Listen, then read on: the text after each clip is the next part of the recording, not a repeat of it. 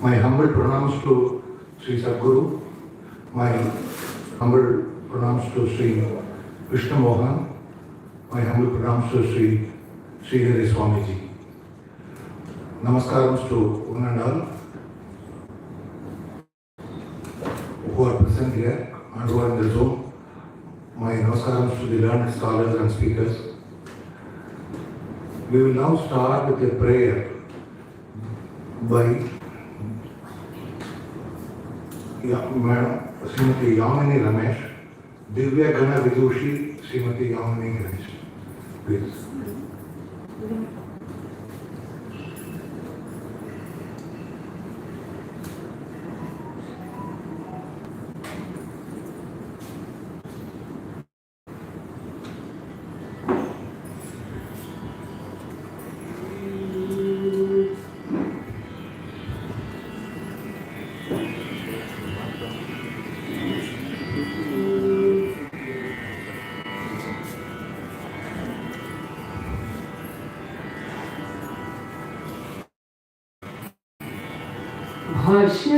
भाष्यकारमहं प्रणमामि भाष्यकारमहं प्रणमामि सदा भाष्यकारमहं प्रणमामि सदा भाष्यकारमहं प्रणमामि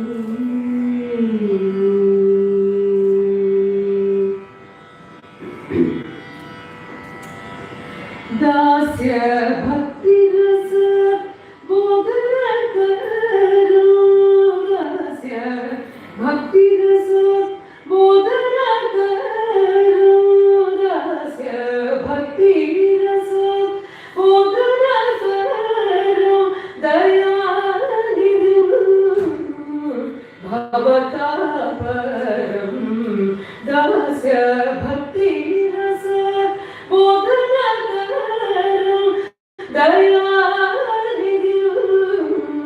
भवता परं भाष्यकारम् अहं प्रणमामि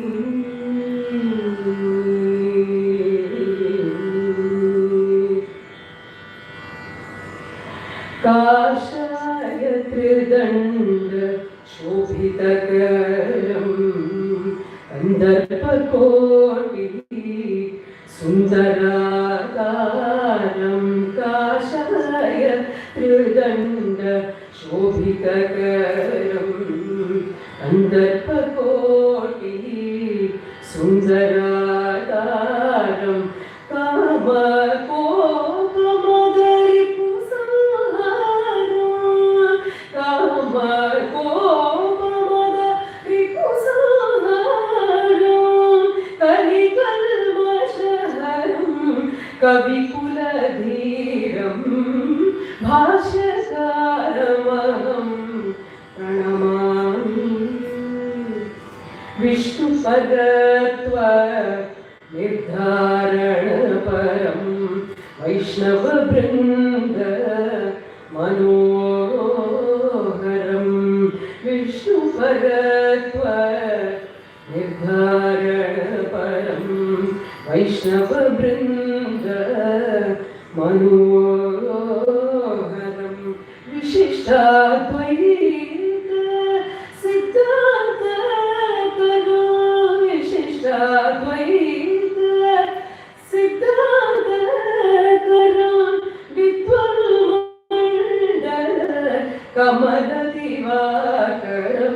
भाष्यकारम् अहं प्रणमामि।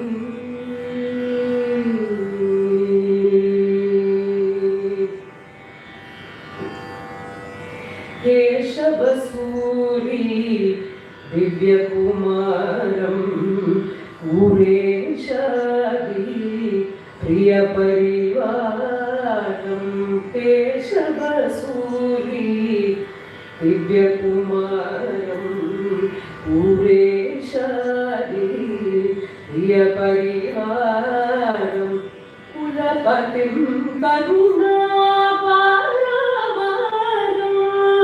कुलपतिं करुणापारवारं गुणनिधिं प्रेमिक हृदयाधारं कुलपतिं करुणापारवारं गुणनिधिं प्रेमिक कुलपतिं करुणापारवारं गुणनिधिं प्रेमिक हृदयाधारं भाष्यकारम् अहं प्रणमामि सदा भाष्यकारमहं प्रणमामि।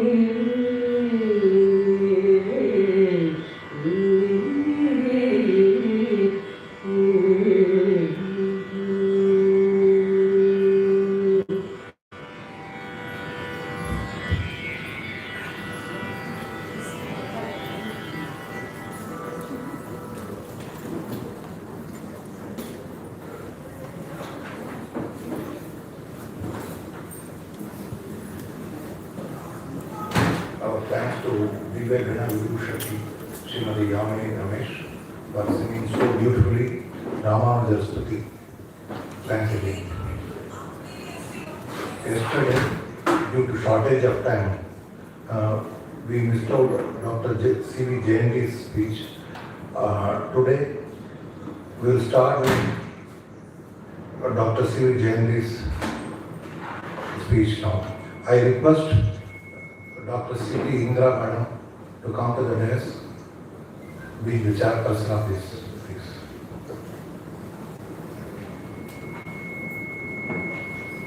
I also request Dr. C.V. Jayanti Madam to come to the dais, please.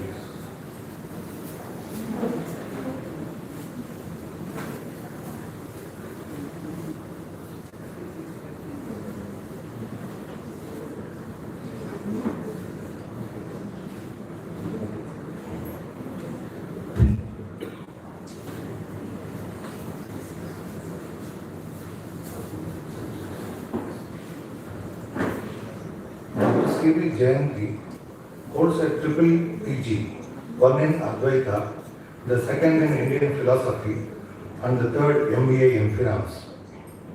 MPhil and NED in philosophy. She served BITS Pilani teaching Sanskrit for almost 8 years as a visiting faculty, worked in Shankara Arts and Science as an assistant professor for 1 year, research scholar full-time in SRM for almost 2 years. Now, she is a guest faculty in BITS Pilani. She also taught practical sessions in Avinashalingam University. She is also a spiritual mentor, teaching Upanishads, Bhagavad Gita, and Vedic chanting like Rudram, etc. across the world. I now request Dr. C.V. Jayanti to start her speech.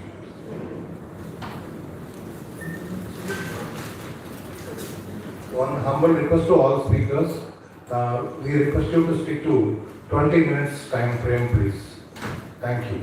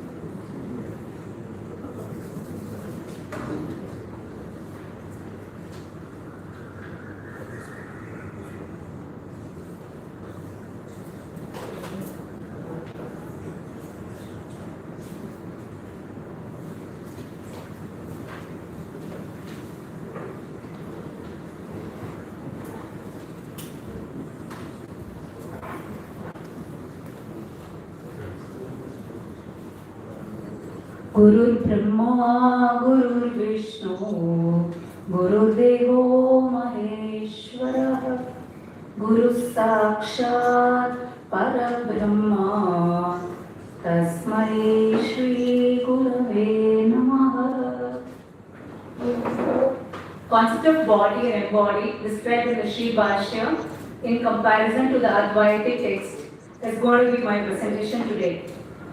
When we write the Bhashyakar, the prayer was on Bhashyakar, right? So Bhashyakar means they write on Upanishad, Brahma Sutra and Bhagavad Gita. If you write, then you become an Acharya. So equally, Shankaracharya ji and Ramanujar ji both were Bhashyakar. So they both are Acharyas. What to speak of Acharyas and great Gurus when we are nowhere near them, okay? So indeed it's a great privilege to talk in front of the august audience, seating Brahma and Swamiji and in Vishnu Mohan Foundation. It's a wonderful opportunity to share with you some of the ideas. Tat Katanam, Tat Chintanam, Anyonyam Tat Prabodhanam. We have to think of the truth, and not only that, we have to share among each other the thoughts, and then Prakarshena Bodhanam, learn upon the truth. So it's an ecstasy to do that, and especially the metaphysical truth of being is explored in Brahma Sutra, Sri Bhashya, and Advaita texts. And why I didn't take Brahma Sutra of Ramanujar and Shankaracharya ji, but Advaitic text is the entire gamut of discussions laid down in metaphysical literature is beautiful. Okay, the Sharira Shariri Bhav is so subtle. It elevates the mind in the very introduction of the topic. So in this paper, it's not describing who is greater, who is the ultimate, no. But the deep silence, they call it Paravali in Tamil. Chidakasam Lapoita, it engulfs oneself on the study of Brahma Sutra. To go in deeper into the silence, into meditation while studying the text. That is the ultimate. To put an end to all the logic and take us to a higher realm of living. That is the purpose of these texts. First, be established in bhakti. So what it is meant to be, these are the contents. So be established in bhakti, attributeless Brahman. So Anandamaya Kosha, sheath of bliss, sleep differentiates individual soul and Brahman, indubitable that is experienced, immanent and transcendental truth and conclusion. So each of the point which I am going to take from Brahma Sutra Sri Bhashya and then give the parallels from Advaita text to describe them. So yes. Be established in bhakti. So basically what is required is Ramanuja enjoys the bhakti rasa, and what is bhakti rasa in Jnana Marga is to do upasana of the Upanishad. It is to firmly abide in truth. Deha buddhyatu dasoham. In both it is said, we are dasa of Bhagavan, dasa of our Guru, who is the embodiment of truth. Okay, jiva buddhyatu twadam shakaha. We are nothing but a part. We are the shadow of the teacher, shadow of the truth, the ultimate reality. Atma buddhya tvameva aham. So by the real knowledge, we are nothing but you are me. To the God, to the Guru, that is the essence. Itime nischitam mate. It comes in Panchadashi. So also in Tulsi Rama in different parallel.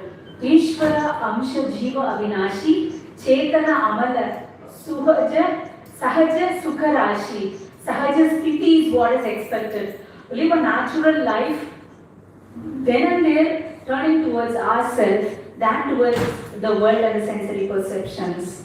So the faith links bhakti and jnana. Mere jnana alone cannot give strength to Upanishad. Just reading the verses every day mechanically would lead nowhere.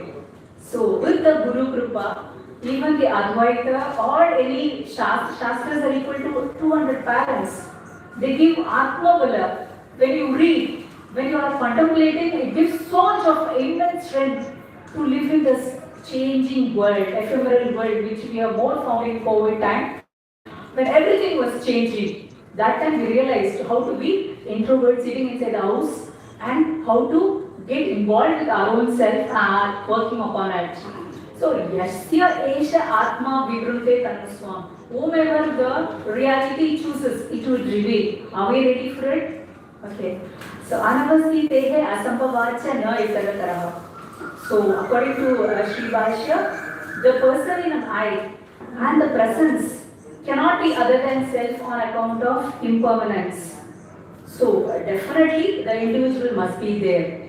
But if we see the parallel in Shankara Advaita, there is a text called Drishya Viveka. In this he says, Drishyate tu Vritaya Sakshi, Driveva Natu Drishyate. The eyes are there, the golem is there, the vision comes from behind, the eyes don't see. The vision is from the reality within. Even a dead body will have an eye, but does it see? A person who has got no eye, golem is not proper. First, golem is not proper, the eyeballs are not okay. You can't see. But even the eyeballs are there. Sometimes we look at things, but the mind is not there. Are we seeing? So ultimately, we have to go inside and know the seer. So there is no individual, but the reality in everybody. Seeing is common. We have to by Shankravasya and Advaita Therapy. See, the genus and difference have to be one to differentiate them. Without the difference being there, how can there be such a classification? So that is another refutal which is given. Suppose if we see a buffalo and we go and purchase a buffalo, can we buy a buffalo and see a horse? If we see a horse, we would return back. Right? So ultimately what we have to see is whatever we see, that has to be different from what is seen. Then only we interact in the world. Then how can you say that these two are not individual but one and the same? Okay, that is the refutal put by Ramanujar. For that, the answer is Ahamanasya Bhaji, Ahamahantaya, Spurati with Swayam.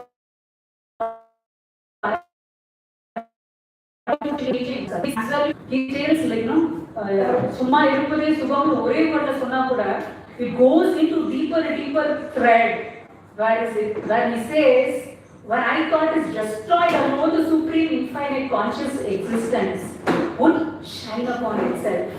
So all this gamut of play is only the mind. We have to realize that. So you have to put that into silence. And then again in Vivek only again it comes. Asti bhati priyam rupam, nama rupam cha panchakam. Adyatrayam brahma rupam, jagat rupam tato dvayam. Asti, everybody is there. We are all here, available. Some of us are here, some of us are not different. But life spirit, yes, we are here. Asti. Bhati, we shine forth. How do we shine forth? The ability to respond. That is there in everybody. The life spirit is there in everybody. And Priyam, everybody is here. That's why we can't hate everybody in the world. Very difficult to hate. We create causation and hate people. We love everybody. Asti, Bhati, Priyam. These three are Brahma Rupam. Adyatrayam Brahma Rupam. Jagat Rupam Tato Dvayam. Names and forms are we man created for transitory purpose. And we lost ourselves into it. If we raise to the level of love, level of humanity, where Ramanujar did explicitly showcase such divine qualities, if we raise, then really we are living with the truth. Okay, attributeless Brahman. Next one. So Janma Yasi Yataha. Hey, we are born, we have old age, we have death. This is from Sri Bhashya again. Janma Yasi Yataha. When you say there are attributeless to Brahman and non-dual status of Brahman, you say, but then a person is born, he grows young. How do you see all those? So what is the argument? So individual is there. Suppose from one state to another state, if a man moves, okay, and that state is dropped, where does that man go? There is one unified person living through the different states. So he is truth and the stages are false. Brahmaivaham jagatcha sakalam chinmatra vistaritam. The truth alone manifests, says Manisha Panchakam of Adi Shankara. And the argument is how the chit is valid has been discussed. At earlier also I have been telling that. Vrittayatoham vritti ashritaha vrittayo mana vedyam manaha. The objective thought have their foundation in the I thought.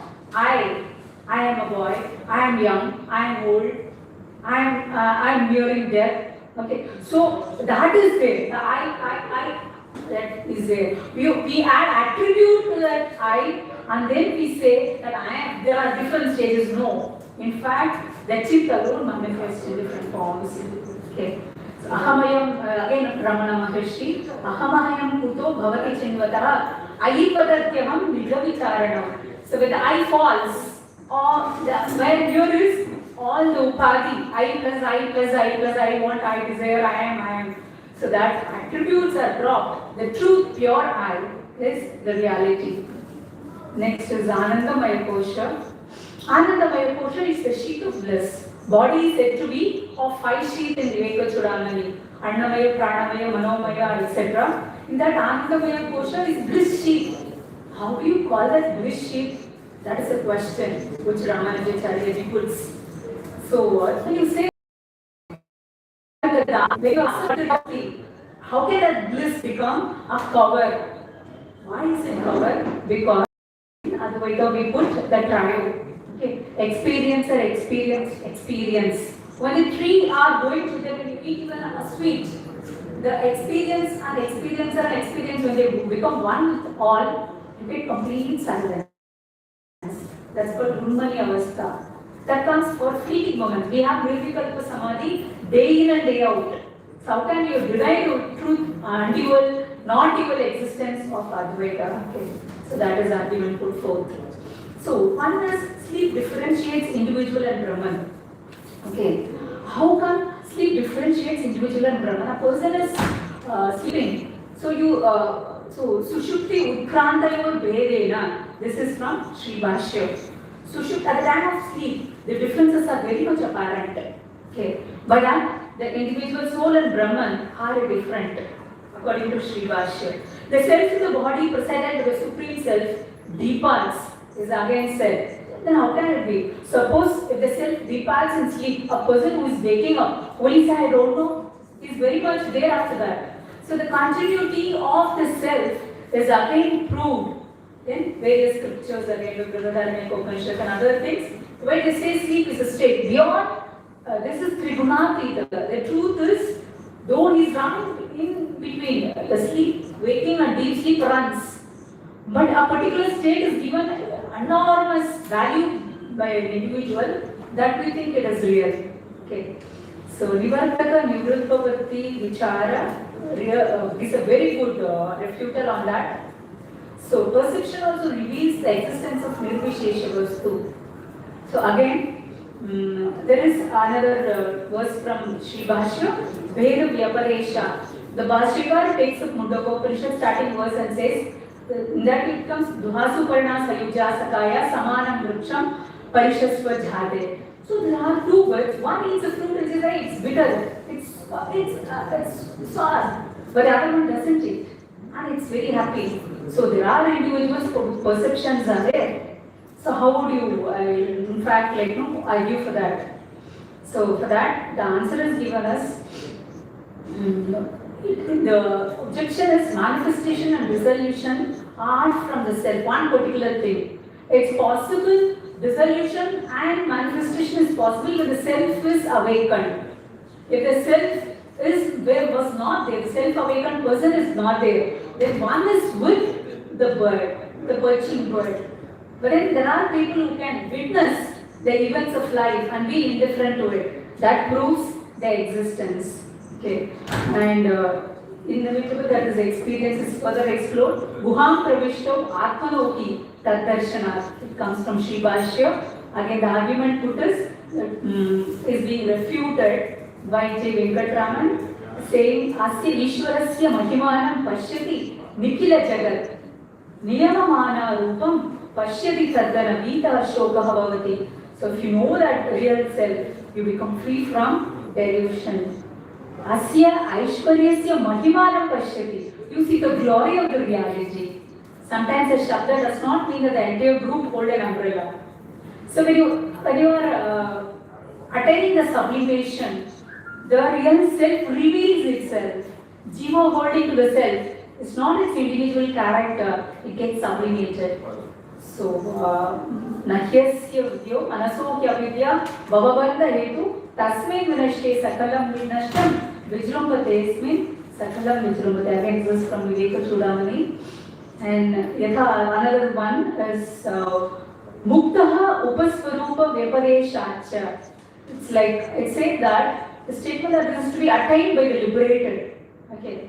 But every the refutal is given Yatha Nadya Syandamana Samudra Astam Gachanti Namarupe Vihaya. Once a person's individuality gets diluted, he is no more egoistic. Like a river, various rivers falling into the ocean, you raise it to the level of the reality and the truth, and the engulfing of the silence and the total bliss is encountered. We have to be awake at Brahma Muhurta to get the blessings of the Mahatmas and realize them within us that they are us. Okay. Brahma Sadharana Shabdadhi Parama Eva Brahmayati Prasadasya Pratyagatma Sadharana Shabdaha Abhavaccha I am Para Eva Eva. Parabrahma is different from ordinary words. Only the Pratyagatma can only be talked about in Sadharana Shabda. The very starting of this Bhashya describes self-absorbed in Parabrahma with the example that Jiva attains the supreme as if river merges the ocean at the end. Okay. And I think last point is also covered. So my presentation is over. And last verse from Viveka Chudamani, Jati Niti Kula Gotra Duragam Namarupa Guna Dosha Varjitam. So it is beyond Jati Niti. There is no caste for it. There is nothing for it. So where is the Marga? Marga is not there. Naiva Manasam Marga Arjava. Ramana Maharshi says. There is no Marga, there is no path. Then what is Vishishta Advaita? Where is Advaita? Where is the path? You are one with the reality itself. So that is the end. And there we culminate great acharyas and we seek their blessings and for the entire mass. And thank you.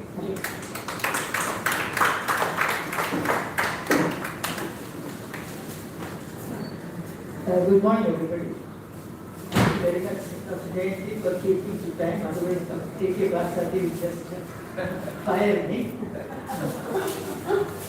I am like overnight. The second innings, you see, some people are batting, the star batsman is out, then Taylor is asked to come and bat. So you get out. So I am out. In the sense, I am not at all fit to be a chairperson of this session. And except that Dr. Jayanti, you know, for long, because she's been with us in Madras University in some capacity or other, they've been interacting with each other. And Dr. Jayanti has really grown beyond my understanding. She has just examined the parallel positions of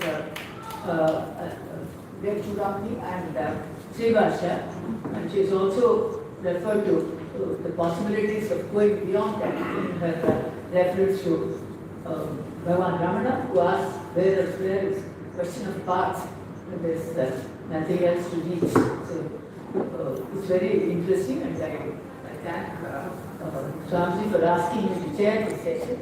I'm very pleased to see that Dr. Jayanti has assumed many roles. She's an instructor, yoga teacher, Viveka Chudamani teacher, and so on. So we've been long there in the university for long years, and they grow out like banyan tree. And that we wish her all the best. She's still a guest faculty. That shows that as per philosophy, even you're only a guest in this world in terms of spirituality. So she will be reaching some other stage. Thank you very much. Thank you all.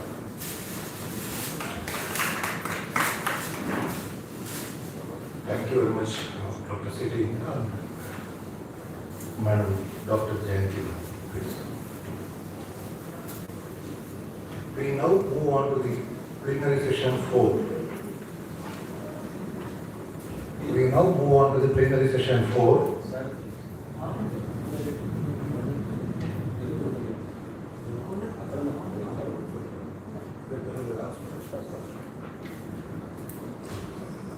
I request Dr. C.T. Indra, Madam, to honor Dr. Jayanti.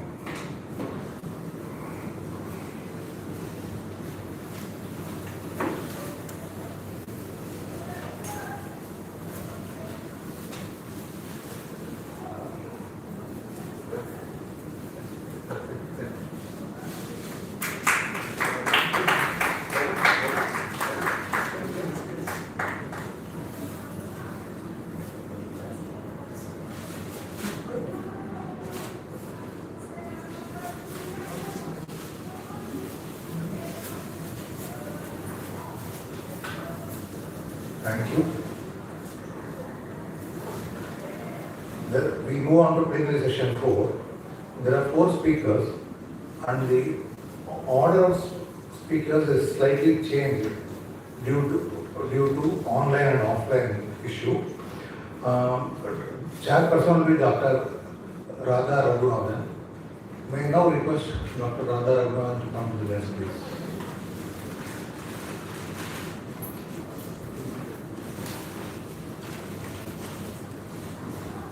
I request Dr. Ananta to come to the desk, please.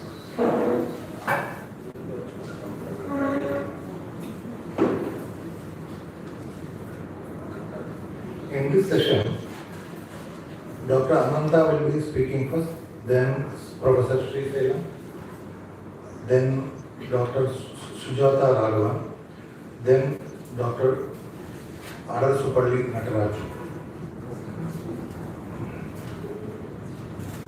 Now Dr. K. Ananta will be talking on significance of Vedanta Sangraha of Sri Ramanujar. Professor Dr. K. Ananta passed Vyakarna Shiromani and MA in Sanskrit from the University of Madras. Post that, he pursued Acharya in Sahitya and Visishtadvaita Vedanta from Rashtriya Sanskrit Sansthan, New Delhi, and PhD in Sanskrit grammar. Professor K. Ananta has got nearly 30 years of teaching experience and has graded numerous students up to PhD level, and many students were awarded MPhil and PhD degrees under his guidance. He has attended various national and international seminars, besides regularly participating in Shastra Sadas debate conducted by various months. Since 2001, he is working at Sri Lal Bahadur Shastri National Sanskrit University, Central University, Delhi. He received awards from many profound institutions such as Shastra Kalanadi from Srimad Andavan Ashram, Srirangam, Shastra Samskrita Seva Ratna, etc. Professor K. Ananta is a polyglot, holding some knowledge in English, Sanskrit, Tamil, Telugu, Malayalam, and Hindi. Now over to Dr. K. Ananta.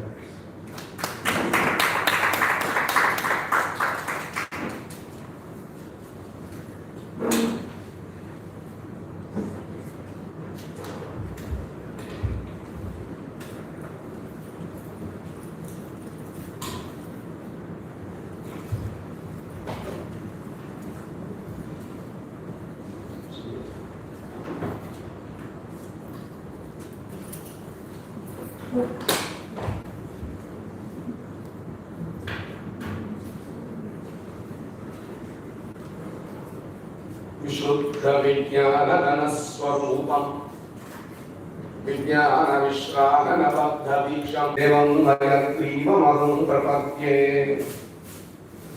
कमप्याद्यं गुरुं वन्दे कमलागृहमेधिनं प्रभक्का चन्दसांवक्का पञ्चरात्रस्य स्वयं प्रणामं लक्ष्मणमुनिः प्रतिगृह्णातु मामकम् प्रसादैर्यः सूक्तिः स्वाधीनपथिकां श्रुतिं विषयवित्पारिषदेषु नाथ विदग्धगोष्ठी समराङ्गनेषु जिगीषतो मे कवितार्किकेन्द्रान् जिह्वाग्रसिंहासनमभ्युपेयाः श्रीरङ्गलक्ष्मणमुनीन्द्रपदाब्जवृन्दम् श्रीवासुदेवगुरुवर्यकृपावलम्बम् श्रीवीरगुरुकमलप्रबोधम् श्रीवत्ससिन्नमगमर्षणमाश्रयामः।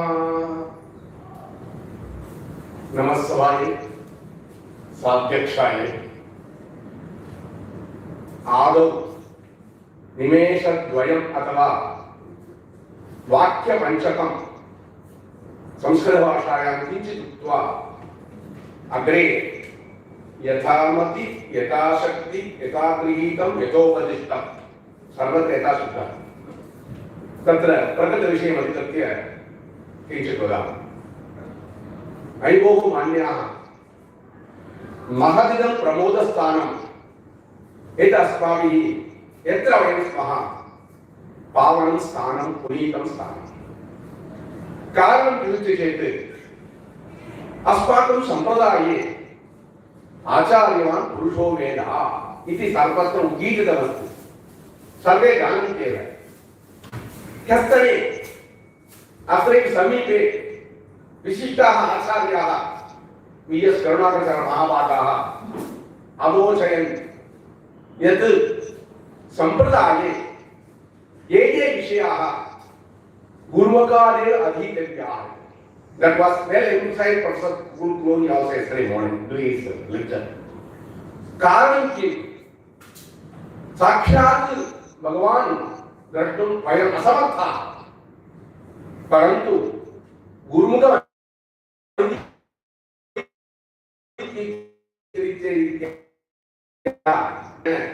सर्वं तावत् सर्वे विषयाः अस्माकम् अधिकाः भवन्ति इत्यत्र नास्ति संशयः, न कापि विप्रतिपत्तिः।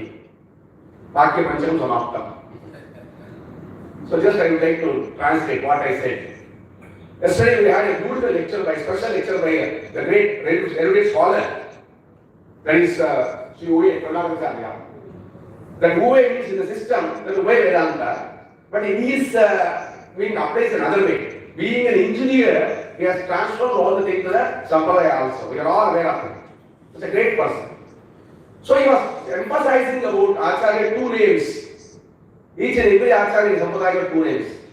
That applies here also, which text I have taken for this for Stari Pulaka Nyayena. In our Sanskrit system, we have so many Nyayas. One Nyaya is Stari Pulaka Nyaya, because there are distinguished scholars are there. My well-wishers are Mr. Professor Srinivas and other people are there. Because the great Vedanta Deshika, yesterday's speaker was today's chairperson. She was going on telling about Vedanta Deshika, so many things on Achyuta law, and specifically concentrate on Devanaya Panchastra, that Tiruva Hindupuram. That was the Prakata Vishrama. Here, that Yamunacharya, one of the important, always Karanam. How our system starts, we are all aware. The great Sarvatantra Swatantra, that is called Vedanta Deshika, has clearly said in one of the work called, in our system, it's called Vishishtadvaita, as Bhagavan got Shankachakra, there are two texts which are unbelievable beyond imagination. One is Adhikanda Sharavali and another is Tattva Kalapa. You might have heard of these two textbooks. Undoubtedly, if a person goes, that is under reputed scholar for quite some time, after that, Simhavalokan Nyayena, you will become master Vishishtadvaita. Just now we had about Shivashya, Professor Jayanti was telling about Shivashya, and another is, that is Tattva Kalapa. At the end of the Tattva Kalapa, that is 496 sloka, Deshika says very clearly how our system started. Nadopatyam pravuttam bahubihi upachitam yamuneya pravandaihi. This is one of the lines. It clearly says how our system starts. Because when I started, I said 5 slokas. You are aware of that list. 2 slokas from Haidu Stotra and 2 slokas from on Bhashyakara, because we had a beautiful prayer sloka, Bhashyakaram by Yamini also. Then, important is Dasya Bhakti, that also was there in that prayer sloka. Like that, Kamapyadyam Gurum Vande. That's first sloka of Vedra Saptati. And Pranamam Lakshmanam is the 10th sloka Vedra Saptati. These two slokas clearly says how great Bhashyakara was.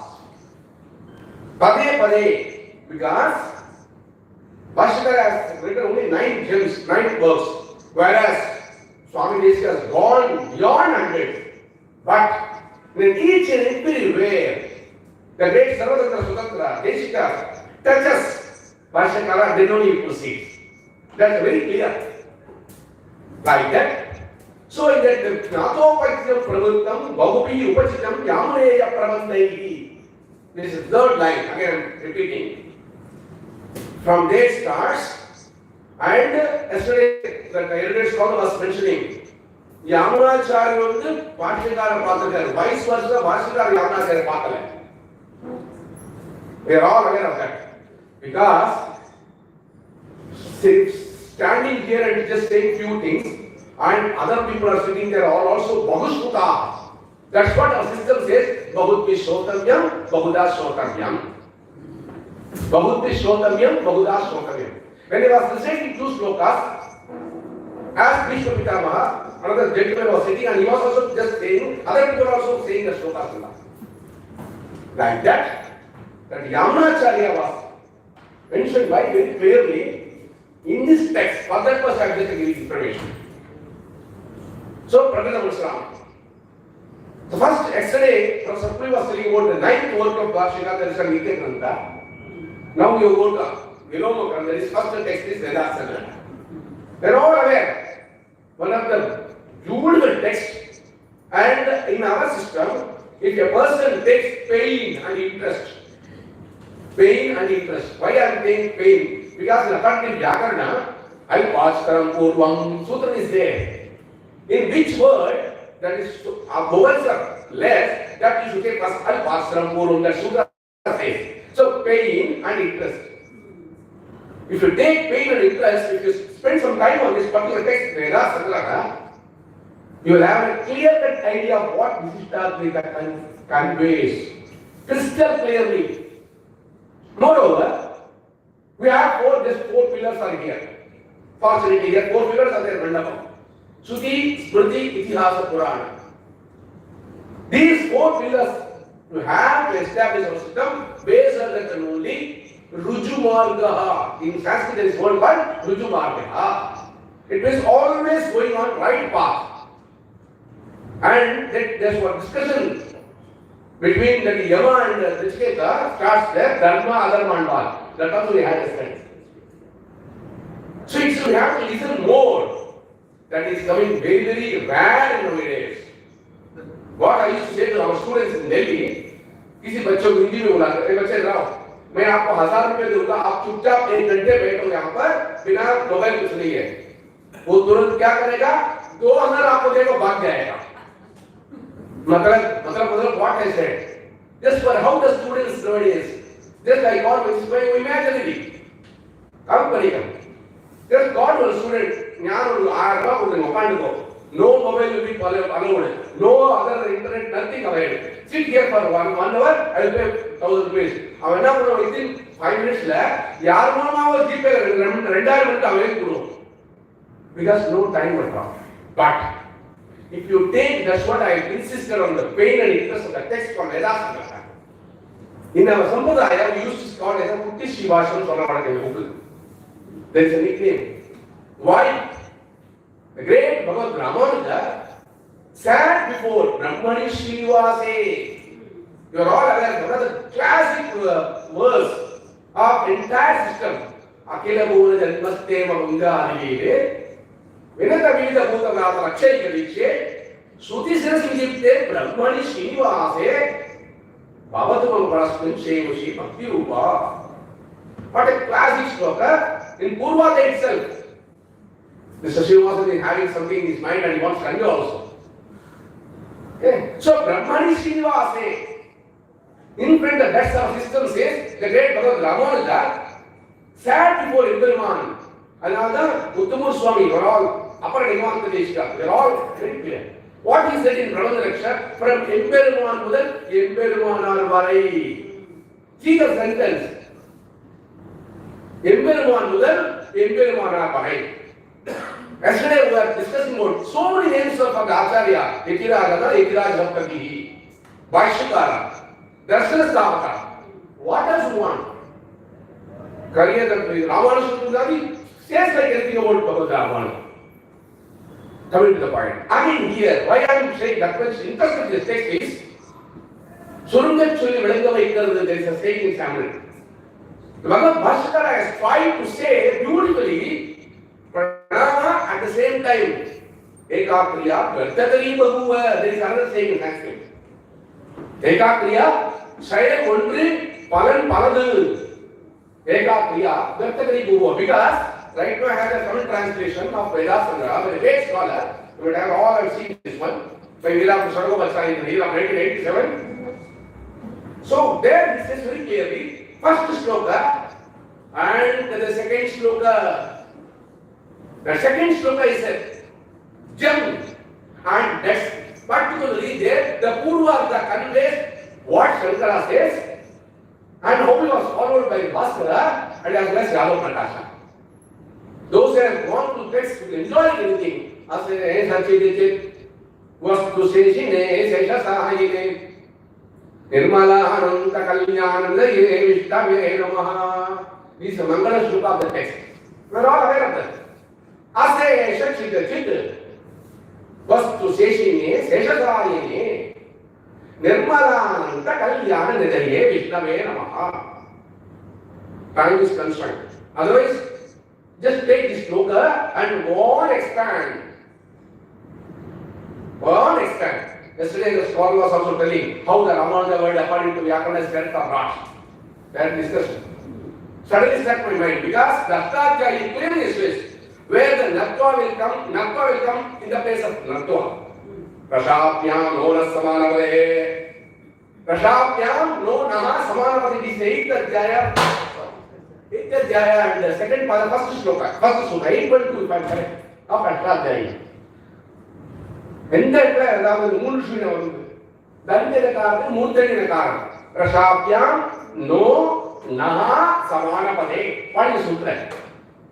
And immediately what he says in the sutra Chitta we may face lot of place difficulties. Then what I have to do? Atkupwangum yavayeti. Next sutra says that's the greatness of Vyakarana. அதனால்தான் முகம் வியாக்கரணம் தமிழ்ல சொல்லுவாங்க, சம்ஸ்கிருத விஷயத்தை. சிக்ஷா வியாக்கரணம் சந்தோ ஜோதிஷம் நிருக்தம் ததா கல்பஸ்சேதி ஷடங்கானி வேதஸ்யா ஊமனீஷிணா. Very simple. சுருக்கச் சொல்ல விளங்க வைக்கிறது again. Each and every anga, angangi bhava. As clearly our system says, there are 9 types of relation between the Jivatma and Paramatma. That most prominent place goes first, there is Sharir Shri Bhagavanda. Another, there is another word for Shiva called Sharirika Mimamsa Bhashyam. And another thing சொல்ற வழக்கம் பொருந்தாத்து பெருமையை தொடர்புனால சொல்றது மசரம் Tamil wrong back. யாருக்கும் தெரியாது, அர்த்தமே கிடையாது. No totally ruled out. நம்ம industry எந்த ஒரு பாஷைக்கு தான் மிச்ச பாஷைக்கு தான் we had to add prefix for kind of information. தாசஸ்ய because of the prayer ஸ்லோகத்துல தாசபக்தி சொன்னா பலவிதமான பக்தி 9 விதமான பக்தியில தாசபக்தி தாசஸ்ய விஞ்ஞாபனம். இந்த பாஷைக்கு தான் ஸ்பெஷல் ஸ்ரீ பாஷை. பாக்கி பாஷைக்கு we have prefix சாங்கிர பாஷ்யம், மத்வ பாஷ்யம், ஸ்ரீகண்ட பாஷ்யம். ஆனா இங்க வரைச்சே ஸ்ரீ பாஷ்யம். And yesterday, irrespective of caste and creed, the Jain was also telling you about jati, that's what the Vedic Chudamani says. Impartially, nispakshapataritya, evan rupe, pranam Islam. So just 2 minutes before, I just said one shloka, that is ase esachit. And the shloka to the porul, palavima porul vache, onnu vandu samaniyama aakuna, samaptika mahamangalam asare. It's a standard instruction.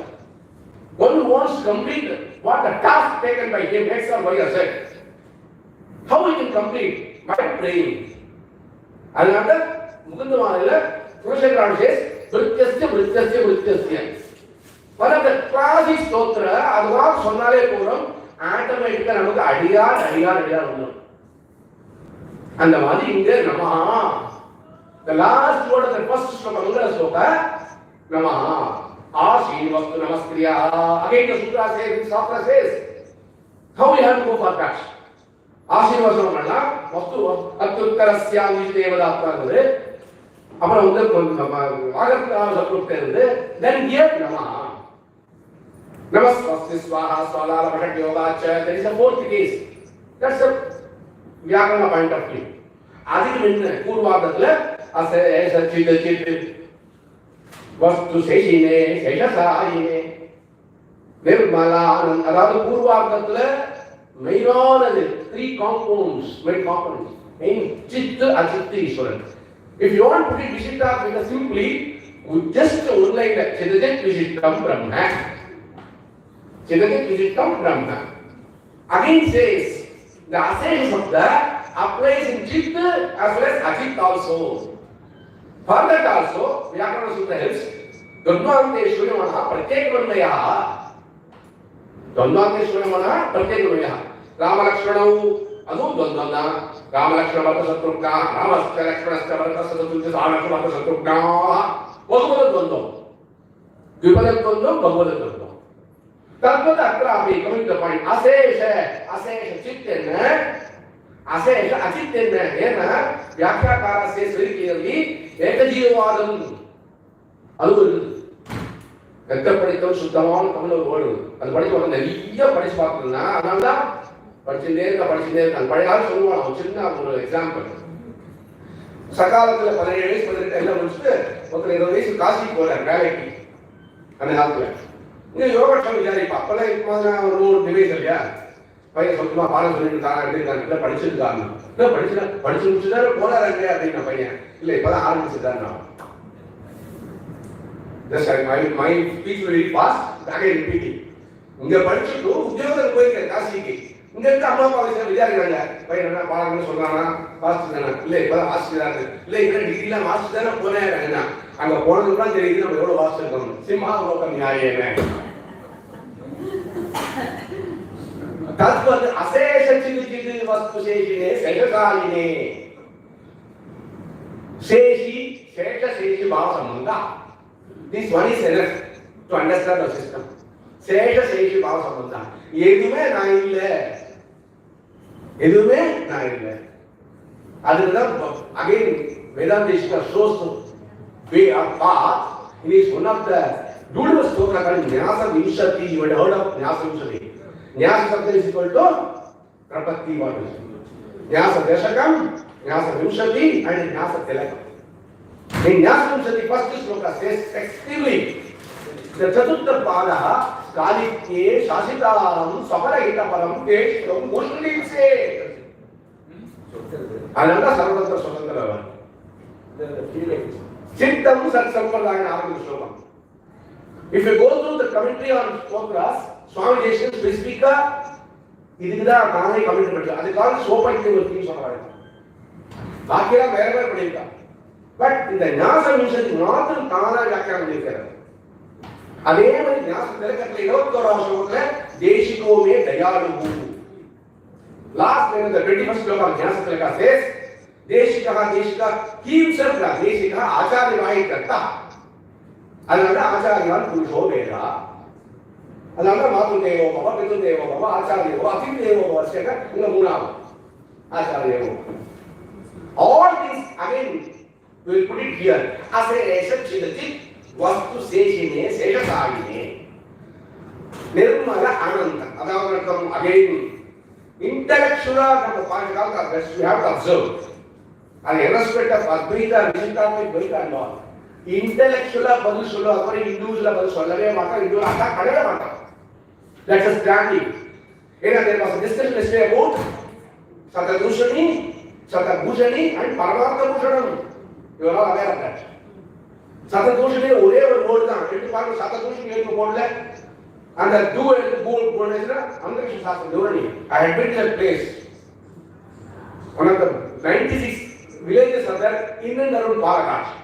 It's one of the beautiful villages, still the reinterconnecting. From there, the great Andhra Shastra has gone to Calcutta, about a Benjamin.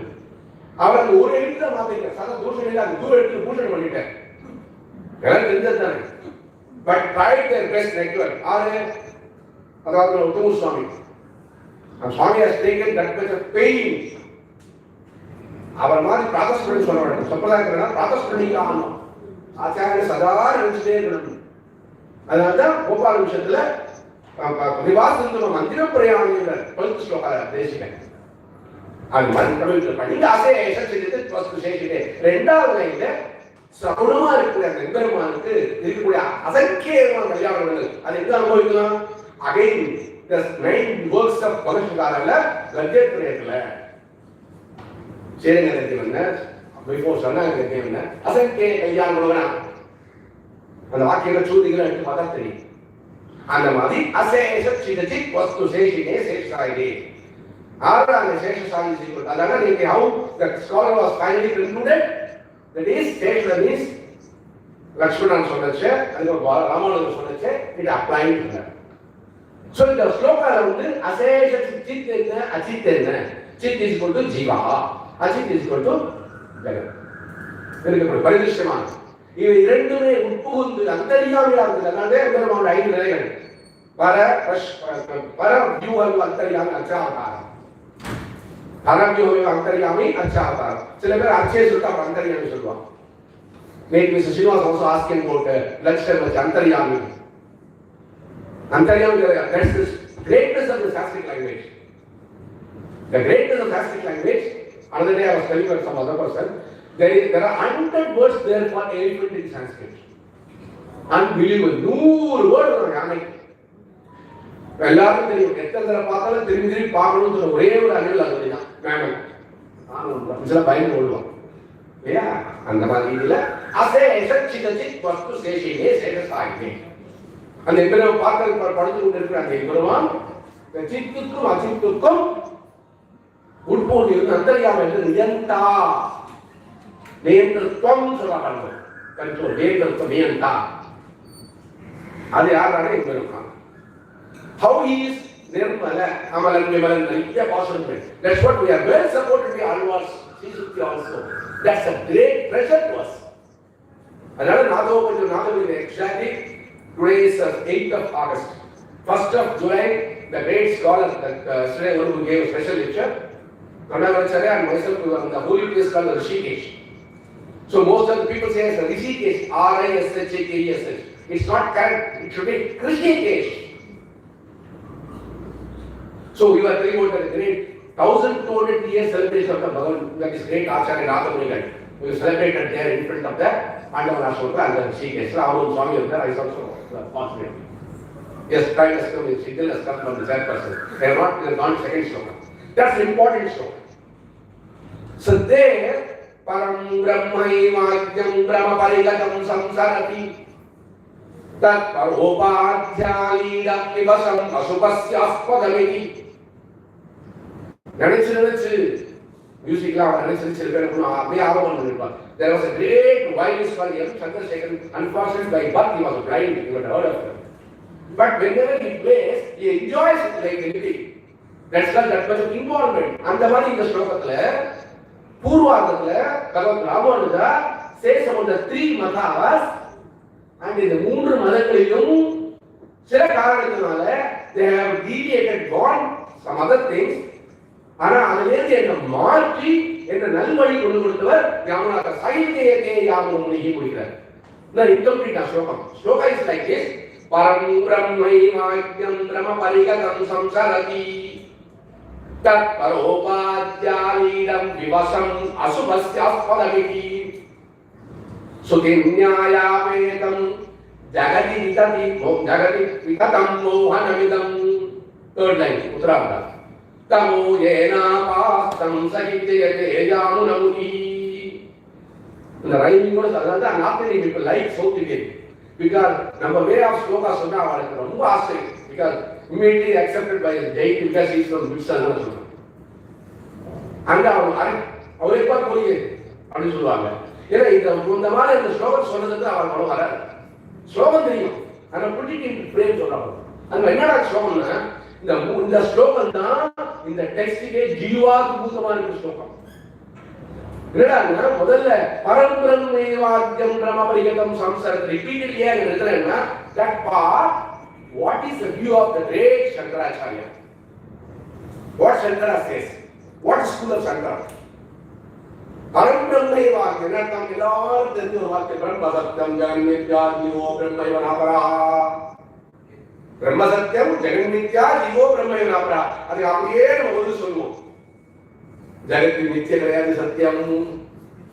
Counter பண்ண ரெடியா இருக்க சீனிவாசன் கரெக்டா இல்ல மாதிரி அப்படின்னு அதே நான் text பரம்பிரம்மை வாக்கியம் பிரம்ம பரிகதம் சம்சரதி தமிழ் சொல்றது தானும் சரியா இல்ல தானும் கன்ஃபியூஸ் ஆயிட்டு அதனால ஒரு ஐ திங்க் ஹார்ட்லி ஒரு 15-20 டேஸ் பண்ணி சொல்ல ஆர்டிகல் வச்சு அஜ்ஞானம் அனிதாஜ்ஞானம் விபரீத ஞானம் சர்வத ஞானம் ஆனா என்ன ஒரு சாஸ்திரம் கூடி பண்ணுங்க ஒன்லி ஒன் லெட்டர் தான் ஞானத்துல அவபோதனே அவபோதனை மீனிங் ஆஃப் ஞானம் எவ்வளவு ஞானம் விபரீத ஞானம் அனிதாஜ்ஞானம் பிரம்ம எல்லாம் வந்து ரூட் காஸ் ஃபார் கியாதி எல்லாம் தெரியும் அசத்யாத்யாத்யாதி இல்லாத குடிமுடி செட்டெல்லாம் பண்ணிட்டாங்க எல்லாம் ஸ்கூல்ஸ் ஆடலாம்.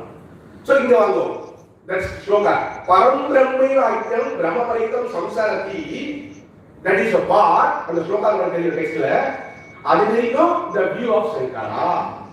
அப்புறம் ஒரு பிட் தத்பரோபாத்யானிடம் விவசம் அது வரைக்கும் பாஸ்கரர் அசுபஸ்ய ஆஸ்பதவிதி ஞான பிரகாசம். So how Bhagavad Ramanujar has put it very சுருங்க குட்டியா ஒரு பூர்வார்த்தத்திலேயே பிரபலமா இருக்கக்கூடிய இந்த மூன்று மதங்கள். அதனால initially I just submitted to you two people இந்த கிரந்தத்தை ஒருதர வாசிச்சேன்.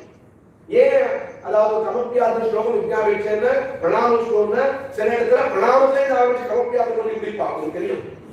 பெரிய பெரிய இடத்துல வச்சு வைஷ்ணவ சமுதாயத்துல இந்த பெரிய சாப்பு வரை நான் பண்றா பார்ப்போம் கமப்பியாத மாதிரி பண்ணா பிரணாமம் ஆரம்பிச்சு கமப்பியாத விட்டுருவான். ஏன்னா the great Vedantishka has written beautiful shloka called Dayasakam 108 slokas various விருத்தாஸ் அங்கேயும் பண்ணிருக்கேன். அங்கேயும் 10 ஸ்லோகம் ஒரு அனுஷ்டம் வைதிக விருத்தம் சொல்றாங்க கன்சிஸ்டம் கட்டிட்டு இருக்கோம். அந்த மாதிரி இங்க பரம்பிரம்மை வாக்கியம் பிரம்ம பரிகதம் சம்சாரதி என்னடான்னா ஒண்ணுமே எல்லாம் பிரம்மம் தான் நிர்குண பிரம்மம்.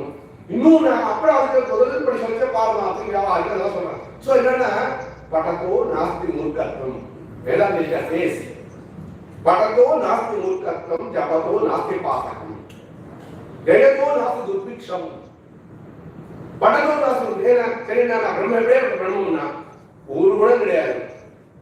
What's a beautiful next follower அதே அத்வைதம் பாஸ்கர் சேஸ் அப்படி சொல்ல முடியாது. we have to accept the Brahman got qualities.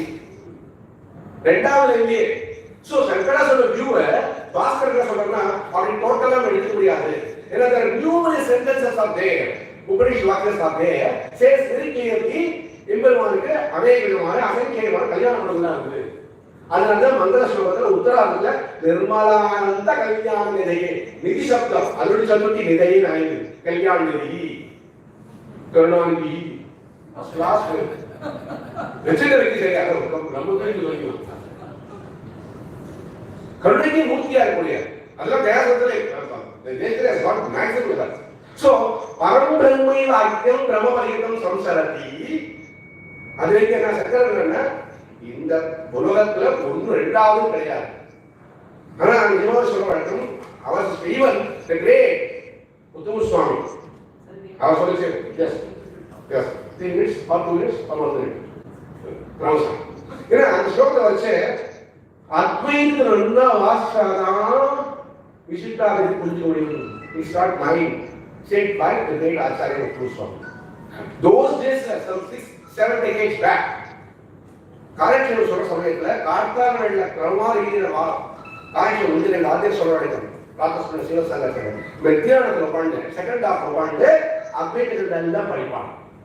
எவ்வளவு அத்வைதத்தை நல்லா நம்ம புரிஞ்சுக்கிறோமோ அப்பதான் able to understand what is called Advaita. So பரம்பிரம்மை வாக்கியம் பிரம்மவரிதம் சம்சரதி சங்கராவியூ தற்பரோபாத்யான யோசனை ஒரு உபாதினால ஸ்லைட்டா சேஞ்ச் ஆகுது பாஸ்கர் சொல்றாரு. ஒரு உபாதினால மாறுகிறது. தற்பரோபாத்யான விவசம் அசுபஸ்ய ஆஸ்பதம் யாவ பிரகாசம் டோட்டலா மாறிட்டேன். தென்ன சித்து அசித்தது இது பூர்வார்த்தத்துடைய ஒரு சுருக்கம். ஜஸ்ட் கடலை கையிட்டு காட்டுமா போலே. சோ பரம்பிரம்மே வாக்கியம் பிரமபரிகதம் சம்சரதி தத்பரோபாத்யானீதம் விவசம் அசுபஸ்ய ஆஸ்பரிதி. Why these schools are not acceptable according to our system?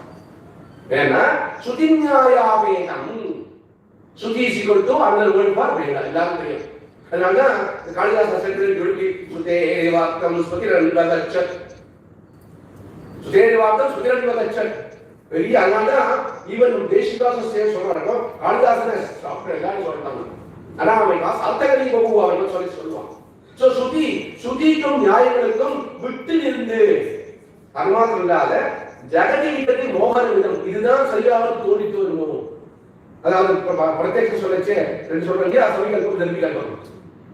சால்வா புருஷோவா துரே பழைய காலத்துல பார்ப்பா அப்படியே பார்ப்பா யாரும் ஆகிறது எழுதிடுவான். பழைய காலம் அப்படி ஒரு 5-6 மணிக்கு பண்ணுவாங்க. அந்த பஞ்சவியல் சமயத்துல துரே பார்த்து யாரும் வரானே அப்படின்வா. இது கஷ்டம் அகத்தி கேட்டு அயம் புருஷாருக்கு ஸ்தானமோ then protection தெரியுது. protection அதே நியாய பரிசுத்திலே has gone maximum. Swami Kesha has gone maximum level to accept or not accept. One of the classic texts in the Vedanta field.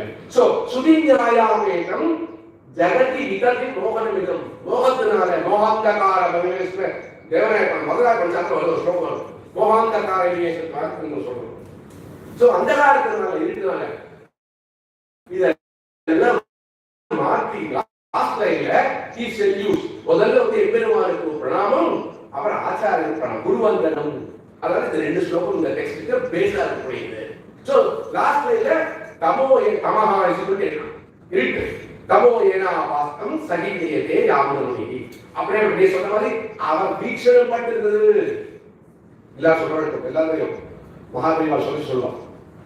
Maha Periyava சொல்லி அவரோட வீக்ஷணம் பட்டாலே பேசணும், பட்டாலே போகணும், அக்காங்க பாவம் நீங்கும். அந்த மாதிரி வரிக்கிற பாஷைக்காரன் சொல்ற மாதிரி தமோ ஏனா பாசம் சகிவிதேகே யாமுனி அப்படிப்பட்ட ஆளவந்தாருக்கு அனந்த விதமான அனந்த கோடி பிரணாமங்களை தெரிவிக்கிறேன் அப்படின்னு இரண்டாவது ஸ்லோகத்துல இந்த 3 மதங்கள் தான் நமக்கு பிரதானமானது. அதனால நீ சொல்லிச்ச அந்த பிரஸ்தானத்தை ஏன் பண்ணதுன்னா we say this is a reason also. டைரக்டா வந்து பாஷைக்காரர் பண்ணல பிரஸ்தானத்தை கிளைம் பண்ண முடியாதுன்னா இதுல நிறைய பேசேஜ்லாம் வந்து டிஸ்கஸ் பண்ணாலே போகணும். அதெல்லாம் காட்டும் மதுரையில சமாபியேன்னு வாக்கியது.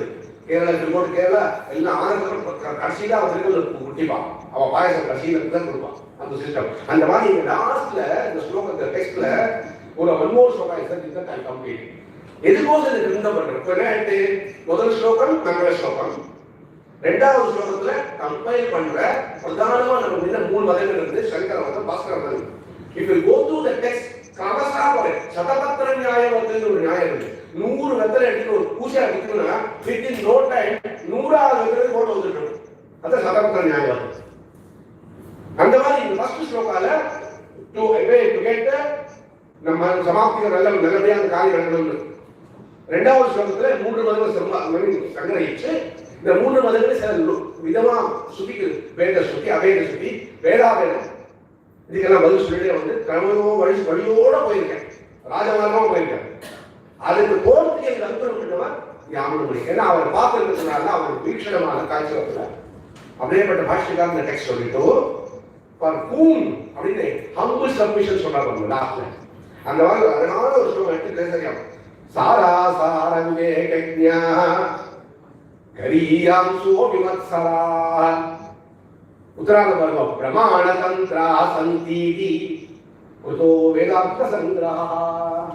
For what purpose I have just written sitting before the great that is Kalau Venkatanayaka அந்த பிரம்மணி ஸ்ரீனிவாசே அந்த அந்த திரேந்திரனுடைய முன்னில் இருந்துட்டு இந்த கந்தத்தை பண்றது அப்படிதான் பட்டாள பண்ணுங்க சொன்ன பிரகாசாச்சாரிய தாத்பரிய தீபிகை வியாக்கியானத்தை சொல்றேன். அப்ப நான் சாராசார விவேகஜா 7 விதமான சொல்ல 7 விதமான விவேகம் சாராசாரம் சாரம் அசாரம் ரெண்டை நன்றாக தெரிந்துக்கூடிய சாராசார விவேகஜா கரீயாம்சோ விமத்சராக எந்த விதமான ஒரு உட்காட்சி இல்லாத நிர்பத்சரமா எந்த நன்மையை பார்க்கணுமோ அதை பார்த்து அதை காட்டிலும் சுத்திசேகரி தீர்த்திய பிரம்மணி ஸ்ரீனிவாசமாதி பிரமாண தந்திராக பிரத்யக்ஷம் என்ன, அனுமானம் என்ன, உமானம் என்ன, சப்தம் என்ன, அனுபவத்தை என்ன, அர்த்தம் எத்தனையோ இருக்குது. அதில் 3 தான் ஒரு ரெஸ்ட்ரிக்ஷன் பிரத்யக்ஷமாக சொல்றேன். பிரமாணதந்திராக சந்தி அஸ்திஷ்டா சந்தியமே போது வந்துட்டேன் சந்தி ஸ்ருதோ வேதார்த்த சங்கிரஹ. ஸோ இதற்காக இந்த கிரந்தத்தை செய்கிறது உபக்கிர உபசம்ஹார நியாயேன. உபக்கிரமத்தில் ஆச்சரியமான ஒரு மங்கள சொல்றோம். உபசம்ஹாரத்துல பசுமரத்தை அணிய போல இந்த கிரந்தமானது நம்முடைய சித்தாந்தத்துல பலவிதமான விஷயங்களை சொல்றதுக்கு எடுத்துக்காட்டாகிறதுனால இந்த கிரந்தத்தை அவசியம் தெரிஞ்சுக்கோங்க. Then go to Srivastava. Don't go directly, don't venture directly to Srivastava, so that will create Atama Brahma Jignasaka நமக்கு போயிடும். It's very difficult to understand. Abhinav is accepting last one. It's very difficult to understand Atama Brahma Jignasa. கேட்க கூட விஷயங்களா சப்தவிதானத்தை சொல்லிதான் நினைத்தது. So அந்த மாதிரி ஆச்சரியமான இந்த வேதாசங்கர டெக்ஸ்ட் வந்து it's a treasure undoubtedly. And அந்த கிரந்தத்தை எவ்வளவு நம்ம சேர்க்கிறோமோ அவ்வளவு கூட அந்த எம்பெருமான இடத்துல ஒரு விசேஷமான ஈடுபாடானது தானா வளரும். எப்படி சின்ன எக்ஸாம்பிள் பழைய காலத்துல வந்து கிராமத்து வண்டிக்காரன் தூக்கி தவிர அது போய் வளர்க்கறது அது கலைஞர் வழி தெரியும் நேரம் போய் ஆத்திர காத்தாம இருந்துடும் அப்படின்னு சொல்ல வேண்டாம். அந்த மாதிரி I take this opportunity to convey this sincere thanks to this Sri Vishnu Foundation as chairperson of this session, Dr. Radha Raghunath and other distinguished scholars. Kavita is my Ramanujar is okay, thank you.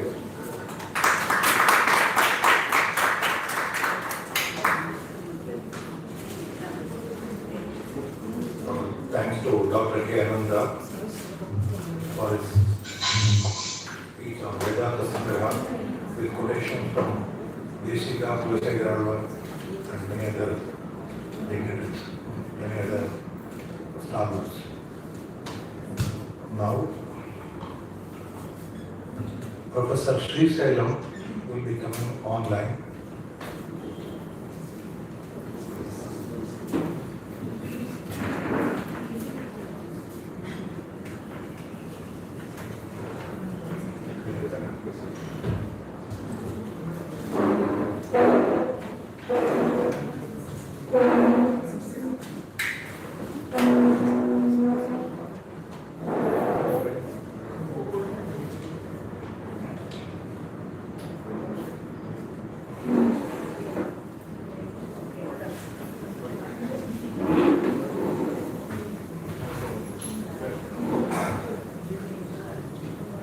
Professor Sri Sailam now will be addressing online on Sri Bhasha of Sri Ramanujar. Professor Sri Sailam is working as head and assistant professor, Department of Sanskrit, Sri Chandrasekhara Saraswati Vishwa Mahavidyalaya, Kerala, Kanjipuram, holding a postgraduate degree in Sanskrit. He is pursuing PhD in Sunrise University, Harvard, Rajasthan. He has already submitted his thesis and awaiting Viva. He has some knowledge in various branches of Vedas and Vedantas and possesses good expertise in Vyakarana, Sahitya, Nyaya, Sankhya and Puranas. He is spreading Sanskrit through his online classes representing Bharati Vidya Bhavan, Samskrita Bharati and Hayagriva Vidyapitham. Now over to Professor Sri Sailam. Please restrict your speech to 20-25 minutes. Thanks, please.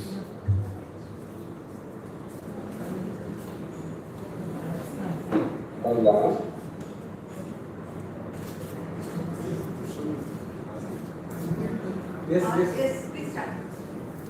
Audible? Audible, let's go.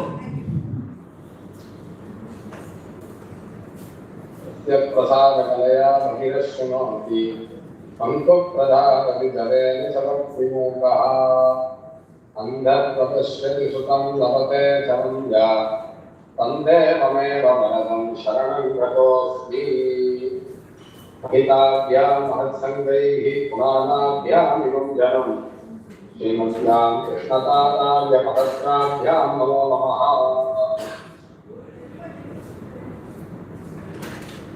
இதுக்கு இந்த சந்தர்ப்பத்துக்கு அடியனுக்கு ஒரு வாய்ப்பு கொடுத்த மகான்கள் அனைவருக்கும் தன்யவாதம். இதுக்கு முன்னாடி வேதாந்த சங்கிரகம் அப்படின்ற கிரந்தத்திலிருந்து அனுப்பம் சுவாமி அற்புதமான வியாக்கியானங்களை நம்ம கொடுத்து அதுல நம்ம சொன்னது ஸ்ரீபாஷ்யத்துக்கு பூர்வாங்கமாக இந்த கிரந்தம் அமைந்தது.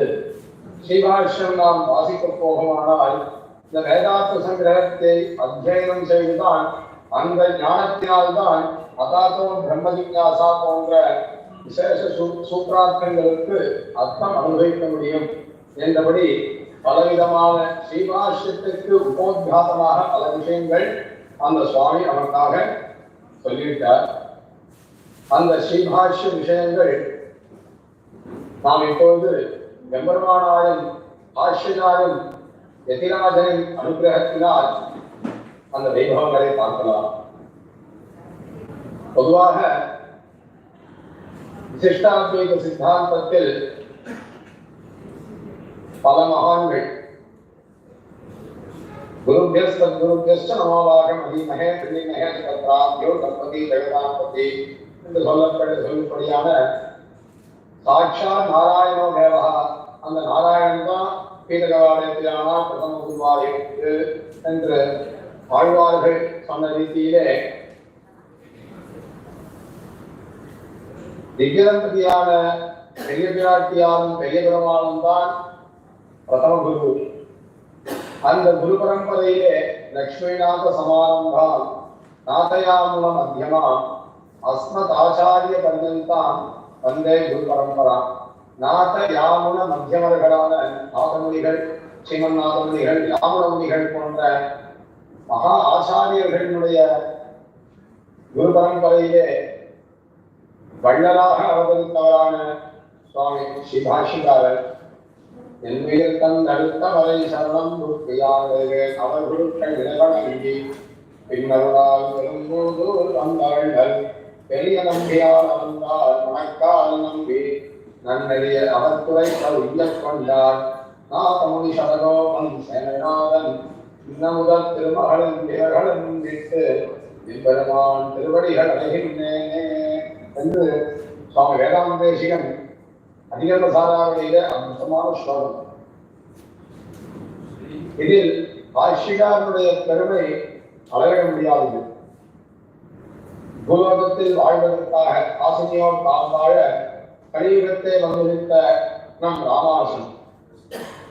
அந்த ராமானுஜனுடைய கிரந்தம் அப்படின்னு பார்த்தோம்னா நவ கிரந்தங்கள், வேதாந்த சங்கிரகம் போன்ற பல சாஸ்திர விஷயங்களை உள்ளடக்கி வேதத்தினுடைய சாரத்தை நமக்கு கொடுக்கும்படியான பல அர்த்த விசேஷங்கள் பொருந்திய கிரந்தங்கள். அதில் பிரதானமானது ஸ்ரீபாஷ்யம். எம்பெருமானாருடைய கிரந்தம் நவகிரந்தம், நவரத்ன மாலைன்னு சொல்லக்கூடிய ஹாரம். அந்த ஹாரத்திற்கு நடுநாயகம் ஸ்ரீபாஷ்யம். அதற்கு வலப்பக்கம் 4 கிரந்தங்கள், இடது பக்கம் 4 கிரந்தங்கள், மத்தியத்திலே ஹிருதயபூர்வகமாக இருக்கக்கூடியது ஸ்ரீபாஷ்யம். இது எப்படி அப்படின்னா, வேதாந்த தேசிகன் எதிராக சப்தத்தில பாஷ்யாரர் அமைக்கும் பொழுது அமுனா தபனாதிசாயி பூம்னா எதிராதேன நிபத்தனாயக ஸ்ரீஹே மஹதி குருபந்தி ஆரயஷ்டி விதுதானாம் ஹிருதயங்கமா விபாதி. ஸ்ரீபாஷ்யாரனுடைய அவர் நம்முடைய சம்பிரதாயத்துக்கு பண்ண பரம காரணிகமான விஷயங்கள் எல்லாம் கருத்தில் கொண்டு பாஷ்யக்காரனுடைய அவதார ரகசியங்கள் எல்லாம் அறிந்து ஸ்ரீபாஷ்யக்காரனுக்கு முன்பிருந்த ஆச்சாரியர்கள் எல்லாம் ஒரு பக்கமாகவும் பாஷ்யக்காரருக்கு பின்வருந்த ஆச்சாரியர்கள் எல்லாம் ஒரு பக்கமாகவும் இருக்க நடு மத்தியத்திலே இருக்கக்கூடியவர் யார் என்று பார்த்தால் அது பாஷ்யக்காரர் ராமானுஜர் தான். ஹிருதயங்கமாதி ஒரு ரத்ன மாலை பண்ணும் பொழுது மத்தியத்திலே இருக்கக்கூடிய மாலை அப்படின்றதுதான்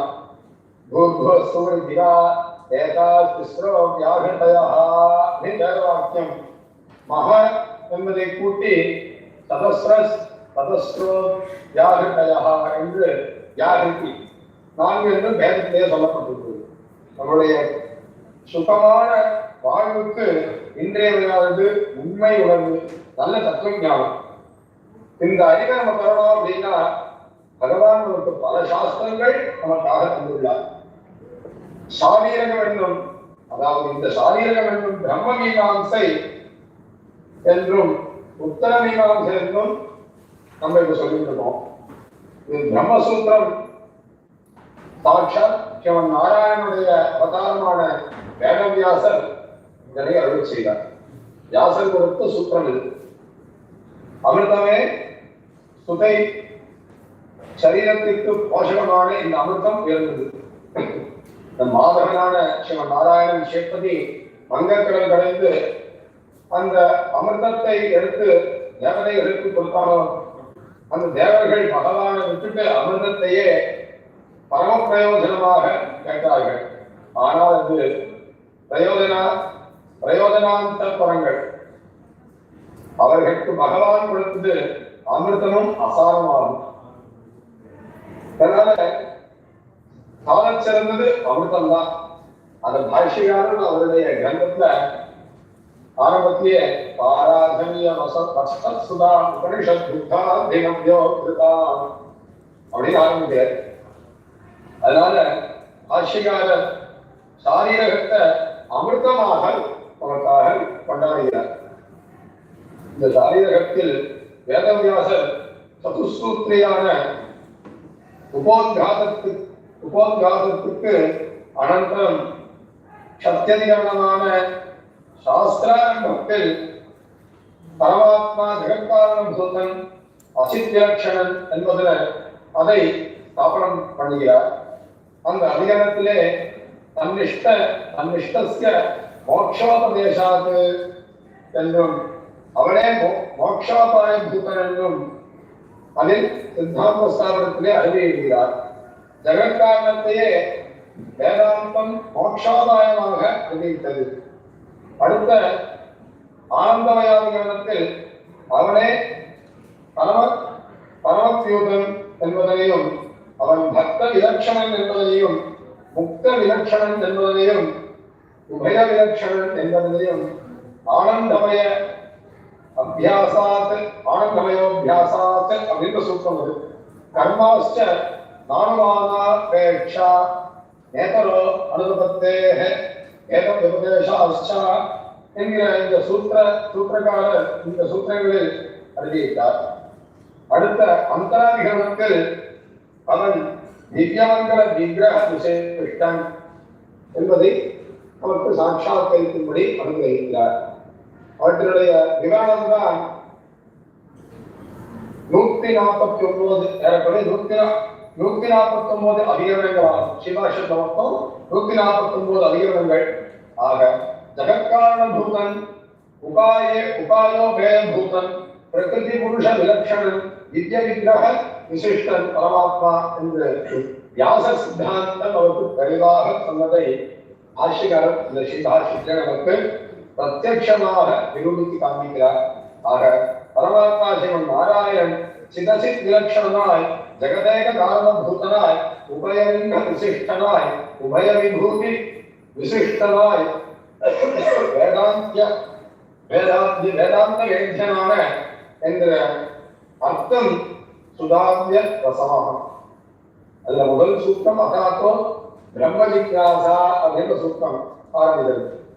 இதுக்கு முன்னாடி அதாத்தோ தர்ம ஜிக்யாசா அப்படின்னு தொடங்கி அனாவர்த்தி சப்தாத் இத பாஷ்யம் எடுத்து காமிக்கிற அதாத்தோ தர்ம ஜிக்யாசா இத்தியாரம்பிய அனாவர்த்தி சப்தாத் இத்யேவமம் சங்கதி விசேஷேன விசிஷ்ட கிரமம் அப்படின்ட்டு ஸ்ரீ பாஷ்யத்து முதல் நியமத்துல ஆரம்பத்தை சொல்றேன். அந்த அனாவர்த்தி சப்தாத் என்றும் அதுவாக 20 அத்தியாயங்கள் கொண்டது மீமாம்சா சாஸ்திரம். ஒரே சாஸ்திரம் என்பது நம்முடைய பெரியவர்களுடைய சித்தாந்தம்.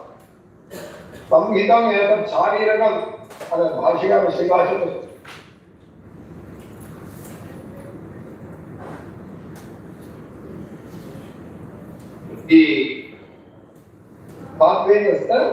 சாஸ்திரத்தை சித்தி என்று நிறுத்திகாரனான ஸ்ரீ போகாவினர் அருள் செய்துள்ளார். அங்கானி வேதா சத்வாரஹ மீமாம்சா நாயஸ்தரஹ புராணம் தர்மசாஸ்திரம் இத்தியாத்யதா சதுர்தச என்று 14 வித்யாஸ்தானங்களை சொல்ற இடத்துல மீமாம்சா என்னும் ஏகவசன பிரயோகத்தாலே மீமாம்சா சாஸ்திரம் ஒண்ணுதான் அப்படின்னு நமக்கு தெள்ளத்தெளிவா பார்க்கணும். சகலவேத வேத்யத்துவம் சர்வதர்ம பிரவர்த்தகத்துவம் சர்வ தேவதாந்தராத்மகையா சர்வகர்ம சமாராஜ்யனீத்வம் சர்வதர்ம பலப்பிரதத்துவம் என்ற இந்த நான்கும் பரமாத்ம லட்சணமாகும். இதை கண்ட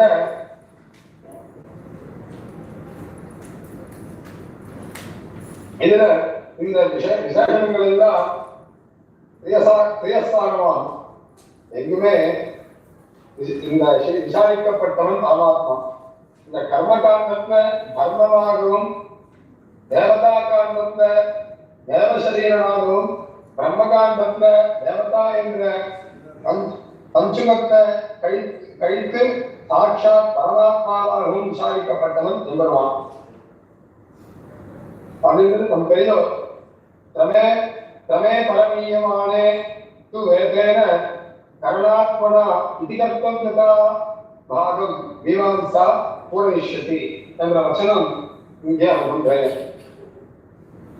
உதாரணத்துக்கு ஒரு விறகு கட்டை இருக்கு, அந்த இரண்டாம் உலகத்துக்கு கொடாரி உபயோகிக்கிறோமோ அதுல தூக்கி விறகின் மேல விழ வைக்க வேண்டுமே விறகு. அதுக்கப்புறம் விறகு இருக்கூடாக காரணம் கோடாரி, ரெண்டு பிரியத்துக்காக கோடாரி.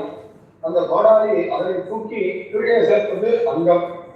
இதிகர்த்தம்யதா என்பதும் அங்கம் என்பதும் பரியாயம். அதே போல தர்ம ஞானத்துக்கும் வேதம் காரணம். வேதாந்த விசாரமான மீமாம்சா சாஸ்திரம் இதிகர்த்தம்யதாயாகும்.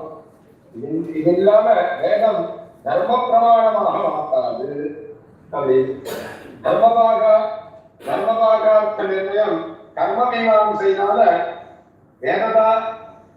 தேவதாபாகர்த்த நிர்ணயம் தேவதா மீமாம்சையினால பிரம்மபாகர்த்த நிர்ணயம் பிரம்ம மீமாம்சையினால உண்டாது அப்படின்னு பாஷ்யாவது சித்தாந்தம். இப்படி சாட்சாத் விஷ்ணுடைய அவதாரமான வேதவியாசால அருளி செய்யப்பட்ட இந்த சாரீரிக மீமாம்சா, அது கர்ம மீமாம்சா, இது சாரீரிக மீமாம்சா என்னும் பிரம்மசூத்திரங்களை 545 சூத்திரம். இதுக்கு போதாயனர் அப்படின்ற மகான் அவர் எழுதிய விருத்தி நம்ம சித்தாந்தத்துக்கு பிரதான கிரந்தம். அந்த போதாயன விருத்தி கிரந்தத்து தான் ஸ்ரீ பாஷ்யகாரர் காஷ்மீர தேசத்துக்கு போய் அங்கிருந்து அந்த விருத்தி கிரந்தத்தை வாங்கிட்டு அதை குலத்தாழ்வானிடத்திலே சமர்ப்பித்து அந்த குலத்தாழ்வானிடமிருந்து குலத்தாழ்வான் ஒரு ராத்திரியில அந்த போதாயன விருத்தி கிரந்தத்தை மொத்தத்தையும் அவர் ஒரு ஆழத்தில தன் திருஷ்டியினால கடாட்சித்து அதுக்கப்புறம் மறுநாள் காலத்தால ஏதோ காரணங்களினால அந்த போதாயன விருத்தி கிரந்தம் மறுபடியும் எம்பெருமானாரிடமிருந்து அவர்கள் காஷ்மீரத்தில் இருக்கக்கூடியவர்களிடமே மறுபடியும் திரும்பி பெறப்பட்டது. அப்பொழுது ஆசிரியர் இப்படி ஆளவந்தாருடைய நியமனம் தலை கட்ட முடியாமல் போயிட்டு என்று வேதனைப்பட்டிருக்க அந்த சமயத்துல குலத்தாழ்வான் அடியனோடு விண்ணப்பம் செய்கிறேன். நேற்றிரவு அந்த போதாயன விருத்தி கிரந்தத்தை தேவர் சயனத்திற்கும் பொழுது அடியை ஒரு ஆபத்து பார்த்து தேவர் திருவள்ளம் பற்றி அருளினால் நான் இப்பொழுது விண்ணப்பம் செய்கிறேன், தேவர்களுக்கும் பாஷ்யம் எழுதலாம் என்று பிரார்த்தித்தவுடனே ஸ்ரீ பாஷ்யகாரர் மிகவும் சந்துஷ்டராக அவருடைய குலத்தாழ்வானுடைய ஞானத்தை பரம உகந்து அந்த விருத்தி கிரந்தத்தை கேட்டு அந்த விருத்தி கிரந்தத்தினால் ஸ்ரீபாஷ்யத்தை எழுதத்திற்கு பாஷ்யம் எழுதத்திற்கு ஆரம்பித்தார். Swamiji, இந்த Sri Bhashyam we request you to complete in another 5 minutes, please. இந்த ஸ்ரீபாஷ்யம் 4 அத்தியாயங்களை கொண்டது. சமன்வயாத்தியாயம், அவிரோதாத்தியாயம், 3வது அத்தியாயம், அடுத்தது பலாத்தியாயம். 4 அத்தியாயங்கள். முதல்ல சமன்வயாத்தியாயத்துல 4 பாதங்கள். அயோகம் விவச்சேதன பாதம், 2வது பாதம் அந்நியோக விவச்சேதன பாதம், 3வது பாதம் ஸ்பஷ்ட ஜீவாதிலிங்க பாதம், 4வது பாதம் ஸ்பஷ்டதர ஜீவாதிலிங்க பாதம். இந்த மாதிரி 4 அத்தியாயங்களுக்கும் 4 பாதங்களுக்கும் தனித்தனி திருநாமத்தோட பாஷ்யக்காரர் சாதித்திருக்கிற தர்க்கபாதம், நிர்காதம், பிராணபாதம், வைராக்கியபாதம், உபயலிங்கபாதம், உபசம்ஹாரபாதம், அங்கபாதம், ஆவர்த்திவாதம், உத்திராந்திபாதம், கதிபாதம், முக்திபாதம் போன்று சமய சங்கோஷத்தினால் ஒன்றும் சங்கிரகமாக கொடுத்து கொள்கிறேன். இதில் எந்த கிரந்தம் பண்ணாலும் நிர்விக்னேர பரிசமாத்திரமாக மங்களாசரணம் பண்ணணும். அது சாமானியாவுக்கு தான் சாட்சாத் எம்பெருமானாருக்கு அப்படின்னா அது லட்சணமாக பாஷிகாரனுக்கு எம்பெருமானுடைய பிரார்த்தனையாக அப்படி இருக்கிறேன். அதையும் சித்தாந்த ஸ்தாபனமாகவே வாக்கியங்கள் அகிலம் குண ஜென்மஸ்தேம பங்காதிரீலே வினத விவித பூதௌராத ரக்ஷைக தீக்ஷே ஸ்ருதி சிரசிங்கீர்த்தே பிரம்மணி ஸ்ரீனிவாசே பவது மம பரஸ்மின் சேமுஷி பக்தி ரூபா. அகில புவன ஜென்மஸ்தேம பங்காதிரீலே அகில சப்தம் அகாலத்துல முதல்ல ஜென்ம ஆரம்பிக்கிறே சகலதேச காலவர்த்திகளான அண்டஜாதங்களுடைய சிருஷ்டி ஸ்திதி சம்ஹாரங்களை விளையாட்டாக உடையவன். மேற்கொண்டு சூத்திரங்களை சொல்லும்போது லோகவத்திலா கைவல்யம் அப்படின்னு ஒரு சூத்திரம் வரும்போது அதாத்து சமஸ்த காமஸ்ய பரிபூர்ணஸ்ய வசங்கல்பதிகா கிரீடச்சித்தசிதரம் சர்வே லீலைவ கேவலா பிரயோஜனம் அப்படின்ற சூத்திர வார்த்தை பாஷ்ய வாக்கியம் எம்பெருமானுடைய வாக்கியம். இந்த மாதிரி எம்பெருமான் இந்த சிருஷ்டி ஸ்திதி சம்ஹாரங்கள் எல்லாம் லீலையா உண்டு. சர்க்கஸ்திதி பிரளய வித்யமனாகிதாயாம் தைரோஷவத்விவித வேத பரிக்கிரகம் த்வாம் சம்பாதயந்தி ஹிருதயேன கரீஷதன்யாः சம்சாரவாரிதி சந்தரணை கபோரம். இந்த இடத்துல பாஷிகாரர் அந்த வேதாந்த தேசிகன் கதாசாஸ்திர சர்க்கஸ்திதி பிரளய வித்யமனாகிதாயாம் தைரூஷவத் விவித வேத பரிக்கிரகம் த்வாம் எப்படி எம்பெருமான் சிருஷ்டி ஸ்திதி சம்ஹாராதி காரணங்களை எப்படி நாடகமாகவும் லீலையாகவும் எப்படி பண்ற அப்படின்றத இந்த இடத்துல சொல்லும்படியான அதே பாஷ்யக்காரருடைய வசனத்தை தேசிகன் ஞாபகம் வச்சுன்னு சொல்ற. சிருஷ்டி ஸ்திதி சம்ஹாரங்களை லீலையாக உடையவன் எம்பெருமான். யார் யாரெல்லாம் எம்பெருமான வணங்குறாளோ வணங்குறவா மொத்த பேருக்குமே அவன் அமிர்தம் போன்று அனுகிரகத்தை உடையவன். சுத்திசிரசி விதீர்த்தே பிரம்மணி ஸ்ரீனிவாசே. அவை கொடுப்பவன் யாரு அப்படின்னா பரபிரம்மவான ஸ்ரீனிவாசன். ஸ்ரீனிவாசன் திருவில்லா தேவரை தேவரில்லாத ஆழ்வார் சொன்ன மாதிரி தாயார் இல்லாத எம்பெருமான் அவன் எம்பெருமானே இல்லை அப்படின்னு சொல்லும்படியாக லக்ஷ்மி விசிஷ்டான எம்பெருமான் ஸ்ரீனிவாசே பவது மம பரஸ்மின் ஷைமுஷி பக்தி ரூபா. இந்த ஸ்ரீபாஷ்யம் கிரந்தத்தை சமஸ்த பேருக்கும் பிரயோஜனமாக உபயோகமாக இருக்கும்படி இந்த கிரந்தமுகமாக அனுகிரக ஷைமுஷி பக்தி ரூபா பக்தி பூர்வமான அனுகிரகம் பண்ண வேண்டும், பக்தி வரும்படி அனுகிரகம் பண்ண வேண்டும் என்று சொல்லிட்டு பாராசரிய வசத் சுதா உபனிஷத் மத்தியோகிருதா அப்படின்னு மேற்கொண்டு 2 மங்கள ஸ்லோகங்கள். அதுக்கு அதாத்தோ பிரம்ம ஜிக்யாசா அத்வாய மதுசப்தா ஆனந்தர்யே பவதி அதசம்போ முக்தஸ்ய ஹேதுபாவே அப்படின்ட்டு முதல் சூத்திரத்தினுடைய விஷயங்கள் எல்லாம் ஆரம்பிச்சுட்டு பல சூத்திரங்களுக்கும் பலவிதமான விஷயங்கள் நமக்கு அனுகிரகம் பண்ணிருக்கு.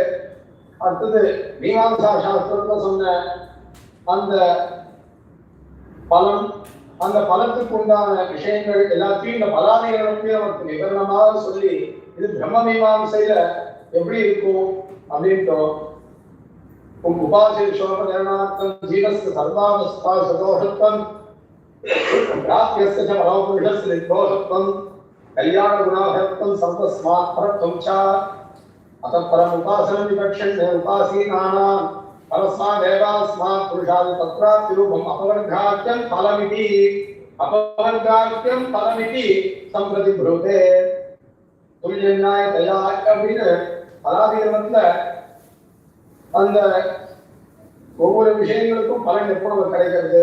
அதுல வாயு இஷ்டா தேவதா, வாயு அபிஷ்ட தேவதை அப்படின்னு சொல்றேன்.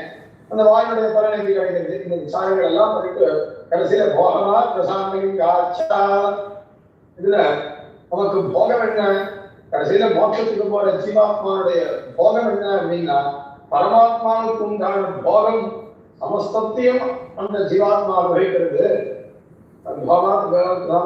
ब्रह्मयातात्मान भवरूप भोगमात्रे मुक्तस्य ब्रह्म साम्यं प्रतिपादनाश्चर्यात् जगद्व्यापार वर्जमिति अवगम्यते. जगद्व्यापार वर्जनम நம்முடைய சித்தாந்தம். ஜெகத்வியாபாரம் கிடையாது. ஜெகத்வியாபாரம் இல்லாத மற்ற வியாபாரங்கள் எல்லாம் பண்ணிட்டு வர்ஜமித்து அவகம்யते. அது எப்படி அப்படின்னா சோஷ்டு தேவர்வான் காமான் சஹ பிரம்மணாதி பश्चिदेति. अतः मुक्तस्य परमपुरुषसाम्यं सत्यसंकल्पत्वं च परमपुरुष असाधारण निखिल जगन्नियमन श्रुत्यानुगुण्येन वर्णनीयमिति. श्रुत्यानुगुण्येन वर्णनीयमिति जगद्व्यापार वर्जमेव मुक्तैश्वर्यम्.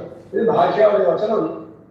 ஜகத்வியாபார வர்ஜமேவ முக்தைஸ்வர்யம். ஜகத்வியாபாரத்துக்கு இதெல்லாம் முக்தைஸ்வர்யம் அப்படின்னு சொல்லிடுறேன். அடுத்தது அனாவர்த்தி சப்தாத் அனாவர்த்தி சப்தாத் அப்படிங்கிற சூத்திரத்துல அந்த ஜீவாத்மா இங்கிருந்து மோட்சத்துக்கு போனபாது திரும்பி வரதில்லை. ஆனா ஆவர்த்தி மறுபடியும் ஆவர்த்தி கிடையாது. அதெல்லாம் சொல்லிட்டு தன்னுடைய கீதையில சொன்ன வசனங்கள் எல்லாம் பாஷ்யாரன் மேற்கோள் காமிச்சு ஞானிக்கு ஆத்மேவமே மதம் ஆஸ்து சபீர்த்தாத்மா மாமேவான் உத்தமாங்கதை பகூனாம் ஜென்மனாம் அந்த ஞானமாத்மா பிரதர்த்திதே வாசுதேவ சர்வம் இதி ச மகாத்மா சுதுர்லபஹ इति सूत्राभ्यासना शास्त्र परिसमाप्तिं द्योतयति इति सर्वं समञ्जसम् அப்படின்ட்டு இந்த கிரந்தத்தை தலைக்கட்டி வைக்கிறார் ஸ்ரீபாஷ்யம் கிரந்தத்தை. இந்த மாதிரி ஸ்ரீபாஷ்யத்துல மொத்த விஷயம் நம்ம பார்த்தோம்னா மொத்தமே ஆச்சாரிய முகமா காலக்ஷேபத்துல ஆச்சாரியனுடைய கடாட்சத்தினால நம்ம கேட்டு தெள்ள தெளிவு நமக்கு வரணும். இதுல வேதாந்த தேசிகன் இதுக்கு அதிகரண சாராவளின்னு ஒரு கிரந்தம் பண்ணிருக்க. அந்த அதிகரண சாராவளியில இந்த கிரந்தம் நமக்கு தெரிய புரியறதுக்கு அதிகரண சாராவளி வாசிச்சா மட்டும்தான் நமக்கு இந்த அதிகரணம் இந்த ஸ்ரீபாஷ்யம் நல்ல தெளிவா புரியும். ஒவ்வொரு அதிகரணத்துக்கும் என்னென்ன அர்த்த விசேஷங்கள் இருக்குன்னு காமிச்சுங்க. அதே மாதிரி அஸ்திகிரி மகாத்மியத்துல இதுல மெய்கடமாகன்னு சொல்லக்கூடிய அஸ்திகிரி மகாத்மியத்துல சித்து சித்தன விரித்துரைத்தன அப்படின்ற தேவாதிராஜ விஷயமான பாசுரத்தையும் இந்த ஸ்ரீபாஷ்யத்தினுடைய மொத்த விஷயங்களையும் நமக்கு அதுல சுருக்கமாக எடுத்து காண்பிச்சுட்டு அருள் வரத அடியுமே இந்த மொத்த ஸ்ரீபாஷ்யம் அகில போனந்த கிரந்தத்தை ஆரம்பிச்சு சர்வம் சமஞ்சசம் அப்படின்ற பல பஞ்சந்தம் மொத்தமே அருள் வரத அடியுமே. அருள் வரதனுடைய தேவாதிராஜனுடைய திருவடிவாரத்திலே அதையுமே தேவாதிராஜ விஷயமா இருக்கு அப்படின்ட்டு வேதாந்த விஷயம் காண்பிச்சு கொடுத்திருக்கு. இது என்ன சுவாரஸ்யமான விஷயம் அப்படின்னா பொதுவா பிரபன்ன காயத்ரி அப்படின்னு சொல்லுவோம் ராமானுஜனுக்குள்ளாகி. அந்த பிரபன்ன காயத்ரின்னு எதுக்கு பேரு அப்படின்னா ராமானுஜனுக்குள்ளாகி. பிரபன்னாய் மொத்த பேருமே அதை நித்தியம் அனுசந்திக்க வேண்டும் அப்படின்றதுக்காக பிரபன்ன காயத்ரி. அது பிரபன்னாய் நித்தியம் அனுசந்தானம் பண்றார். ஆனா தேவாதிராஜன் நித்தியமே இந்த ஸ்ரீபாஷ்யத்தை திருச்சரி சாஸ்திரம் அதன் பாஷ்யாருடைய கிரந்தங்களை தனக்கு காயத்ரிக்கு சமன்வயமா அந்த தன்னுடைய பூஜா காலங்கள்ல திருவாராதனை காலங்கள்ல நித்தியம் ஒரு சூத்திரமானும் அந்த பாஷ்யாருடைய வச்சனமான பாஷ்யமாகவும் திருச்சென் சாத்திட்டு இம்பெருமான் இந்த அளவு கண்டு அந்த ஸ்ரீபாஷ்யத்தை கேட்டுதான் தேவபெருமானுடைய விவேக காலம் நடக்கும். விவேகத்துக்கு பூர்வமாக ஸ்ரீபாஷ்யம் திருச்சென் சாத்திர பெருமாள் தேவபெருமாள். பல திகதேசங்களையும் எல்லா திகதேசங்களையும் ஸ்ரீபாஷ்யம் உண்டு. அது மங்கள ஸ்லோக பூர்வகமாக அமையிறது, மங்கள ஸ்லோகம் மாத்திரமாக அமையிறது. ஆனா தேவாதிராஜன் கிரந்தில நித்தியம் ஒரு சூத்திரம் ஒரு பாஷ்யத்தோடவும் பெரிய உற்சவங்களிலே ஒரு அதிகாரம் சம்பூர்ணமாக சம்பூர்ணமாகவும் தேவபெருமாள் அங்க திருச்செவி சாத்திர. அதே மாதிரி காலக்ஷேபம் பண்ணலாம். மொத்தமே எப்படி ஸ்ரீமத் ராமாயணத்தை நித்தியம் நாம் பாராயணம் பண்றோமோ ஒரு சங்கமாவது அதே மாதிரி ஸ்ரீபாஷ்யத்தை ஒரு அதிகரணமாவது அட்லீஸ்ட் ஒரு சூத்திரமாவது நித்தியம் பாஷ்யத்தை பாராயணம் பண்ண வேண்டும் அப்படின்றது பல ஆச்சாரியர்களுடைய சித்தாந்தம். அதனாலதான் இந்த பாஷ்யாருடைய பல காரணத்தை பார்த்தா வேதாந்த தேசியன் அனுகல் பபு தன்ரவே பதம் சதா அஜஹத்ரிவர்கம் அபவர்கவை பவம் சலசித்தருத்தி வினிவர்த்தன ஔஷதம் சரணம் யதீந்திர சரணம் விணீமஹே. அனுகல்பூத முரவே பதம் சதா அஜஹத்ரிவர்கம் அபவர்கவைகம். அபவர்க்கமான மோட்சத்தை கொடுக்கக்கூடிய தெய்வம் யார்கிட்ட இருக்குன்னா பாஷிகா கிட்ட மாத்திரம்தான் இருக்கு. அதை பாஷிகா நமக்கு அனுகிரகிக்க வேண்டும். அனுகல்பூதம் அது அனுகல்பூதமான அந்த மோட்சத்தை அனுகிரகம் பண்ணக்கூடியவர் ஆச்சாரியமான அந்த பாஷிகார் தான். அது எப்படி அப்படின்னா ஸ்ரீபாஷ்யம் கிரந்தமுகமாக நமக்கு அந்த அனுகிரகம் பண்ணுது. சரி, அது பாரமார்த்தியம். சரி, லௌகீகத்துக்கு இடத்துல என்ன பண்ணணும் பலத்துக்கு சொல்றேன். இடத்துக்கு சலச்சித்தவருத்தி வினிவர்த்தனௌஷதம். சலச்சித்தவருத்தி அவருக்கு ஏற்படக்கூடிய சித்த விருத்திகள், அதாவது மனசஞ்சலங்கள் எல்லாத்துக்கும் என்ன பண்ணணும் அப்படின்னா வினிவர்த்தன ஔஷதம். அதுக்கு ஔஷதம் எது மருந்தது அப்படின்னா சரணம் யதீந்திர சரணம் விணீமஹே. ராமானுஜ சரணம் சரணம் பிரபத்தே ஸ்ரீமதே ராமானுஜாய நமஹ அப்படின்ற வசனம். ராமானுஜாய நமஹன்ற அந்த வசனம் தான் ராமானுஜான்னு சொல்றது தான் நமக்கு இகலோகத்துல இந்த லோகத்துல துக்க நிவாரணம் அப்படின்னு வேதாந்த தேசிய வித்யாசக்தியில கொண்டாடி இருக்கிறேன் பாஷ்யக்காரர். இந்த பிரகாரம் இந்த ஸ்ரீபாஷ்யத்தையும் எம்பெருமானாரையும் வேதாந்த தேசிகளையும் சதா தியானம் பண்ணிட்டு இந்த ஸ்ரீபாஷ்யத்துடைய அர்த்த விசேஷம் மனசிலே ஸ்மரிக்கும்படி எம்பெருமானாரை பிரார்த்திக்கிறோம். கவிதாத்திய சிம்மாய கல்யாண மனசாலமே ஸ்ரீமதே வெங்கடேசாய வேதாந்த குரவே நமஹ. Thank you, Swami Professor Sri Sailam, for your enlightening lecture on sutras with various relevant quotations. And thanks again. Now, Dr. Sujata Raghavan will join us online. The subject is the nature of Brahman as Visheshana and Vishesha Bhava according to Sri Ramanujar. Dr. Sujata Raghavan is working as Assistant Professor in the Department of Sanskrit, Sri Chandrasekharendra Saraswati Vishwa Mahavidyalaya, Eranathur, Kanchipuram. She possesses PhD in Sanskrit, and added to this, she is a MA in Sanskrit and also in Vaishnavism. She also holds a PhD. I now request Dr. Sujata Raghavan to join online.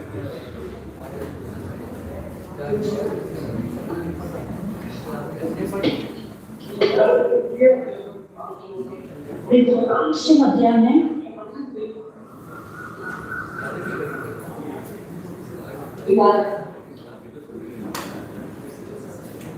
शुभ मध्याह्न।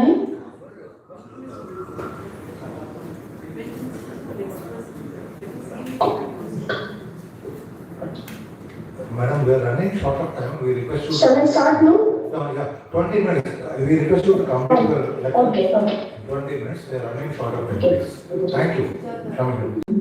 वरदं वरदादेशं शैलेन्द्रं करुणानिधिं शरण्यं शरणं व्यामि प्रणतास्ते हरं Hari.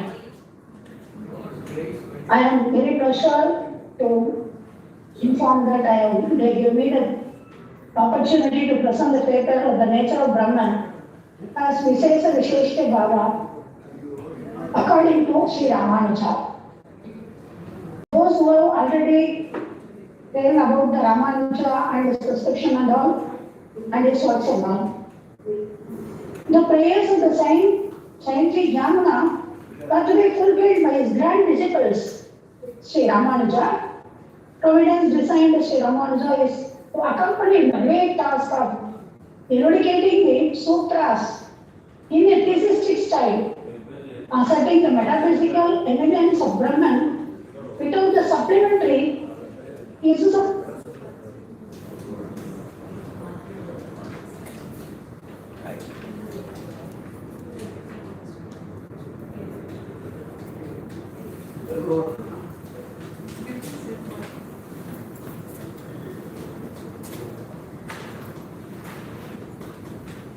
Now you are muted, ma'am.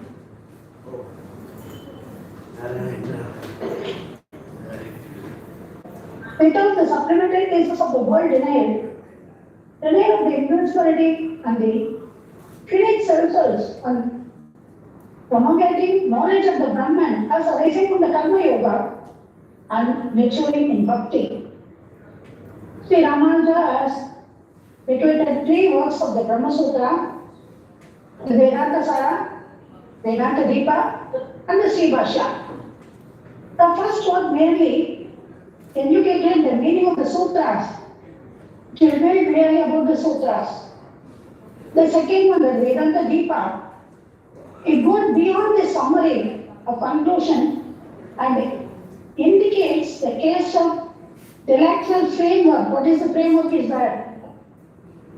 The third one, Sri Bhashya, is the fullest and all sufficient commentary.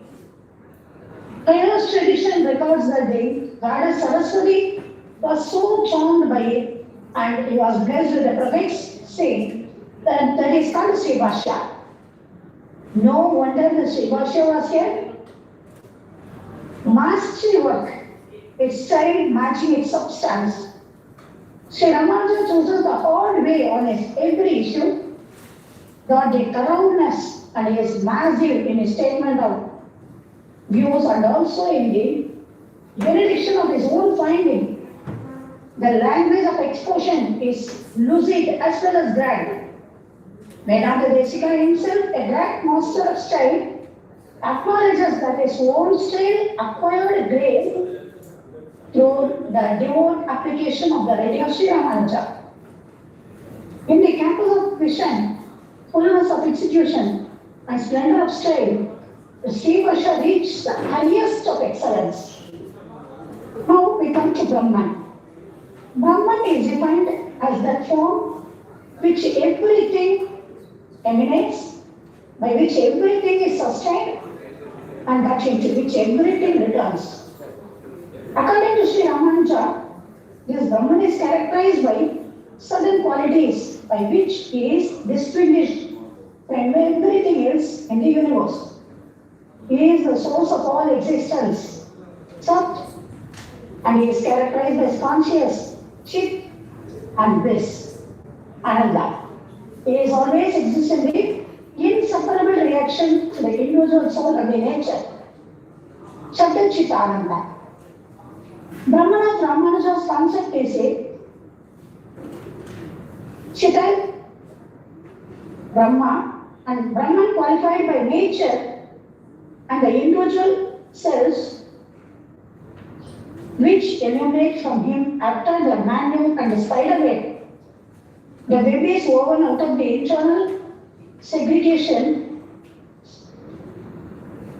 of the spider and into which after having been woven it enters.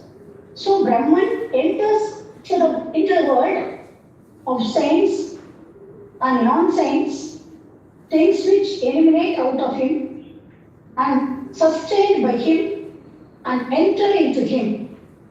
The relation of Brahman to the sentient and non-sentient creations have been elaborated by Ramanuja in his concept of Sharira Shariri Bhava, that is body and soul relation. Visheshna Visheshya Bhava sustains an attitude relation.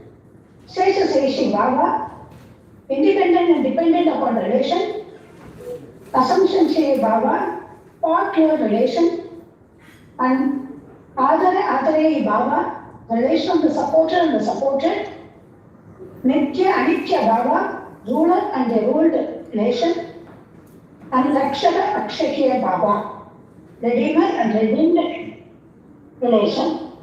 In this, I am taking the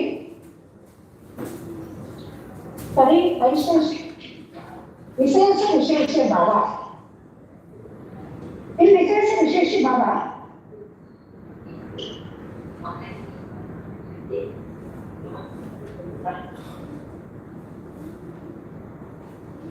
Ramanuja subsumes the relation of soul to body under the relation known as substance attribute relation, because this is a Prakara Lakri Bhava or substance mood relation. In this connection, he holds what is called Sabkarya views of causal relation, according to which the effect is just a modification of the causal substance. He writes, a substance enters into the different states of the succession. What passes away in the substance in previous states? What originates in the substance in the subsequent states? As does the substance in all its states as being. There is nothing irrational in a Sakkaya here. The relation of the bodies to the self is strictly analogous to that class characterize and equalize the substances in which they are in there.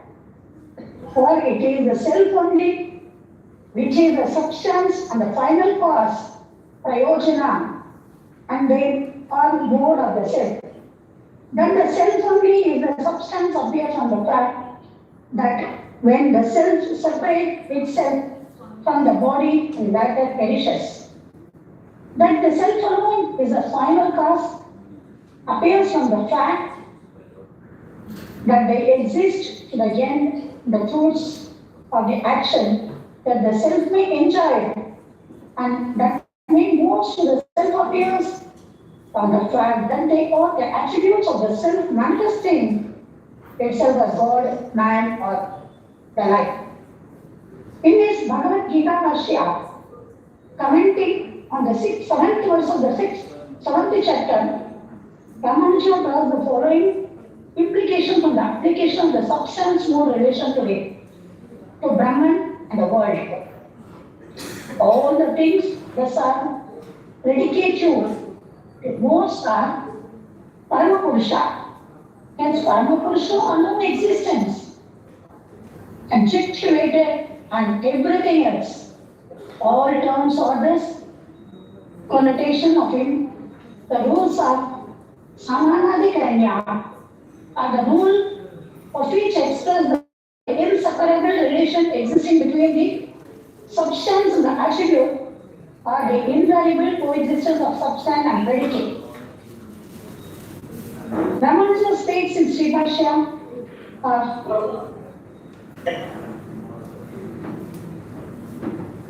which means that all the terms convey the meaning which as its proper commensation of Brahman only. The passage runs like this. From all this it follows the entire aggregate of the things, intelligent and non-intelligent, as itself in Brahma, and so far that constitutes Brahman's body. And thus the whole world different from Brahman derives its substantial being only from consisting Brahman's body. Any term denoting the world or something, it conveys the meaning of which the proper communication of the Brahman in Brahman only. In other words, all terms whatsoever denotes Brahman, insofar as distinguished by the different things which we associate with those terms, the basis of the ordinary use of the speech and etymology. This being so, it appears in those we all who hold the theory of absolute unity of one non-different substance, as those who teach the doctrine of Veda, that there is coexisting difference between and non-difference, and those who teach the difference between the several substances, give up all these spiritual texts, which teaches the Brahman is that universal.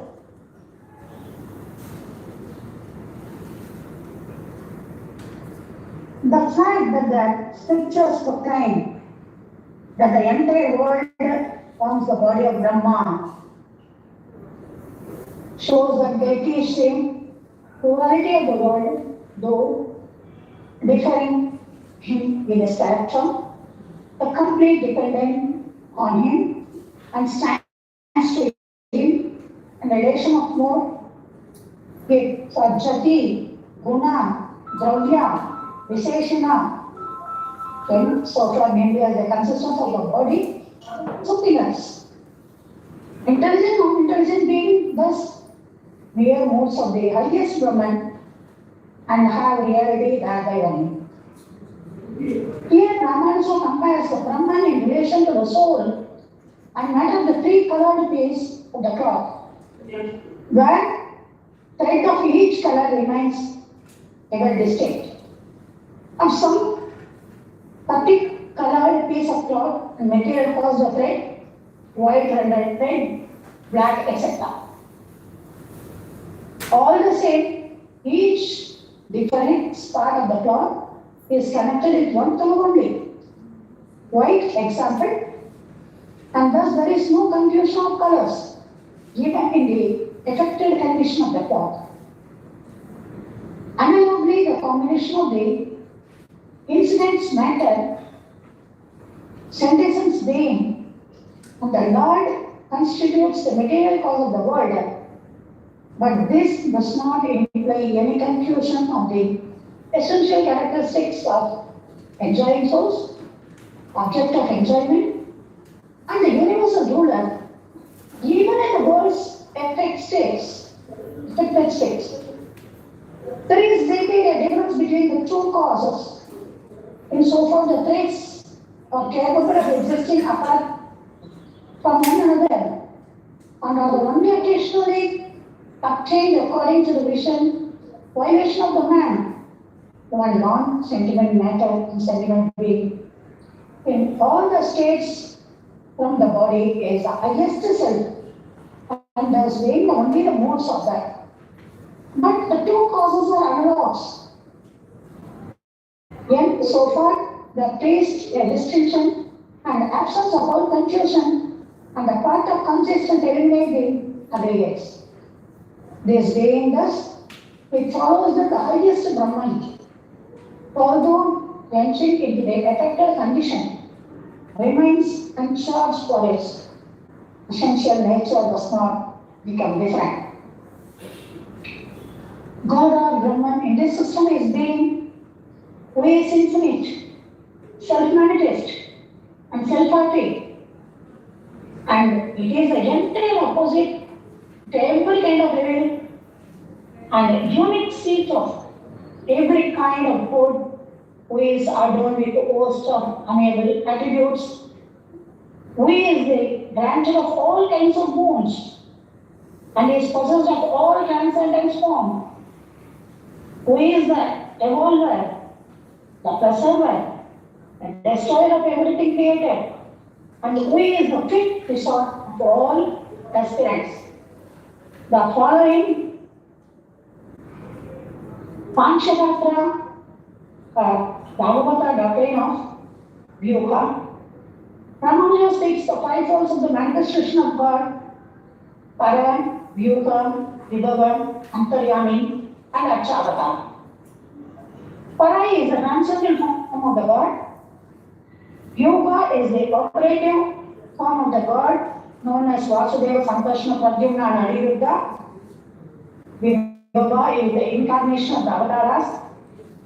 Antaryami is the preservative form of the deity dwelling in the age of being, every living being, and there is a yogi's soul, meditation, and Shavatara, the image form in temples and houses of worshippers, which God assumed according to the wishes of the devotees. The actual form consists of images of Bhagavan, which accommodate themselves to the various states of the creatures. The worshipper has no fixed form, but which the worshipper has chosen the desire to be him, having no fixed name, but they are the worshipper to choose the desire at all, and all knowing the same as if not. Fifth is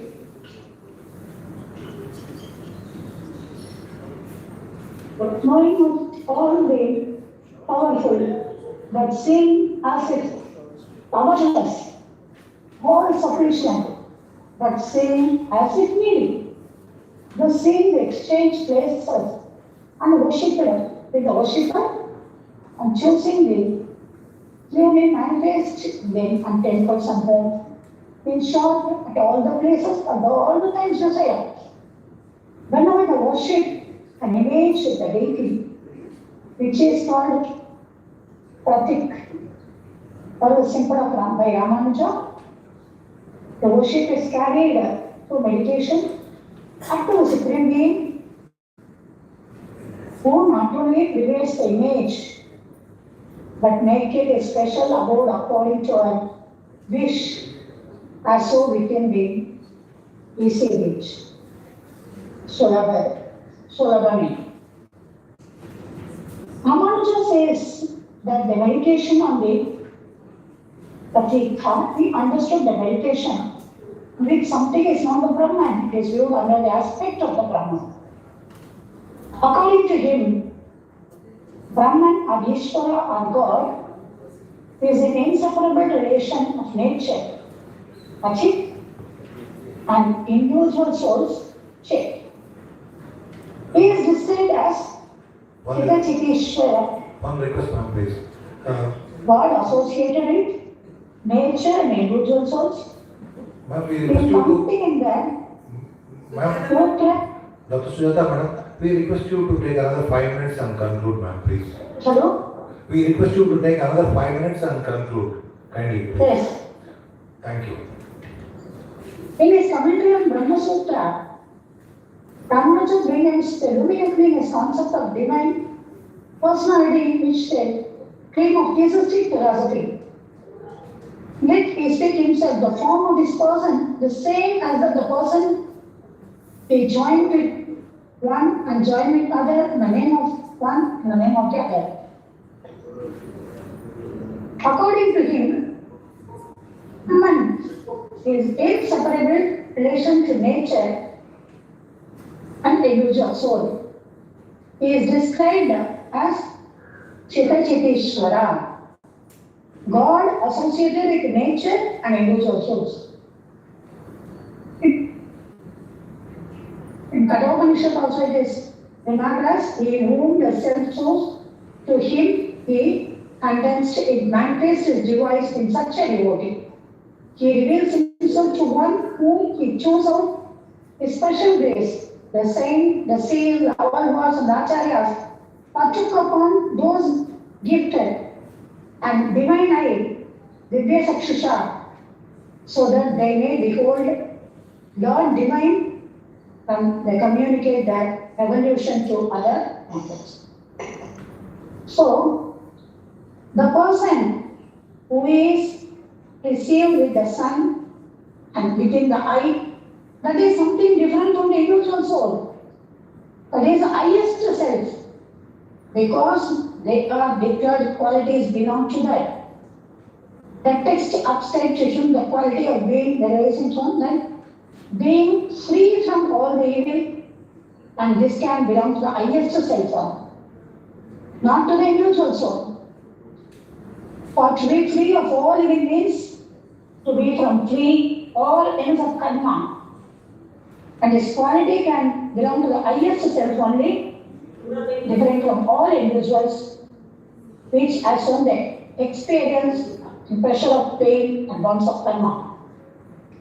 Those essential qualities of the presuppose freedom of all evil, possess mastery of all world wishes, capability of realizing one's pursuit, being the inner self and etc., belong to the highest self alone. With this, I conclude my paper. That is Visheshna Visheshta Bhava according to Sri Ramanuja. Pavitarthina Samaya Kalyana Gunasalini Srimati Venkatesaya Vedanta Pravedanam. Dhanyavada.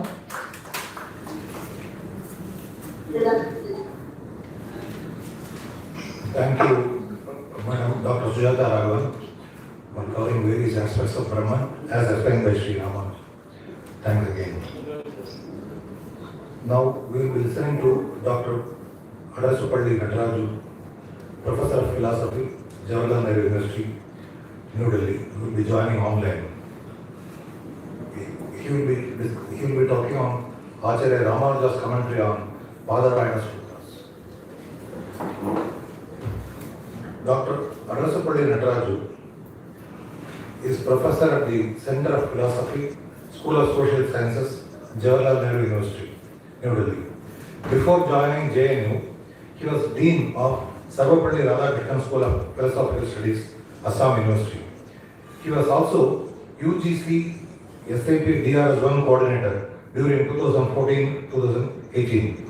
He is also visiting professor, Mahachula Longkorn University, Bangkok, Thailand. He was also involved in a major research project on the limits of thought, limit contradictions, limit concepts in the Neo-Vedanta philosophy, a project with ICPR New Delhi. He also played a crucial role in a research project on painless civilization, ethical challenges to human biotechnology.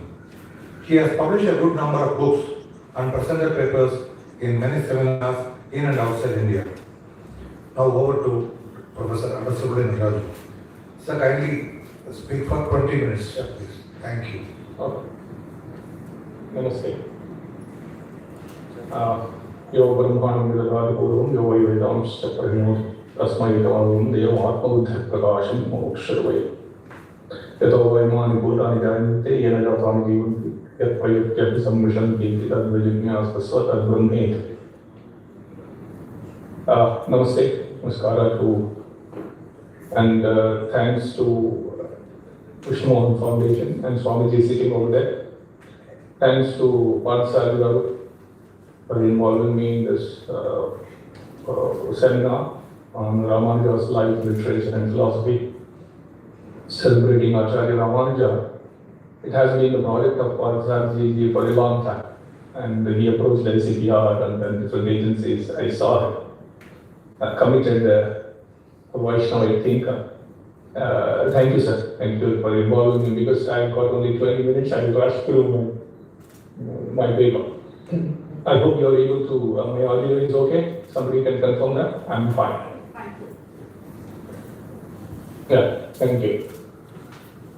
I will look at Badarayana's Vedanta Sutras, Brahma Sutras, and see the commentaries of Acharya Ramanuja, and sometimes compare it to Shankara and Bhaskara. And then I'll pick up some of the sutras and then see.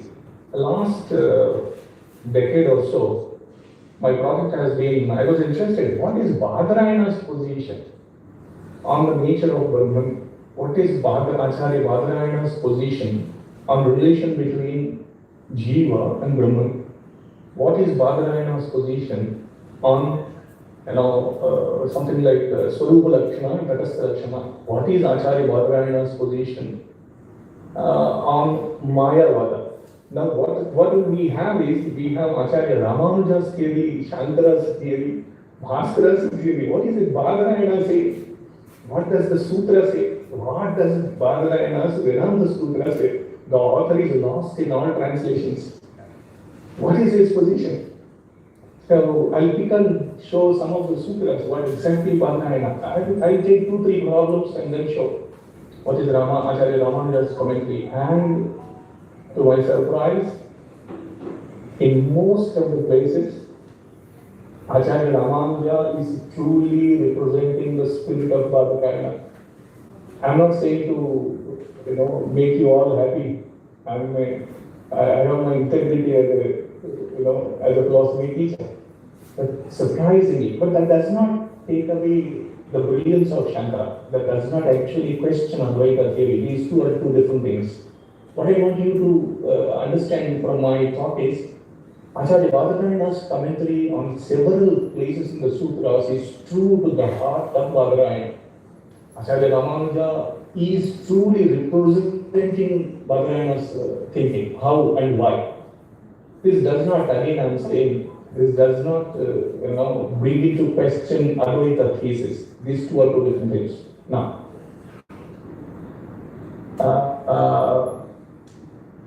we have several commentary is and vrittis as we have Acharya. Which commentary represents Badarayana's position? That's a question. I will touch upon 2-3 topics. Jiva after moksha, liberation. I will pick up some sutras from the 4th Adhyaya of Brahma Sutra. 4th Adhyaya, 4th Pada. Each Adhyaya, as you know, has got 4 padas and then subdivided into Adhikaranas. fourth adhyaya, fourth pada, what is the nature of jiva after liberation? Then, what is the relation of jiva? Then, if time permits, what is the relation of cause, Brahman, and effect to the world? And let us see how it works. Released self and its nature, fourth adhyaya, fourth pada. 441. Look at this sutra. Sampadhyavibhavi svena shabdat. The individual self, on attaining Brahman, manifests its own nature. 441. What is the nature of self in liberated state? That's a question which is answered in, the end chapter of any of the book must be a conclusion, it is a very summary of the whole Badarayana's standpoint. And beginning and ends of any text or an essay are very important. Because the sutra, we have interpretation technique, upakrama upasamhara abhyamba. We have upakrama and upasamhara are very important. It is an interpretative technique by all the acharyas. Now look at the upasamhara and the 441 sutra. Now it says the individual self on attaining Brahman manifests its own nature. Chandogya Upanishad, 8th chapter, 12.3. Now the serene one, the rising up out of this body, attains the supreme light and appears in its own true form. Now the question is there communion with Brahman of the jiva? Is there complete identity as Acharya Shankara wants us to believe? What is Badarayana trying to tell us? Now look at another sutra, 4.17, 4th adhyaya, 4th pada, 17th sutra. Jagad vyapara varjam prakaranat asannihitatvacha. Jagad vyapara varjam prakaranat asannihitatvacha. Now, very interesting statement. This is where us have the capacity to hold on to cosmic play. No, the released self is barred from any cause, maybe creation of the world, maybe sustenance of the world, maybe pralaya. The released self has no such capacity to intervene into any cosmic activity. Now the Advaita theory is in question. Acharya Shankara finds it very difficult to comment upon. But Acharya Ramanujar says, look, this is what exactly I have been telling you all through. This is what I have written on the Bhasha. The released self has its own limitations even after release. That's what Badarayana says. The released self has no control and is barred from cosmic activity. Now, if it is completely identical with Brahman, it can also not take in cosmic activity like, Yatova iman bhutani jayante, yena jatani jivanti, yat payatyadasam vitanti, tad vijnasasva, tad brahmi. All these activities not there for release itself as a position of Badarayana. Cosmic creation is only the work of the Supreme Lord Narayana. But for the realized self, all wishes are realized. A realized self can move around the world. Chandogya Upanishad says that. Taittiriya Upanishad says this. Enjoying whatever it desires. The realized self can enjoy the world, can move wherever it wants, can wish whatever it wants, but it is the bar in the Jagad Vyapara Vijyam Prakaranat Asannihitatvacha. There is no cosmic activity. Here in where Acharya Ramanujar looks through to the Vedanta Sutras. This is what Acharya Ramanujar says. Look, this is what I said. There is identity and there is difference. The released soul is not completely identical. It is part of Brahman. Taittiriya Upanishad 3.1.1. You know this. Yatova imani bhutani jayante, yena jatani jivanti, yatpayatya visamvishanti, tad vijnasasva. And then you have the second sutra, Janma Adhyasya Yata. All this go to show only Supreme Lord has all these functions and not the liberated self is the position of Badarayana, which is the position held by Acharya Ramanujar. And this is not the position. And what is the Shankara's defense here?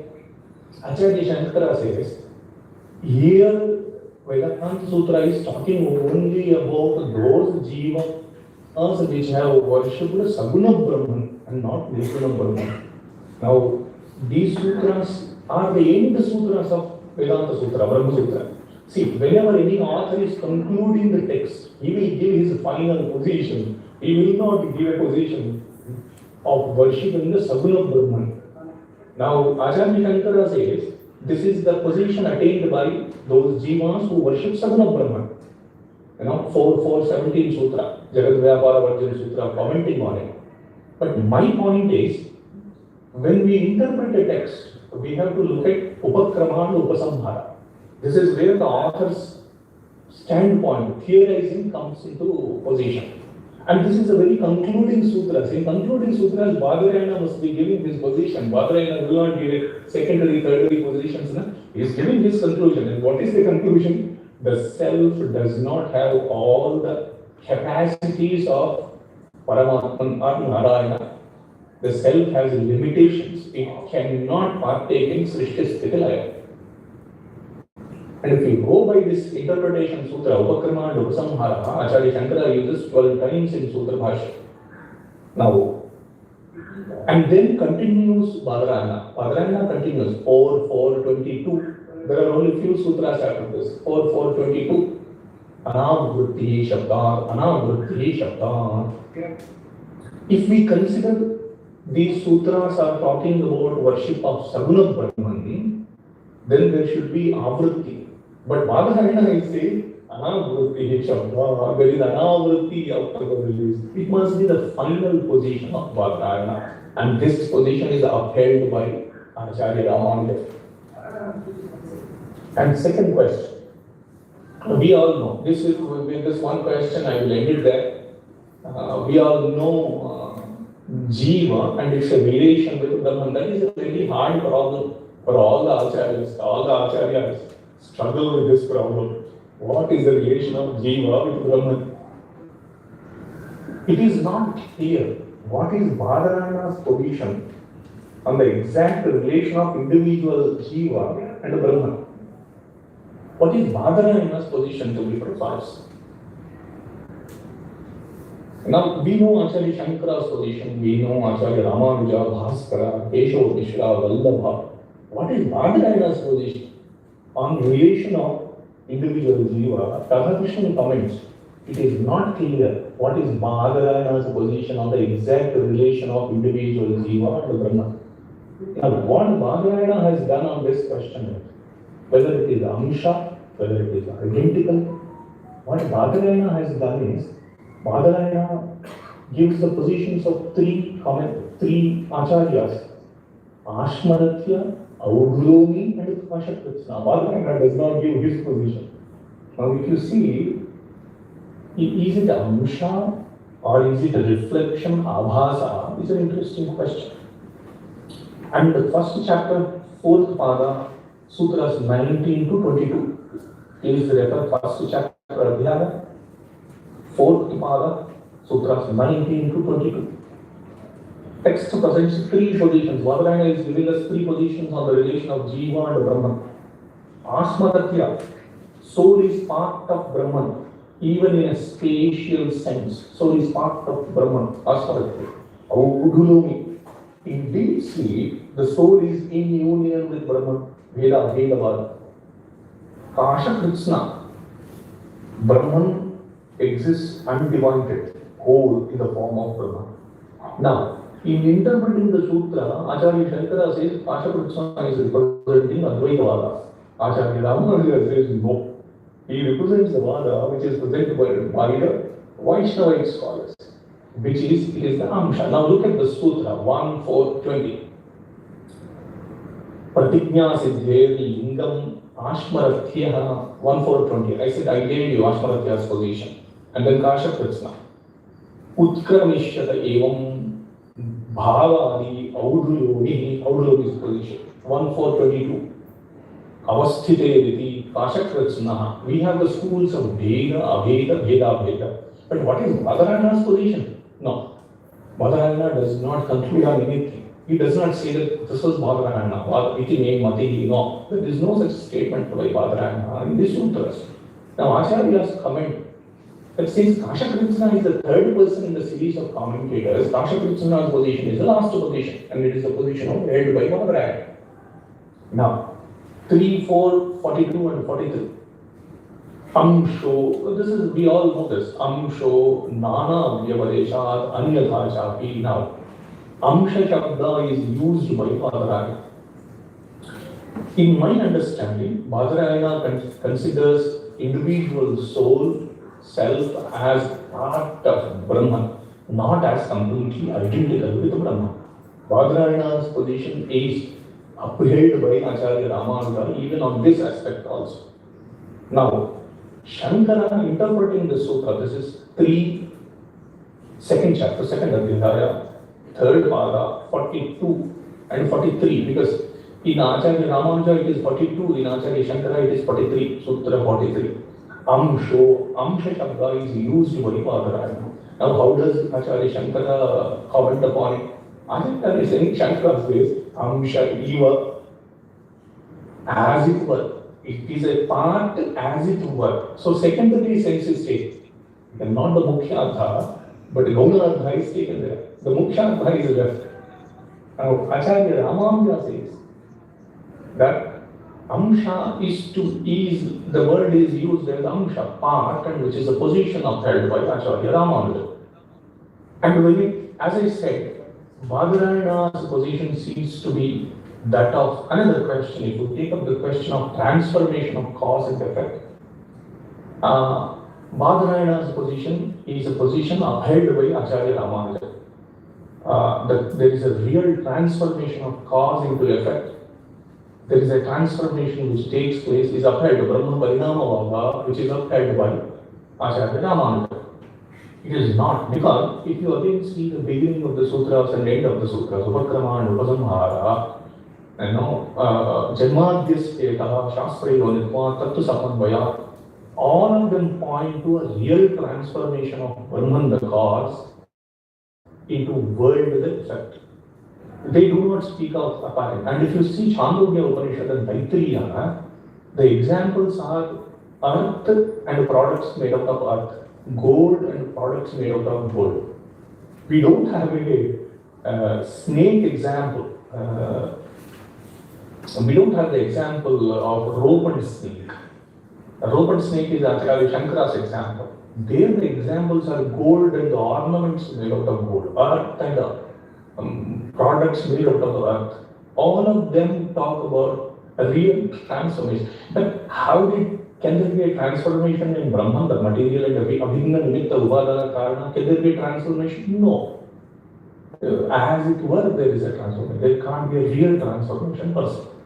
So even if we go by the Brahma Parinamavada of Acharya Ramanuja, Badarayana's position is upheld by Acharya Ramanuja more closely, is my understanding. Again I say, Acharya Shankara can defend Advaita. Advaita can be defended.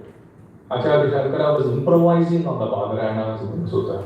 Acharya Shankara's Advaita position has its support in the Upanishads, make no mistake about it. But the question that I raised was, who is genuinely representing Badarayana's position from the Vedanta Sutras? In my last 20 years of reading, I have to say in many places, on many questions, Badarayana's heart of Badarayana was captured by Acharya Ramanuja's commentary. That's my limited understanding. Namaste. I could take on speaking another issue.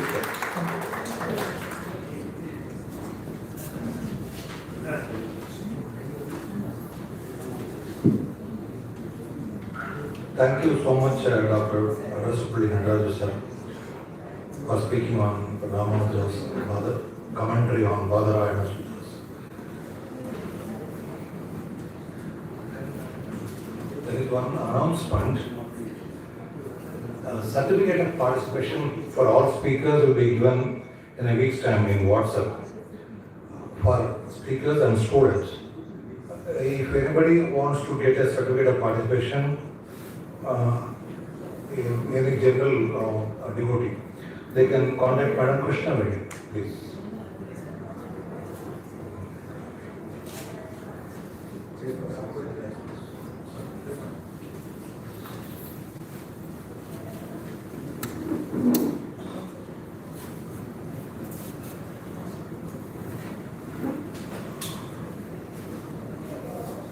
I now request Oh, no, no. Dr. Radha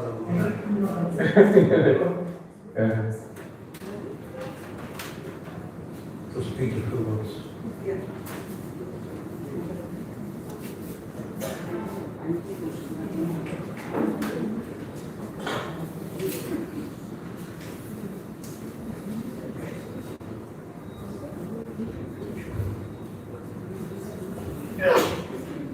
Hello. We are very much delayed beyond our control. So I wouldn't take too long to give my summation of these 4 talks. We began with Dr. Ramanujar, who talked about the significance of Vedanta Sangraha. And then we had our speakers talk about the Sri Bhashyam. Before we go into all these things, for those of us who, none of the speakers, because they did not mention the 9 gems of Sri Ramanujar, and this plenary session is addressing the works of Sri Ramanujar. I just would like to mention all the 9 works and what is significant of each work, because I thought we should have an idea as to what we could have expected, but what we couldn't cover because of the large canvas that all these works cover. Now, Swami Ramanuja has written, is supposed to have written 9 works. And because of the 9 works, they are known as the 9 gems. They shine like 9 gems, beginning with Vedanta Sangraha, which gives the tenets of Vishishtadvaita, and it's a reconciliation of the different conflicting Shrutis, how it brings out all those aspects in that short work. The Sri Bhashya, it is supposed to have written when he was almost 100 years old, and it's a detailed commentary on the Badarayana Sutras. And it also critiques, just now we listened to Professor Nataraju, it critiques the positions of Bhaskara's Veda, Vedya, Veda, and Yadav Prakashas, and so many other schools of thought in Rukshankaras. Then we have is Gita Bhashyam, and it is actually a shorter commentary of his Acharya, Adavanda Yamunacharya's Gita Sangraha. So we have a very brief commentary on the Brahma Sutras, that is the Vedanta Deepa, which is meant for the, and then we have the Vedanta Sara, which is even briefer, which is meant for beginners, so that they may find the transition to studying the Vedanta Deepa or Sri Bhashya much easier, and they may get interested. And then the 6th, then he has written 3 Gadyam, that is prose works. The Sharanagati Gadyam, which gives the Prapatti doctrine, which is central to Vishishtadvaita Vedanta. Sriranga Gadyam, which is actually a prayer to Lord Ranganatha at Srirangam. Sri Vaikunta Gadyam, which gives a description of Vaikunta and what is the position of the liberated souls. And the Nitya Grantha, yesterday we listened to Professor Clooney, which is a short manual for practicing all that has been said by Ramanuja in all these 8 Granthas. So in this he builds up the whole edifice of Vishishtadvaita Vedanta, but this as the foundation as was given by his acharyas, predecessors Nadamuni and Yamunacharya. And then it is being carried forward by the 70 and 74 Simhasanadipatis. And that is how today we are all discussing how all these things have come to this one. And we should understand that for paucity of time, okay, all these granthas have not been discussed in their details, but it would be very nice if we had a comparative study of all these 9 granthas together, so that we cull out as to what each one has to say on a given concept of this Advaita Vedanta. Now I'll come back to the talks. All of you have been very attentive and very patient in listening to these things. Now, very beautifully, Dr. Ananta, he brought out, he used the Stalikulaka Nyaya, he has used the Simhavalokana Nyaya, and he talked about everything that the Vedanta Sangraha can bring out, choosing just 3 shlokas of on Yamunacharya, and how Yamunacharya is the originator of this whole system of Ramanujar philosophy of Visishtadvaita. He talked about the Mangala shloka, and the second shloka, how it refutes the other matas and establishes Ramanuja's mata, and the third shloka, using the Shatapatra Nyaya, how it ties up all of it, and it then brings out how one needs to go to Sri Bhashyam after studying Vedanta Sangraha. Now, Professor Sri Sailam, he took up the Sri Bhashyam, and we would have expected to get more about the structure of Sri Bhashyam. Unfortunately, the time was so short that he has mentioned the broad structure of Sri Bhashyam as containing the 4 adhyayas, and each adhyaya with 4 padas. And he says, why should Empermana do a Mangala shloka when he himself is such a great person, and he gives a reason. But he also says that the same thing, the Sri Bhashyam, is being recited as Prapanna Gayatri, and I'm told that he himself does that at the Varadaraja Perumal temple every day. So he follows what he says. Then we listen to Dr. Sujata Raghavan on the nature of Brahman and Visheshana and Vishesha according to Sri Ramanuja. She brought out so many aspects of the relationships, and of the 9, normally 9 relationships are mentioned in Visishtadvaita Vedanta between the Brahman and the Jiva, and she chose to talk about this Visheshana Visheshya Bhava, the Sambandha. In that, she brought out that the substance attribute relationship, the Prakara Prakari Bhava, and tied it up to the Satkara theory, that the self is a substance and the final cause of everything. And she has quoted from the Gita Bhashya chapter 7 in support of her bringing out this relationship. And she gave the example of a cloth with so many threads with several colors, and how the metaphysical eminence of Brahman, it stands out. And we could have, she could not elaborate more on how it is different from this thesis of world denial, or the denial of the individuality of the finite self, which her paper deals with.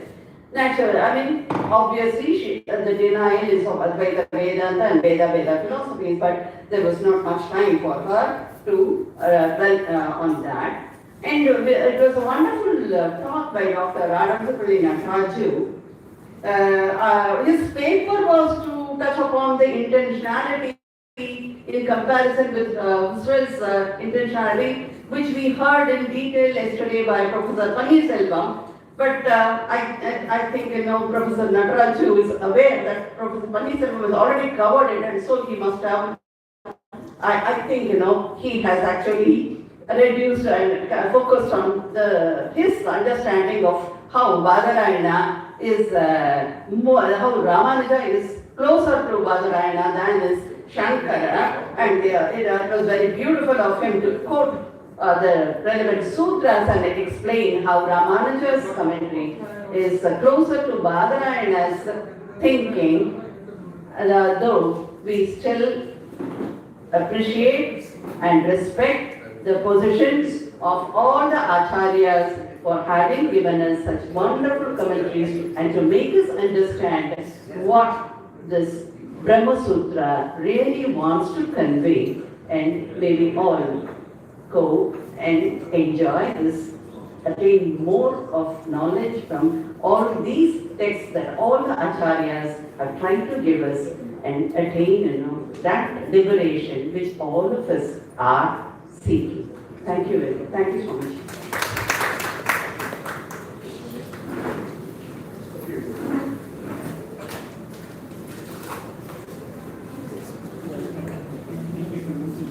And the chairperson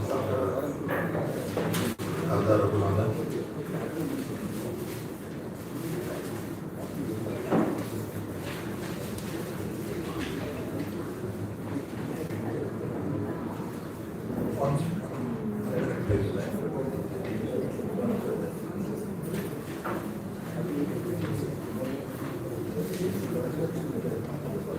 I now request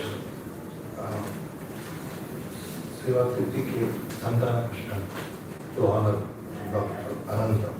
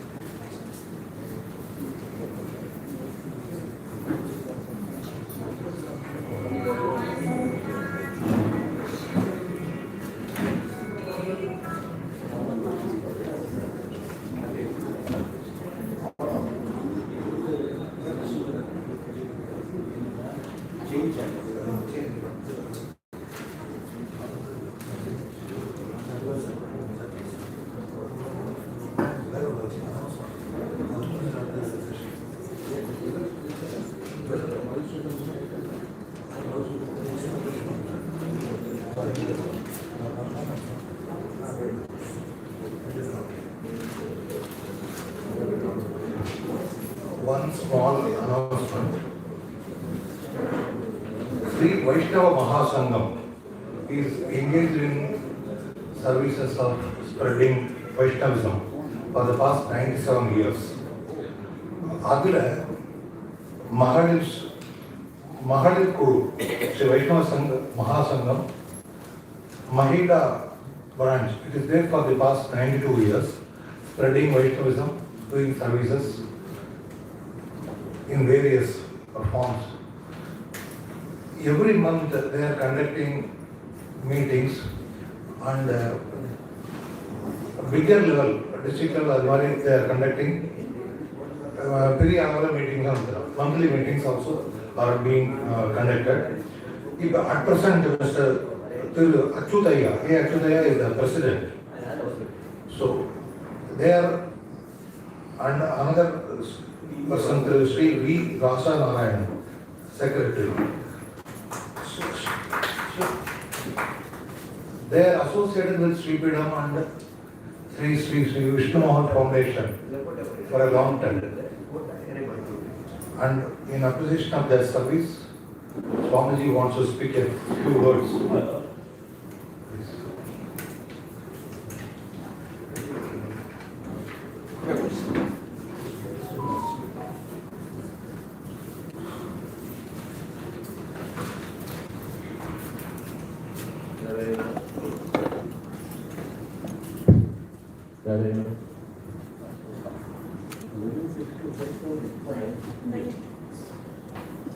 Narayana.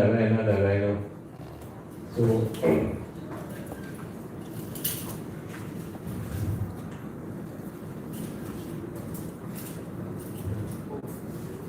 one of the most wonderful things about Sri Ramanujar is that he ensured that the knowledge was not an elitist prerogative, that it was not only for the elite, it was for everybody. And just like both Sri Rama and Sri Krishna have been very inclusive in their approach to the whole of not humanity, the world. These animals also were cared for by them.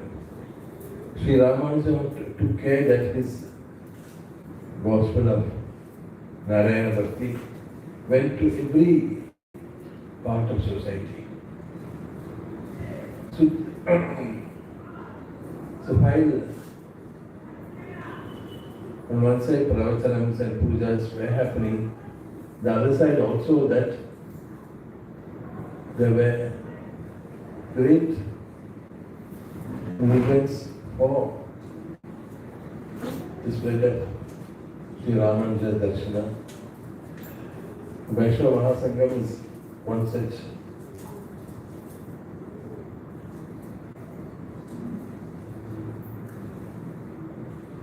movement. So every year they have a conference in December. They have also separate conference for women also separately, which is quite remarkable that it has been started in the late 20s, the early 30s it has been started when women had were much more restricted. And they are almost 100 years old and they have been spreading. I'm very happy that the President is here and taking part in this, because I felt that the conference would not be complete unless there was a representation from them. And but I didn't know whether they would be able to come, but finally with the Sadhguru's blessings they have come. And Mr. Achudaya is the President and he has done a lot for Vaishnavism, spreading it on in a manner which bringing people to temples, making people walk to Tirupati, all various things which they have done. Classes in Tirupati, distribution of booklets, so many things are there. About the secretary, Mr. Rajanarayan, he is for Vishnu Foundation, this important, he was Vishnu Mohan's lawyer. He was Vishnu Mohan's lawyer. And when Vishnu Mohan changed his name from Venayan Mohan Chandran to Vishnu Mohan after initiation, he did all the formalities for that. And he is very staunch Vaishnavite.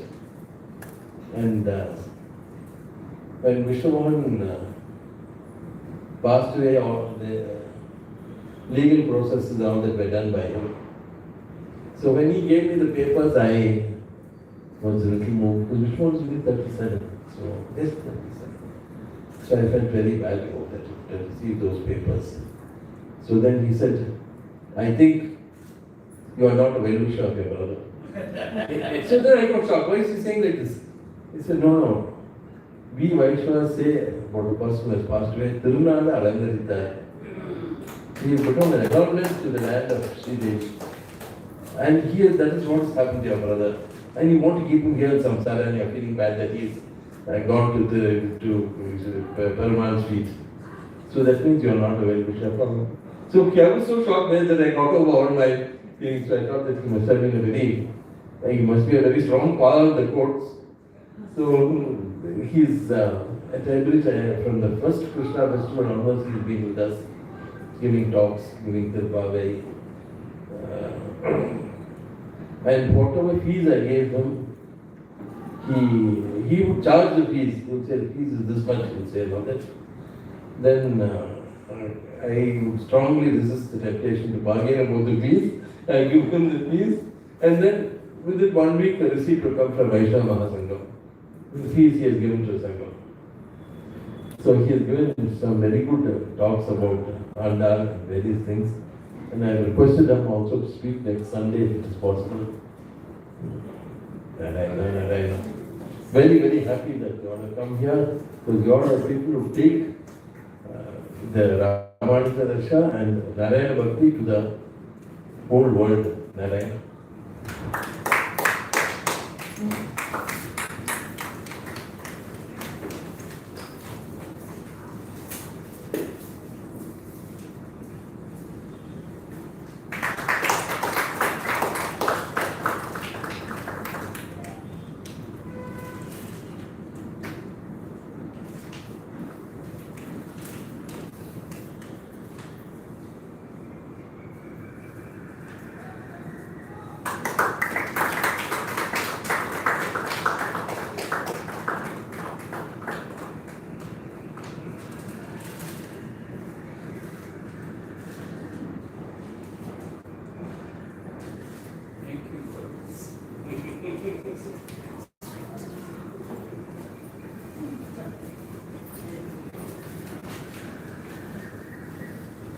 One more interesting thing about Mr. Rajanaran is that he had an attack of meningitis and he was in the hospital for some time. And when his daughter used to go and see him there, he asked, why are you here? He asked her. But he remembered Tirupavai. He remembered Tirupavai, he remembered the verses, and also he remembered that the Sangam's conference is in December. He said, what are we doing about? We must go. Shall we go now? He said, you want to get out of the hospital and go to the work there. So that is how Vishnu Bhakti can do. It allows you to forget the world, but it keeps the words of God and His saints in your mind. Narayana, Narayana.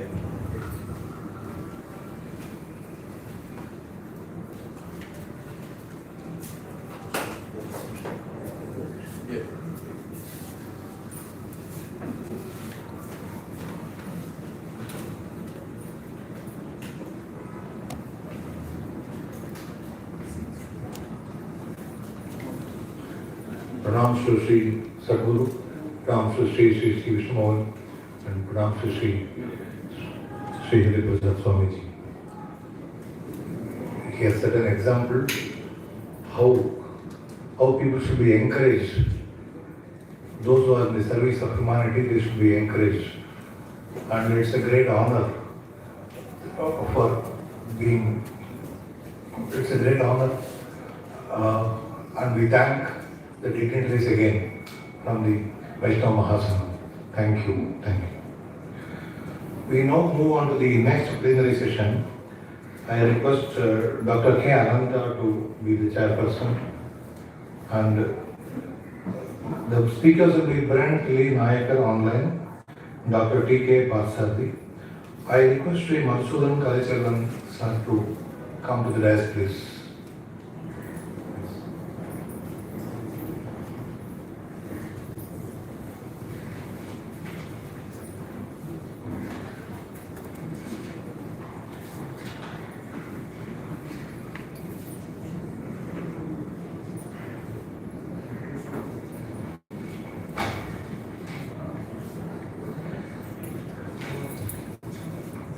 Sri Brent Lee Nayakar will be now speaking online. Ramanuja, the saint who reformed religion. Mr. Brentley Naikar is a 22-year-old South African ICCR, Ministry of External Affairs scholar. With a great interest in religion studies, Vaishnavism in particular, he is currently doing his Masters in Vaishnavism at the University of Madras. In South Africa, he is in charge as Secretary, Assistant Director of Vaishnava Association, South Africa, whose main aim is to promote Vaishnavism and Vaishnava literature. He plans to become a professor of Vaishnavism and teach the same at university level. Thank you. I request Bren Street to come on, please. चतुस्सागर पर्यन्तः घो ब्राह्मणेभ्यो शुभं भवतु। वसिष्ठ मैत्रेय भैरवी कौंडिन्य त्रया ऋषिय सर्वान्वितस्य कौंडिन्यस्य गोत्र उत्पन्न अहं ध्याय सूत्रः सामशाक अध्यायैः श्रीधरन् ब्रन्थि नाम गुप्तस्य अहं वो अभिवादये Srimate Ramanujaya Namaha. Firstly, I would like to thank the Vishnu Mohan Foundation and Dr. T.K. Pathasarathi for giving me this opportunity to talk on the national seminar on Ramanujar. It is very rare that young scholars like myself get such an opportunity. The Shastras often say that if the 7 oceans have to turn into ink, and if the continents have to turn into paper, still Adisesha will not have, this will not be enough for Adisesha to write about the glories of Vishnu. I would certainly address the same aphorism to Ramanuja. Generally, in current times, a person's contribution and goodwill will only be spoken by people who share a similar fellowship with him. However, in the case of Ramanuja, his greatness was praised even before his birth by the Nammalvar saint. During his lifetime, by his own acharyas, and even to the current day scholars, Vidvans, and Shribhashya Simhasanadipatis. Vaishnavism as a religion, with Visishta Advaita has its roots, is greatly indebted to Ramanuja for making the religion inclusive enough to not exclude any part of society. Such inclusiveness was not only practiced by Ramanuja, but was even practiced by his predecessors. Religion itself, by definition, need not be inclusive.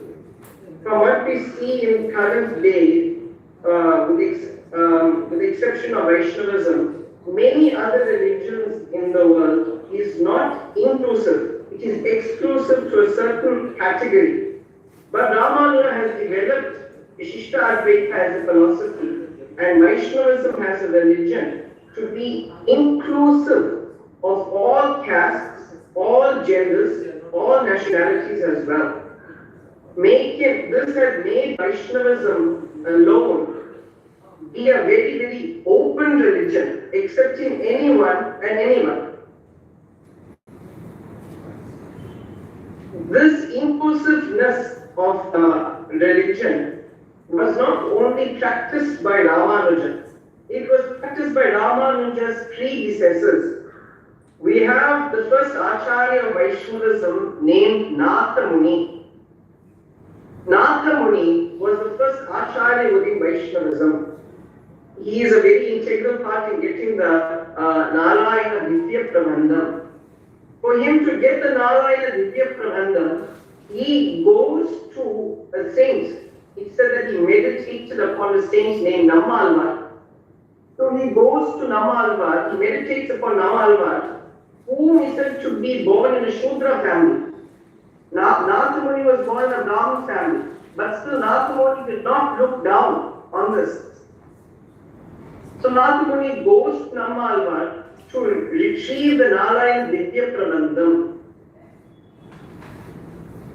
The Divya Prabandham, which is also called Dravida Veda, alone is inclusive in origin and current practice.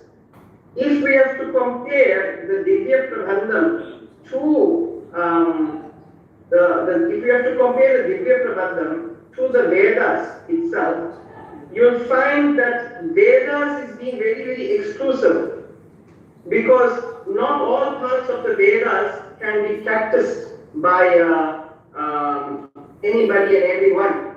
But in to follow the Vedas, to respect the Vedas and study Vedas, one needs to undergo Upanayana. One can be born in any other caste except Brahmana caste.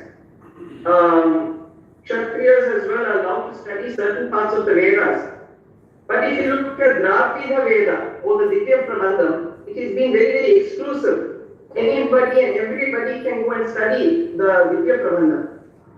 So inclusiveness is also in the Divya Prabandham. Yamunacharya also practiced this inclusiveness within religion and philosophy. Vedanta Deshika talks about many sishas that Yamunacharya would have had. One particular sisha's name was Maraneri Nambi. Maraneri Nambi was probably the only sisha to Yamunacharya whom was not born in the Brahmin family, but still Yamunacharya did not allow for Maraneri Nambi to get discriminated. When Maraneri Nambi was eventually discriminated, Yamunacharya did not keep quiet. Yamunacharya had taken action, ensuring that Maraneri Nambi is well secure within the region. Inclusiveness was also not practiced by Yamunacharya. Inclusiveness was practiced even by Ramanujar's own guru. Ramanujar's own guru's name was Aryanami, also called Mahapurna. Mahapurna also practiced inclusiveness within religion. Again, Maraneri Nambi and Aryanami both were very, very close friends. Where one day Maraneri Nambi had realized that he's not going to live for a very, very long time. So he had told his friend, very close friend, Aryanami or Mahapurna, that I am not going to live for a very long time. But I do not have any children of my own, nor do I have any family who will perform my final rites. Afterwards, after citing this, Mahapurna said that he will do the final rites for Maraneri Nambi. When Aryanami was questioned about his actions, is it correct for you, Aryanami, being a Brahmana, to perform the final rites of Maraneri Nambi, who was not a Brahmana? Aryanami recited a shloka from Ramayana as Pramanam. In Ramayana, Rama himself performs the final rites for Jatayu. Who is Jatayu? Jatayu is a scavenger bird who eats rotting meat. So using this as Pramanam, using all of this as Pramanam, Ramanuja has made Sri Vaishnavism inclusive of all castes.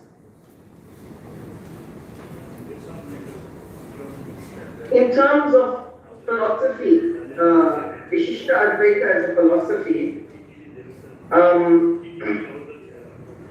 Ramanuja had also not only included all of these, Ramanuja never exclude any caste of philosophy. He had included them all in religion. He has also included all of them within his philosophy as Vishishta Advaita.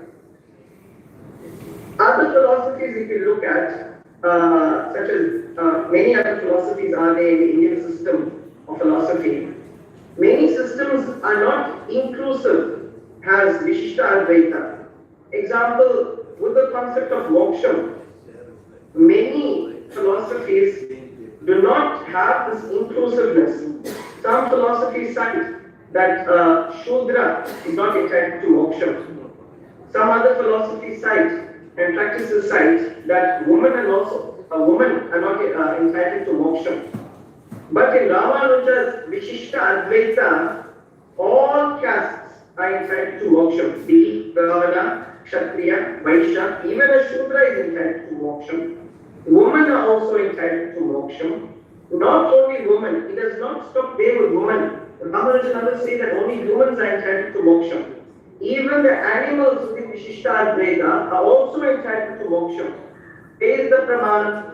Pramana is cited and we see in Vishnu Purana and Bhagavata Purana, which talks of an elephant named Gajendra. Elephant named Gajendra had got food. So Ramanuja uses this in his philosophy of Vishishta Advaita to prove that even animals can have moksha. That proves that even animals are entitled to moksha.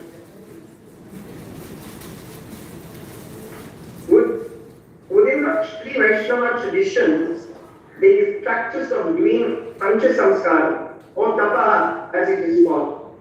One of those forms is called Tapaha, and within Tapaha it involves putting Shankam and Chakram on the shoulders. The Acharya will embroider Shankam and Chakram on the shoulders of the Sishya.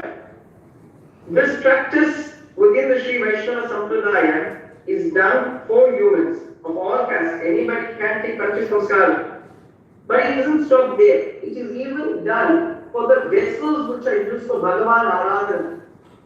So within Vishishta Advaita philosophy, Ramanuja has cited that Chit is entitled to moksha. Even a Chit can get moksha. They put the Shankam and Chakram onto the vessels which is used for Aradhana. So that as well can get moksha. So Ramanuja's inclusiveness of philosophy can be practiced globally on a global scale because anybody and everybody, there's no eligibility.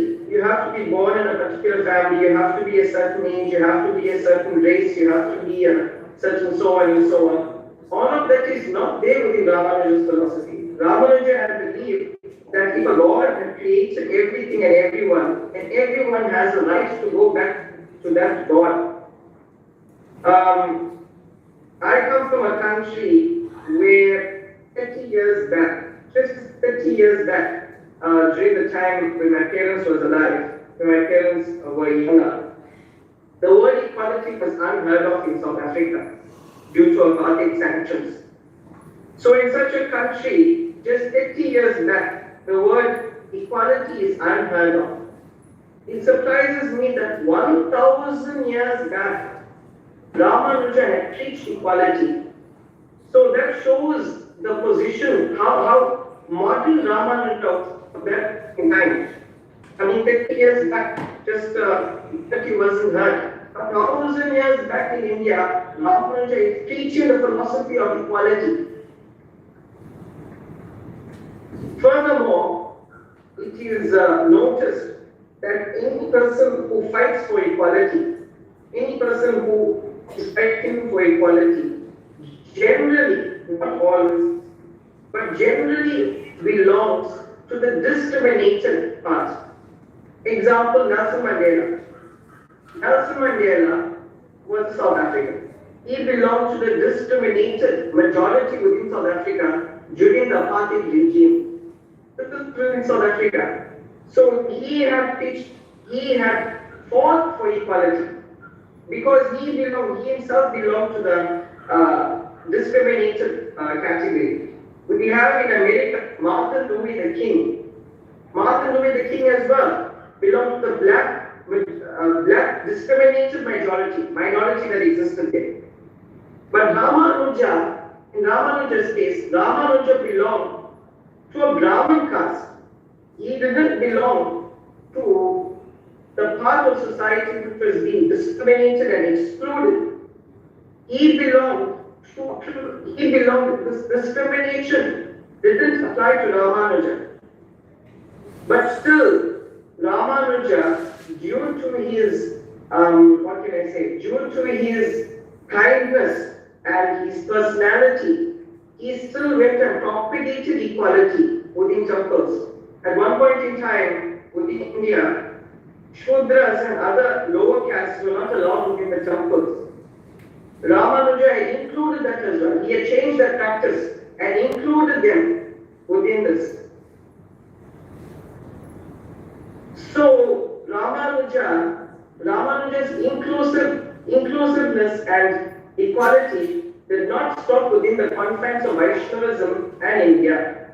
He has made his philosophy and religion inclusive enough that it can be followed by anyone around the world, irrespective of their background and culture.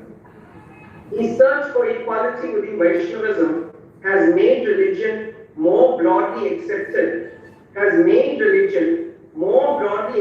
by everyone in the world. Hence, holding up his title to Jaganacharya.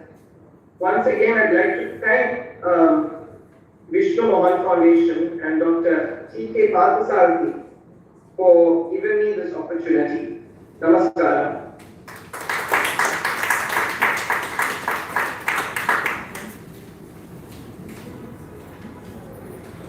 Our thanks to Mr. Brentley Naikar for throwing light on Ramanuja's teachings on equality. Thanks again. Now, I request Dr. T.K. Parthasarathy sir to join us online. He will be talking to us on Araya Sevai. Dr. T.K. Parthasarathy, born of a South Indian Sri Vaishnavite family, Trilesthanam Krishnaswamy Parthasarathy is primarily a graduate in physics and later he qualified in law and business administration. Dr. T.K. Parthasarathy obtained his PhD from the Department of Philosophy in the University of Madras, presenting his thesis on the topic Transcendence and Immanence in Visishtadvaita philosophy. He is also recipient of ICPR Fellowship Award during his research time. He had his traditional tutelage under Dr. Mannargudi O.V. Rajagopalacharya, the Asthana Vidwan of Ahobilamat, a renowned Sri Vaishnavite scholar and an expert in Visishtadvaita philosophy. He has participated in as many as 60 seminars, national and international, not only on Visishtadvaita philosophy, but also in other faiths like Jainism, has been published as book recently. Apart from publishing many papers on religious topics and social interest, he has penned 5 books in English and 1 in Tamil on subjects of varying interest.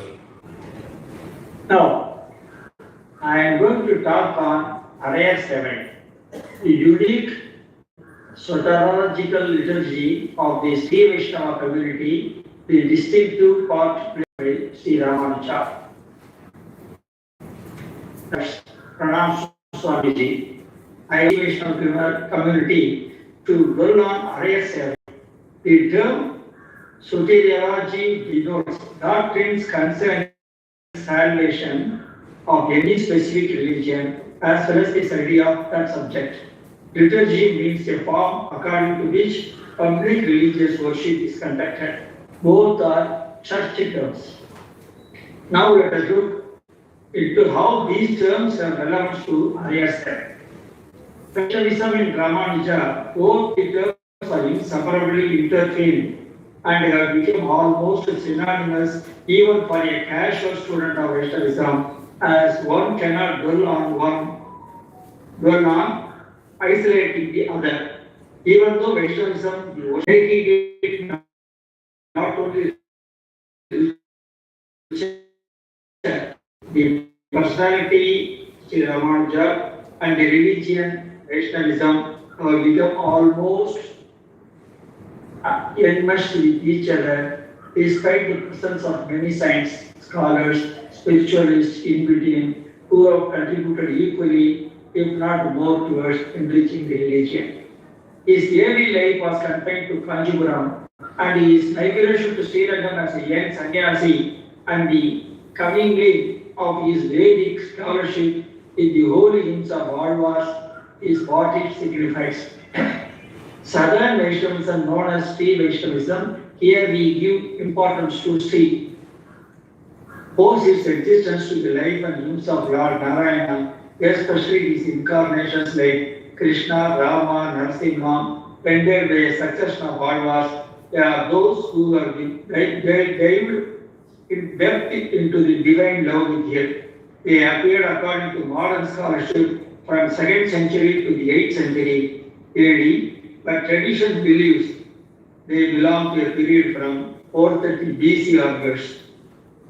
Their lives and compositions comprehend all forms of personalized love for God, represented in much later times in Chaitanya's movement, which is known as Dasya, Apatya, Sakhya, Vatsya, and Madhura, servitude, sonship, comradeship, affection, and conjugal. All these Kalyana Gunas are reflected in hymns of Alvars. Inspired by this, Ramanuja established his Instadvaita with the Saguda Brahman, endowed with all good attributes.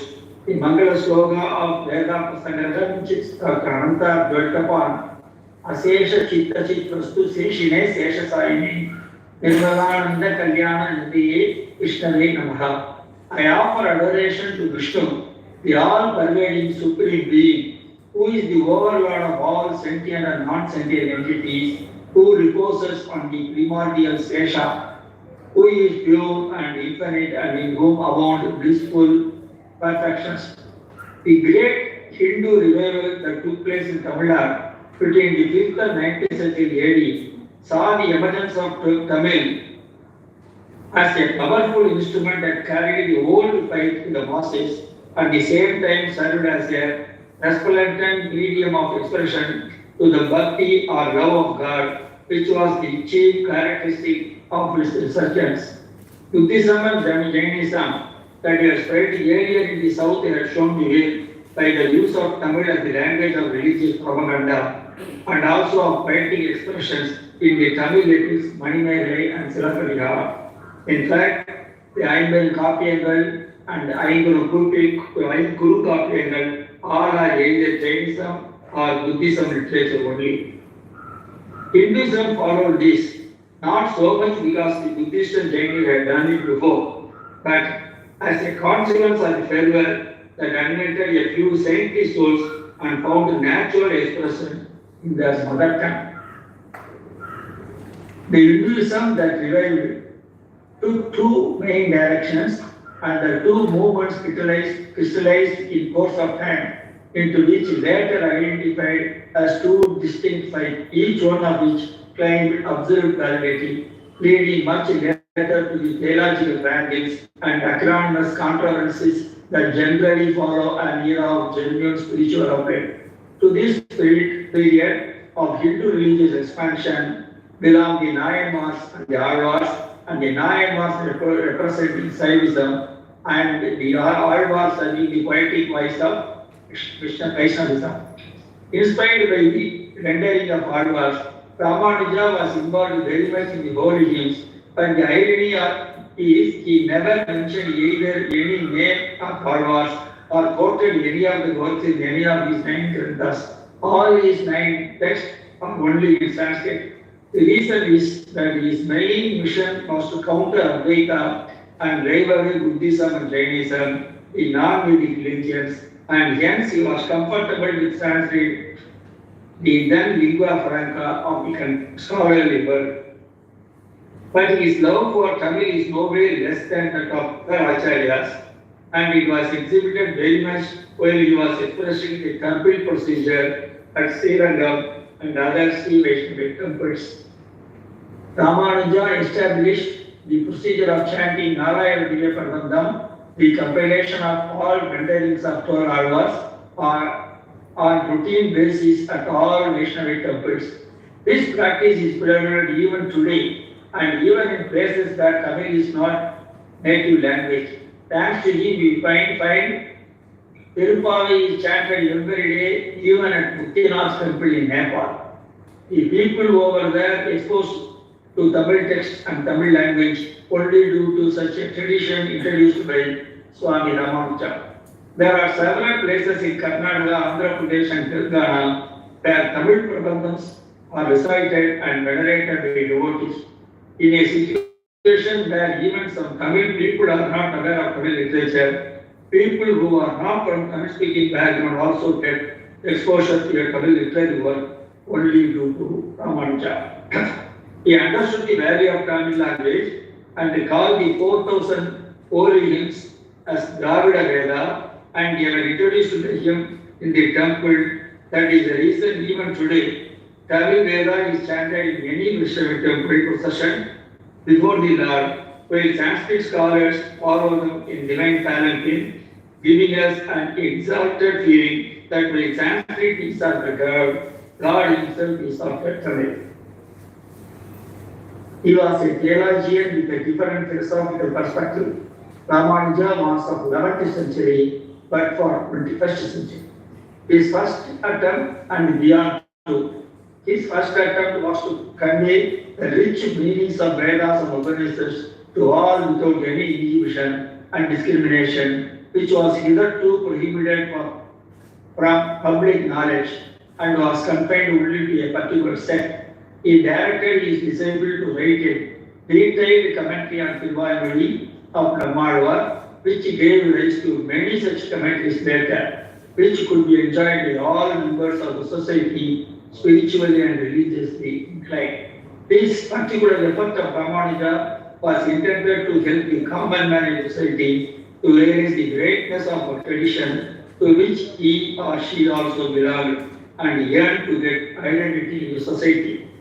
His next contribution was institutionalizing Arya Seva, which covers three kinds of Tamil literature: Muttamil, Iyal, Isai, Nadan. Now let us talk about Arya Seva. This is an ancient worship even before the Lord worship event before the Lord in certain Vaishnava temple. Arya is the performer of this art by sending Alvar's holy hymns and acting as a reciting. In the Arya service, there will be lessons in dance, music and dancing. In the temple diary, which projects the history of Srirangam temple, Kovilurgu, there is a reference to Arya service. The Kovilurgu is the chronicle of Srirangam temple with historical events and is believed to be authoritative. Arya Manavan, that is the Periyaperumal, well-versed music honored the temple singers with the title of Arya, Turban, Silk upper garment, course, Kovilurgu. The title Arya was awarded by the Lord Srirangam himself, it is believed. Ascending to Srirangam, this is the important thing. All those born in this earth have their place in Vaikuntha. It is a common belief of Vaishnavism. Ramanujar is emphatically affirmed this in Tiruvayamozhi, which is considered to be the face of 4,000 divine verses. Vaikuntha Puguvadu Mandavar Vidiye. All the devotees entered the portals, the bards are filled with joy. The gods heaven both their riches to him. For entering Vaikuntha is the man's birthright, is Ramanujar. Vaishnava scriptures say that those who fast on Vaikuntha Ekadasi and worship Lord Narayana attain maturity of mind, attain the state of surrender, and as a result attain the eligibility for Vaikuntha. It is around Vaikuntha Ekadasi that we will see the Muttamil event, Arya Seva, which takes place annually in Vaishnava temple. The Vaishnavite who were skilled in music were called Isaikkarar during the Ramanuja period. Paavai Tamil Isaikkarar Patta Paravum Ayiratin Paale Patta Ivarattum Illarkillai Arivade. Ramanuja says his verses will be propagated by the musicians who are rich in the knowledge of his verses. Arya Seva is performed only inside temples in the presence of temple Utsava, a temple's processional deity by hereditary performers. Although temple inscriptions suggest Its performance was once widespread. It is today confined to a few temples in Tamil Nadu. The shrine of Sriyangam, the shrine of Alvar Tinagari, and the temple of Andal at Siviliputtur. It is also performed in different form in Melkot temple, where the Divya Prabandam is sung but not enacted.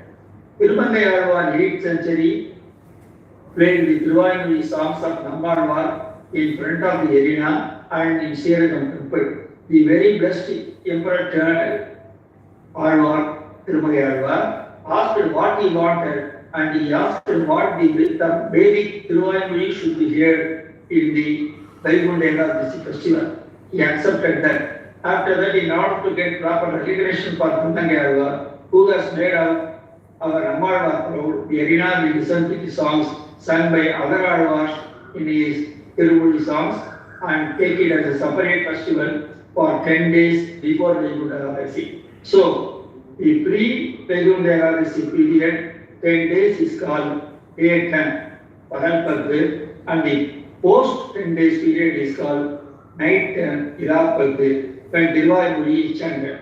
The day 10 is reserved for other Alvars' contribution. According to Vaishnava scriptures, Arya Seva started since the time of 10th century. Navamuni, 824 to 915, may have developed the service which was started by Tirumangayalvar and stopped in between. The Ramanujar expanded this and appointed some people called Ramanujar to act out the meaning of the philosophy of Alvar passed on to the people. The Aryan Swamis are considered to be descendant of Nagamunis. Nagamuni's grandson was Ramanacharya and his son was Thiruvarangattu Perumal Arayar, who was one of Ramanuja's acharyas. Aryan Swamis are considered to be extension of that lineage. During the grand festival of Vaikuntha Ekadasi, Aryan Seva will begin his service before the Ustavar, and the Aryan will command him to come before him. The ritual of reciting Perumal's order is called Varudapada. Aryan wears a red silk red dress called Chigamani and hair bands called Karnapratam, which a lace work in his head is called Ayinde, with a lace work on his head. It is said that they say Ayinde. Ayinde means I am here. Bhatta takes the circuit board with Lord on his head and wears thermal garment. Before you can see from the picture. Before the Ustavamurti, Aryan Swami would start his service by singing songs and pasaram in front of Lord and his concert and cymbals in hand. The Aryan Seva consists of 3 parts, beginning with the event of singing praises of God. There are mainly 3 parts of the event. 1. Singing the holy hymns of the day with Aryan music. 2. Dancing, that is Abhinayam by the Aryan to the tune of song. Aryan alone will play a various role without changing his attire. Then, Vyakyanam, commentary is based on Tambiran Padi explaining the songs. The Aryan recites the interpretation in the form of music, and another Aryan checks the interpretation with a note. Tambiran Padi is the general term assigned to Aryans, and Tambiran is the denotion for king. And for some time, their commentaries were used in Arya Seva prior to the period of Manavala Pavanigal, 1370 to 1443. Later on, only other commentaries like Nambili, Yeedu, and Pediva Chandali commentaries found that place. Costume, the performers dress themselves in traditional clothes, which comprise of Panchagasham, a style of wearing the dhoti, and a conical hat called Aryan Kulla, which bears the Vaishnava symbols of the conch, discus, and Tirunama. They also wear unique conical headgear garments during the performance of the temple. The songs, Abhinayam, rhythms, Vyakyanams, or Alvars have been preserved for more than 1,000 years. The 4,000 holy hymns have been taught chaste Tamil, and it is believed that one of the two symbols in the hands of the Aryas represents Nammalvars and Nadamunis. To conclude, in the Vishishtadvaita philosophy expounded by Ramanujar, the first Acharya is Srimad Narayanan, who is the Brahman of the Upanishad. The implication of the Upanishad saying that he is the transcendent in the possesses all good qualities, virtue, wisdom, power, love, and all infinite within. Out of his infinite mercy to living beings, he incarnates every now and then and makes a way for them to join him. He is inexhaustible and pervades everywhere. He is within and without. He is both transcendent and immanent. Even though Ramanuja has not blessed with any couple test, nor he mentioned about all wars in his sacred will, he popularized all of them in a mass scale during his lifespan. Eulogizing both Nammalvar and Ramanuja, the later Acharya Bhatter declares, வான்திகழும் சோலை மரிதரங்கள் வெண்புகழ்வே ஆன்ற தமிழ் மேடைகள் ஆயிரமும் ஈன்ற முதற்தாய் சடகோபர் மெய்பால் உணர்த்த இடத்தாய் Ramanujan. Alvar is the first mother to Tiruvayuri, and Ramanuja, who nourished the same in Srirangam, is the foster mother, which is Tamil Veda, glorifying the auspicious qualities of Ranganaga, who is laying down to Srirangam, which is covered with the 7 layers of gold and clothes that have trees that reach in the sky. In recent years, some nations have attempted to broaden the range of temples in which Arya Seva is performed and to teach them the non-hereditary performance in order to arrest their decline. Sri Rama Bharati is one of the scholars who is noted proponent of this new enacted and son form of Arya Seva, which is a revivalist modern form with no hereditary connection to traditional Arya Seva performed at the Sri Vaishnava saints. I wish this Arya Seva continues for another centuries and centuries because it is a treasure for us. Thank you for the opportunity. Thank you.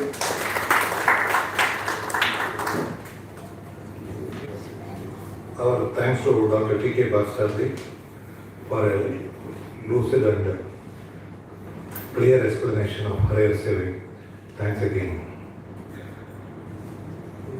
Now, Sri Madhusudan Kalaiselvan will be talking on rise, growth and development of Sri Ramanuja as a social movement from 11th to 17th century. Sri Madhusudan Kalaiselvan, an architecture graduate and a gold medalist in his post-graduation, specializes in conservation and architectural research. He is an active heritage enthusiast and his contributions have earned him several awards and accolades. He is well versed in the fields of art, architecture, heritage, cultural studies and vernacular practices.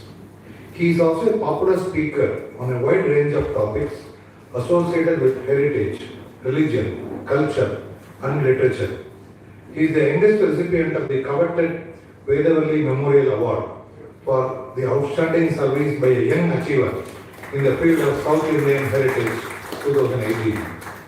He received the title Ilakya Chammal, recognizing his mastery of Tamil literature. Through his popular initiative Ratham, road access to temples, heritage and monuments, and he conducts tours to places of architectural and cultural importance since 2012. I now request Sri Madhusudan Kalaiselvan to come to the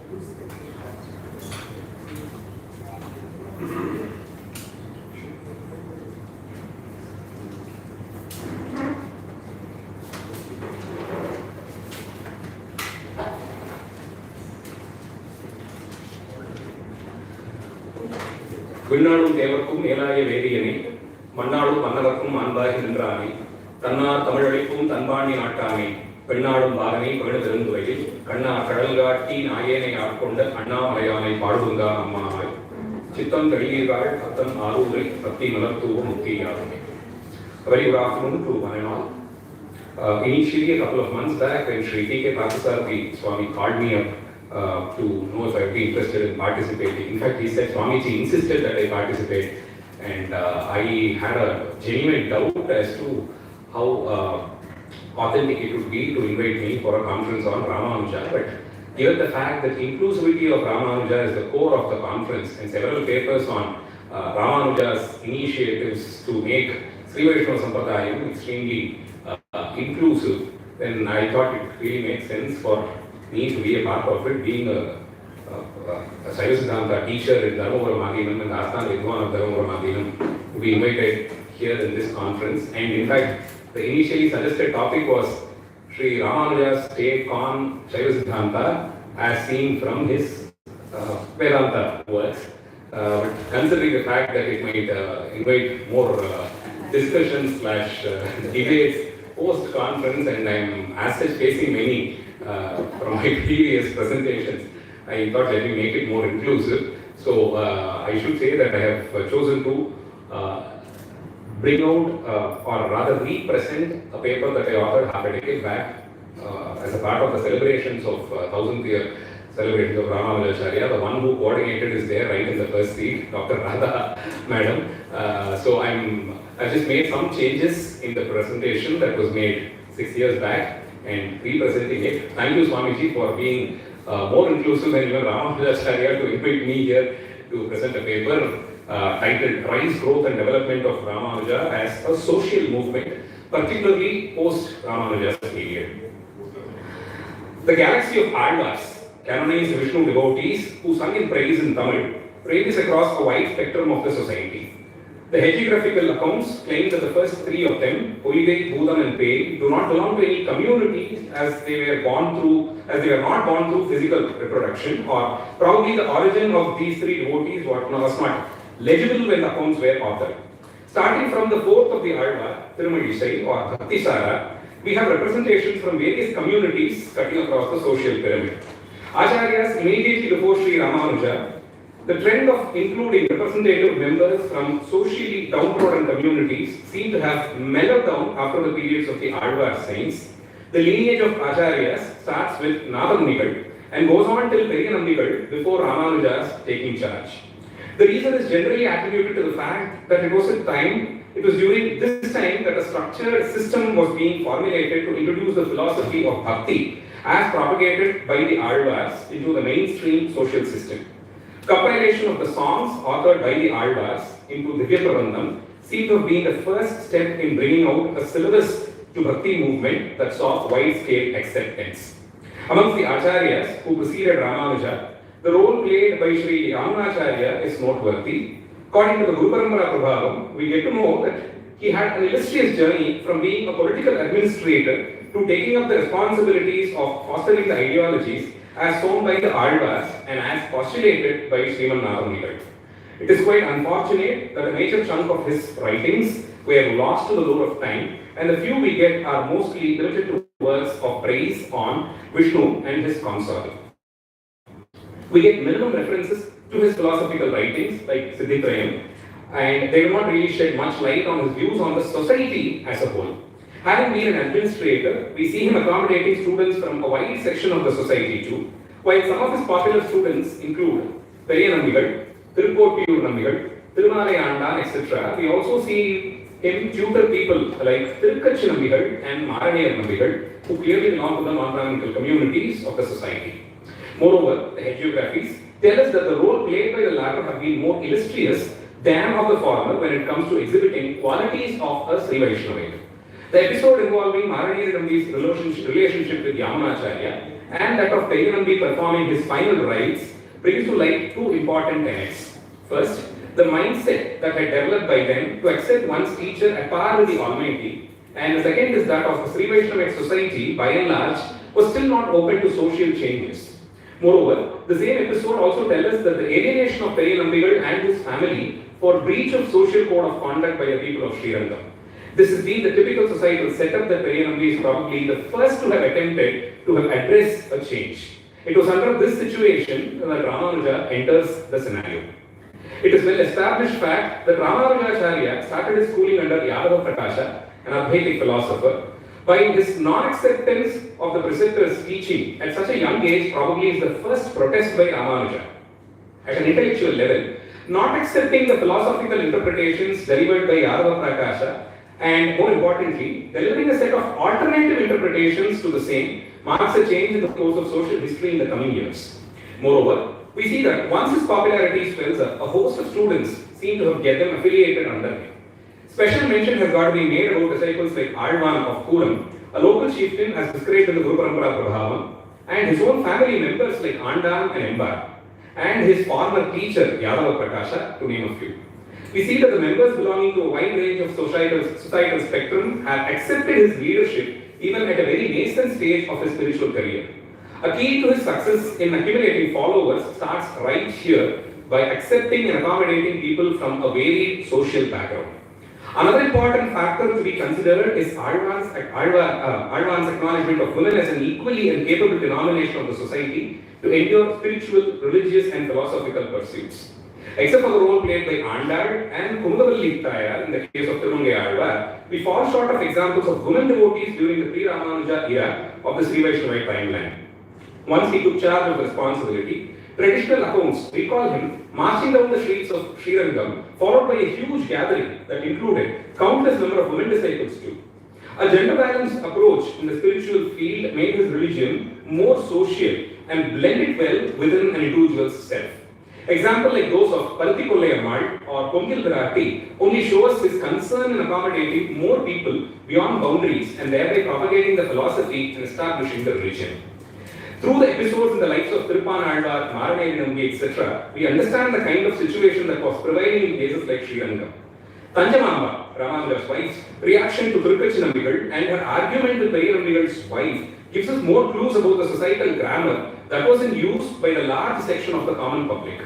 It was in such a situation that Ramanuja established a new social order and strengthened the lives of a set of non-Brahminical Sri Vaishnavites called the Satrada Sri Vaishnavas. There are two popular accounts put forward for the formulation of this community. One describes them to be an already existing non-Brahminical community that was promoted into temple services with exclusive rights by Ramanuja. The other theory put forward is that, accepting the advice of Ramanujacharya, a few families gave up their Brahminical affiliations and took up the task of servicing the deity more intimately. I personally feel the second theory put forward stands weak when it comes to breaking of traditions which Ramanuja never did. Though historically we are yet to prove the exact period of origin of such a sect, it is as clear as crystal that it was during the times of Ramanuja that they got established as a sect that is engaged in divine service of the deities in temples and were physically made to stand almost at par with the designated priests and their assistants. The social stand of people belonging to this community is quite clear, at least in cases like Srirangam, Alvar Tirunagari and Srivilliputturu. All of this is pertaining to the Satrada Sri Vaishnava community. These traditions and practices are governed by the same code of conduct followed by the Brahminical counterparts. They only restrain from performing the sacred ceremony and hence do not engage in practicing rituals like Sandhya Vandana and other Abhikaryas bestowed upon Brahmins exclusively. But for that, their role in the conduct of the temple, daily activities in the temples, and the festivals celebrated are considerably prominent. The members of this community still are associated with designated acharyas, get their initiation or the Panchasamskara at the prescribed age and adhere to the community principles. They are engaged in various temple activities on a daily basis and share the responsibilities within their community. Apart from maintaining gardens and making flower garlands, in some cases they are put in charge of the treasury of the temple and includes the jewellery that is used to adorn the deities. This shows their social promotion and a strong hold that they have had as early as the 11th century of the Common Era. Though there are many reasons to appreciate Ramanuja's managerial strategies, the first and foremost is how he articulated the workforce engaged in running the Srirangam temple. Certainly by the 11th century, the Srirangam temple has gotten established as a major center of pilgrimage and more importantly, the religious capital of Sri Vaishnava Sampradaya. The fact that the temple enjoyed patronage from the medieval Chola kings is evident from the enormous donations recorded in the inscriptions around the temple complex. At such a stage, it is only possible that the temple was also a social icon and as a factor in development of the temple and its surrounding. We can see a rise in the importance that Srirangam had earned by that time, which was followed by an increase in the population of the town. To run an accommodative show in the temple, Ramanuja did make some corrections in the administrative and managerial sections of the workforce. He ensured that the right over the temple overall administration is earned first from Amudana, the ex-chief administrative officer of the temple. His background otherwise is unfortunately not recorded in the religious hagiographies. Once the temple administration was earned, Ramanuja went on to set right the workforce and frames a hierarchy that is again very accommodative. He splits the workforce into 10 groups or kutams. A detailed note about them. The first in the list is Tirupadiya. They are predominantly the migrated population from various towns and cities who accepted Ramanuja's spiritual and religious teachings and have settled in Sri Lanka. Then you have the Tirupadi Seva, the hereditary group of water bearers chosen from the descendants of spiritual masters. Their duty included cleaning places of worship, splashing water on the routes of the procession, etc. Nambi, that is the traditional title given to the official temple priests of the Sri Rangam temple, Bharava Nambimar, as they are recorded in the inscriptions too. The Ulura, the native population of Sri Rangam, who accepted the leadership of Ramanuja and hence found in the designation as important as guarding the jewelry, silk, sacred vessels of the temple, etc. Then you have the Vinnappam Saiva, the musicians or the people who sing the hymns, or the Arayas, as they were just introduced by Sri T.K. Parthasarathi Swami. Then you have the Tirukarahakkaiya. They are members of the designation, had to fetch water from the sacred river, Kollidam, or Tenthirukaveri, as the Sri Vaishnavas refer to it. Then you have the Sthanakka. They are the official palanquin bearers to carry the deity during the journey and the processions. Then you have the Bhattal, the Vedic scholars whose duty include chanting selected portions of the Vedas and other sacred texts when the priests conduct the rituals. Then you have the Arya Bhattal, a migration from the north, as the security officers of the main access points and entryways inside and outside the temple.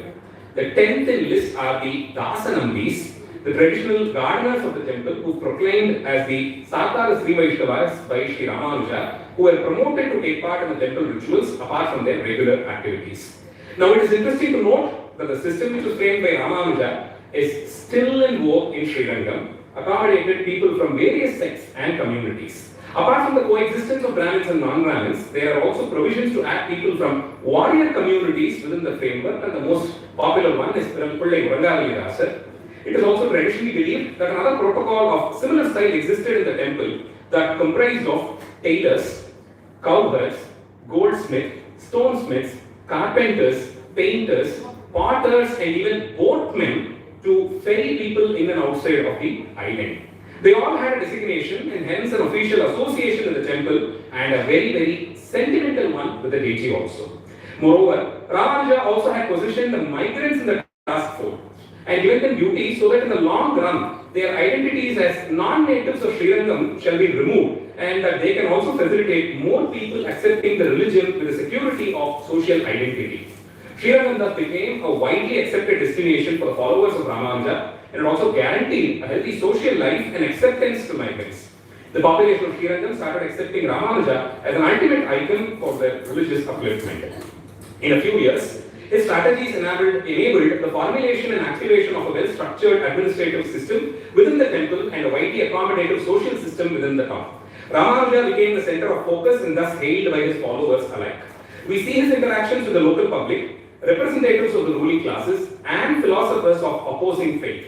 A typical example would be his way of handling Yagnamurti, an Advaita scholar in a debate who turned an ardent disciple of Ramanuja and in fact was titled from then on as Arulada Perumal Emberumana. Thus, acceptance from varied class of people clearly expanded the social status of Ramanuja as a religious leader and developed him into a movemental icon. He set forth on a mission to propagate the sectarian faith beyond geographical boundaries. Traditional accounts detail two of his travelogues in a detailed fashion. The first one is to pay a ceremonial visit to Vishnu temples across India, sanctified especially by the Alvar saints. The Guru Parampara Prabhavam allots certain sections of the hagiography to help us draw the travel plan and route supposedly used by Ramanuja.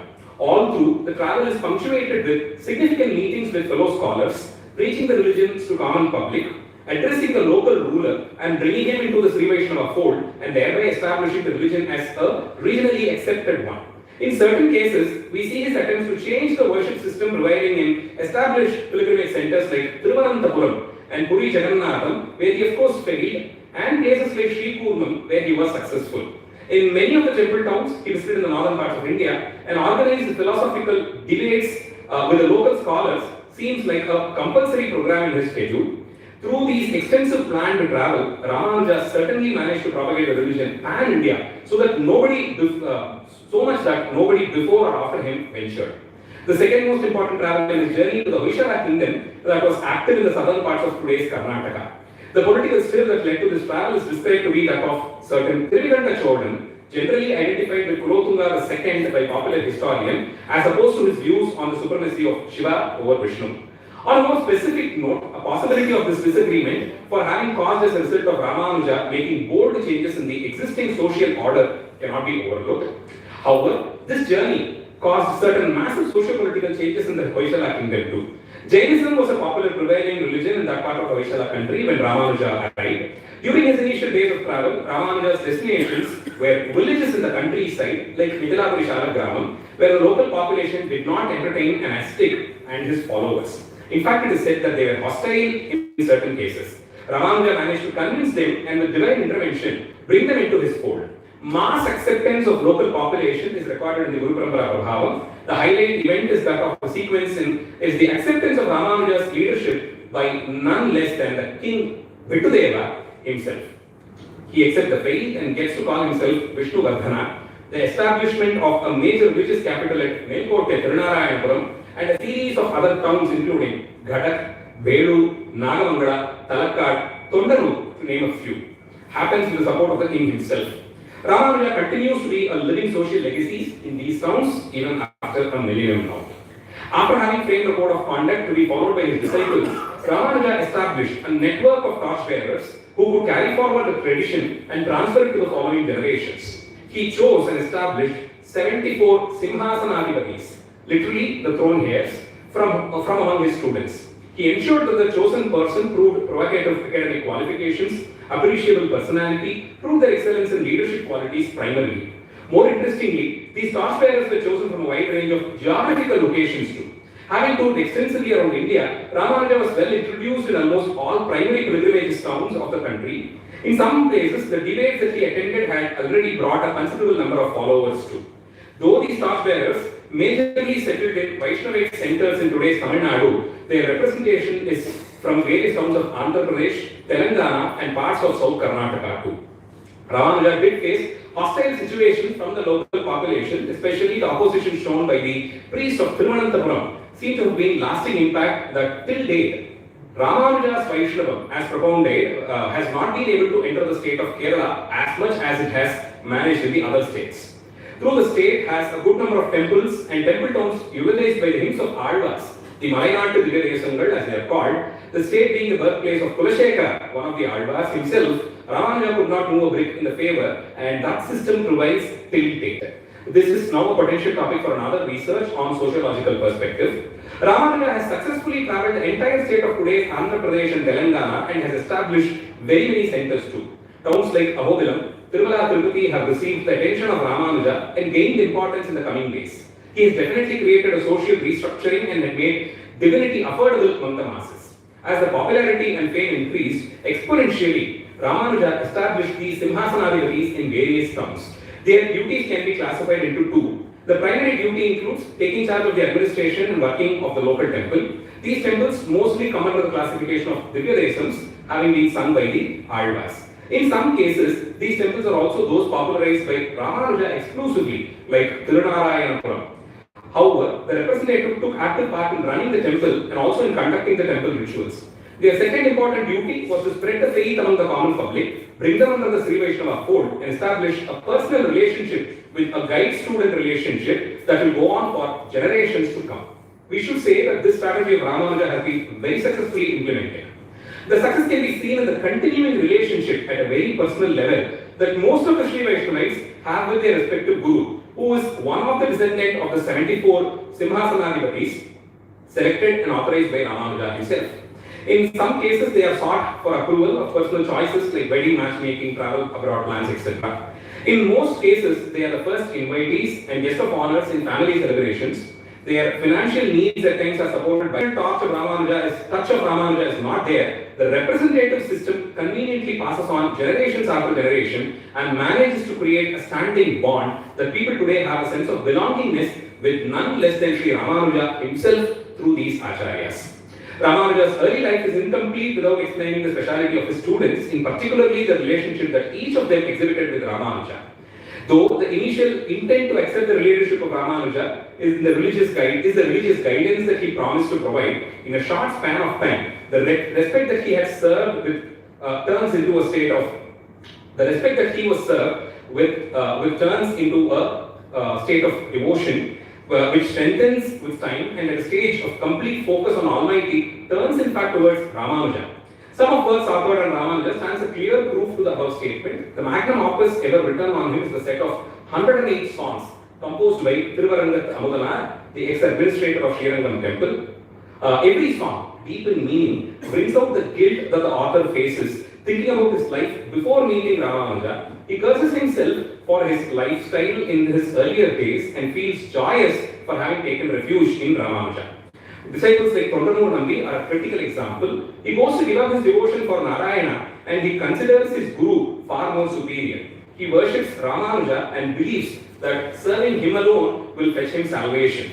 This ideology seems to have taken base at a level, at a more common connotation, though more such episodes and becomes established with Ramanuja holds the key for salvation, as he is called, Sri Vaikunta Marga. He is respected for his costless mercy with which he will approach us, irrespective of our thoughts for him, present himself, enlighten us, and make us his disciple. This seems to be accepted philosophy by the time Ramanuja reaches Srirangam after his stay at Melkote. The episode in his life that involves his audience with the Chola king and his escape to Hoysala country certainly shows the disapproval of the changes implemented by Ramanuja in the then existing social scenario. Considering the available historic data, the rise of Ramanuja as a messiah within the Vaishnavite sect and as a social reformer across the society can be looked upon as a reason which the ruling class foresaw for a possible social upheaval. The exponential growth of Ramanuja as a movement independent of the political background should have threatened the ruling class and hence they commissioned him to the court. But the reason portrayed by the Guru Parampara Prabhavam and other similar traditional accounts that the king's commissioning Ramanuja to the court was more to settle his vengeance against the Vaishnavite school and paints a picture like it was a sectarian faith.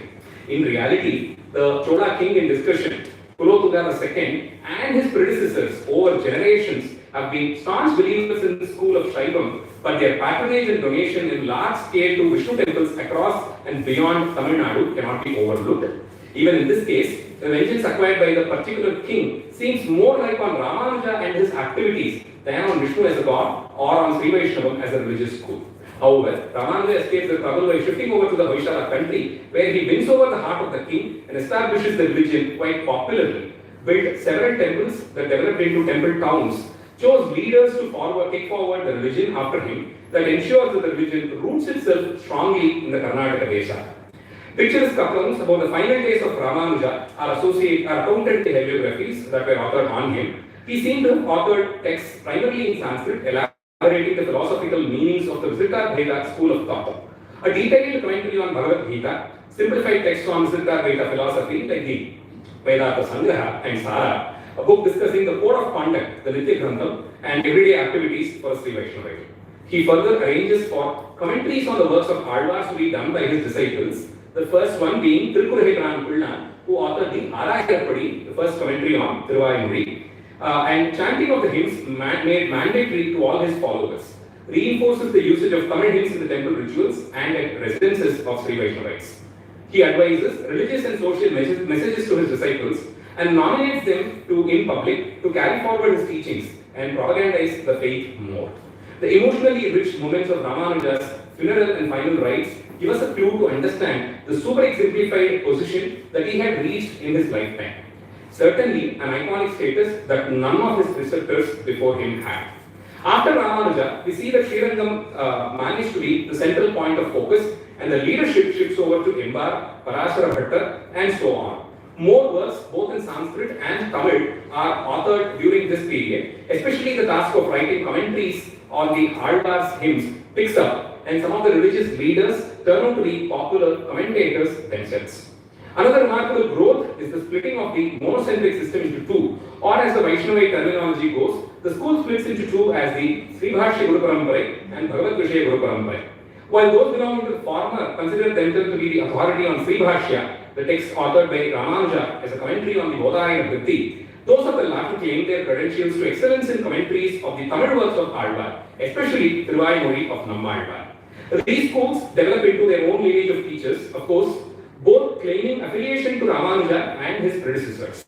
Clearly, the split seemed to start post-Ramanuja's period and hence earns us space to postulate a difference that existed even during the times of Ramanuja but failed to surface being controlled by the leadership.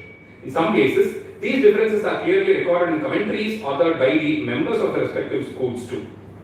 These differences did sow the seed for the split of Ramanuja's school into the popularly called Vadagalai and the Tengalai as they are called today. The period between the 13th and the 14th century saw some major socio-political changes that involved invasions, the Islamic invasions I'm mentioning here, from the northern provinces that shook the very monumental roots of the south. The invaders plundered temple towns, looted temples, and this disturbance shook the religious and philosophical network that existed within the temples as center of focus. People migrated in large numbers to places far from the core Tamil country. Some of the religious leaders themselves shifted their base to towns in Andhra and found solace with the existing regional representatives of the Ramanuja school. Thereby, Sri Vaishnavam spread even more within the Telugu-speaking population. Still, it is surprising to see how the network managed to reinstate itself, of course with major changes, and continue the tradition from where it stopped. After the invasion to the rise of Vijayanagara Empire, the fallen socio-political system and religious traditions were resurrected and temples once again became the center for social activities of the society. Huge temple complexes that were deserted once again started buzzing with activities, and it is believed that the system as codified Ramanuja was reinstalled in these temples. The role played by Manavada Mamunikat, a popular Sri Vaishnava preceptor of the late 14th century, is to be credited for the reinstatement of Ramanuja's traditions in the temples. New works eulogising Ramanuja like Arti Prabandham, Yatiraja Vimshati are authored, and these keep the sentimental attachment towards Ramanuja and his ultimate leadership glowing. The Vijayanagara rulers, apart from being able political administrators, were also deeply religious and great connoisseurs of arts. They developed these temples architecturally and ensured conduct of rituals and festivals regularly. Some of them seem to have developed a personal affirmation towards some popular temples like Srirangam, Tirumala, Madurai, etc., and have contributed in huge sums as donations and philanthropy. Needless to say, arguments and fights involving philosophical differences have been actively going on at an intellectual level, but that was at their initial stage. As it intensified, it involved differences in practices, social life, and more.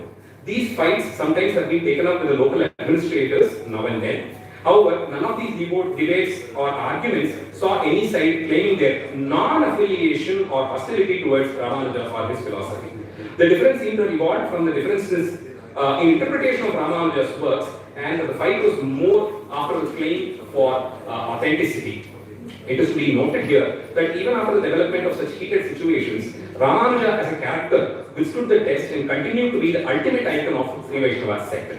A combination of people from various classes and long travels like Ramanuja made created an impact in other parts of the country too. Budding religious leaders and philosophers took his lesson as an inspiration of himself as a role model. These scales adopted his teachings with changes to suit their own philosophies, of course. Many such schools developed, especially in the parts of North India, the Ramananda school or the Swaminarayana school or even the Chaitanya Mahaprabhu's traditions. These schools have flourished and are growing with more popularity today. In conclusion, Ramanuja seemed to have been an unparalleled characterization in his times. His leadership qualities exhibiting both compassion and accommodativeness, coupled with cutting-edge and stern nature, made his position strong as a social representative of the Sri Vaishnava community, more than a philosopher of the time. His empathy earned a movement status so strong that time and again his direct disciples gave upon even Sriman Narayana, the form that Ramanuja himself portrayed as the final solace, to seek refuge in him. The songs authored during his time and post his period also throws lights on the condition that he was enjoying as the ultimate leader of the Sri Vaishnavas. The social restructuring that he proposed was definitely a success among the common public, though it earned him the wrath of the ruling class. His management strategies, planning principles, and techniques during crisis situations made him a role model for his successors and hence groomed him as a single identity of the Sri Vaishnava community. whatever differences in philosophy trickled post Ramanuja, the groups have always been strong in projecting their principles and eternally remain as Ramanuja Dasas. Temple administration, even post-invasion, went on to rejuvenate the system as established by Ramanuja only. More than his own times, the period between the 13th to the 17th century saw mass movement eulogising Ramanuja by Sri Vaishnava leaders like Sri Vedanta Desika, Manavara Ramanigal, and a host of seers who followed. It was more during this time that Ramanuja is promoted into a movement form and worshipping him becomes even more popular. All schools of Sri Vaishnava and their branches get themselves acknowledged by the inclusion of Ramanuja in the lineage of teachers. Furthermore, installation of Ramanuja's idols in all temples, small and big, becomes a mandate and celebrating festivals for him become popular. More communities, classified as non-Brahmin Sri Vaishnavas, take Ramanuja as their central theme in their religious and spiritual activities. The concepts of Ramanuja Kutams facilitate facilities built for travelers in pilgrimages where they can stay and eat also becomes a common factor during these times. Ramanuja Dhasa, literally a servant of Ramanuja, is a general term in which any Sri Vaishnavite, Brahmin or not, introduces himself to a fellow Sri Vaishnavite. Thus, the status of Ramanuja as the emblem of Vaishnavism in general and Sri Vaishnavam in particular has grown during his times through the conduct of his personality, nourished by his followers through their religious and emotional commitment with him, groomed by preachers who succeeded him, and rose to a level of worshipful movement by the common masses as we see it today. Thank you.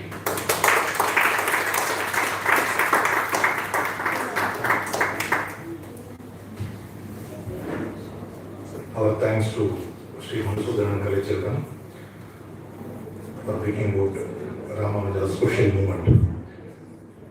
Now, Dr. K. Ananta will give his remarks in a nutshell, please.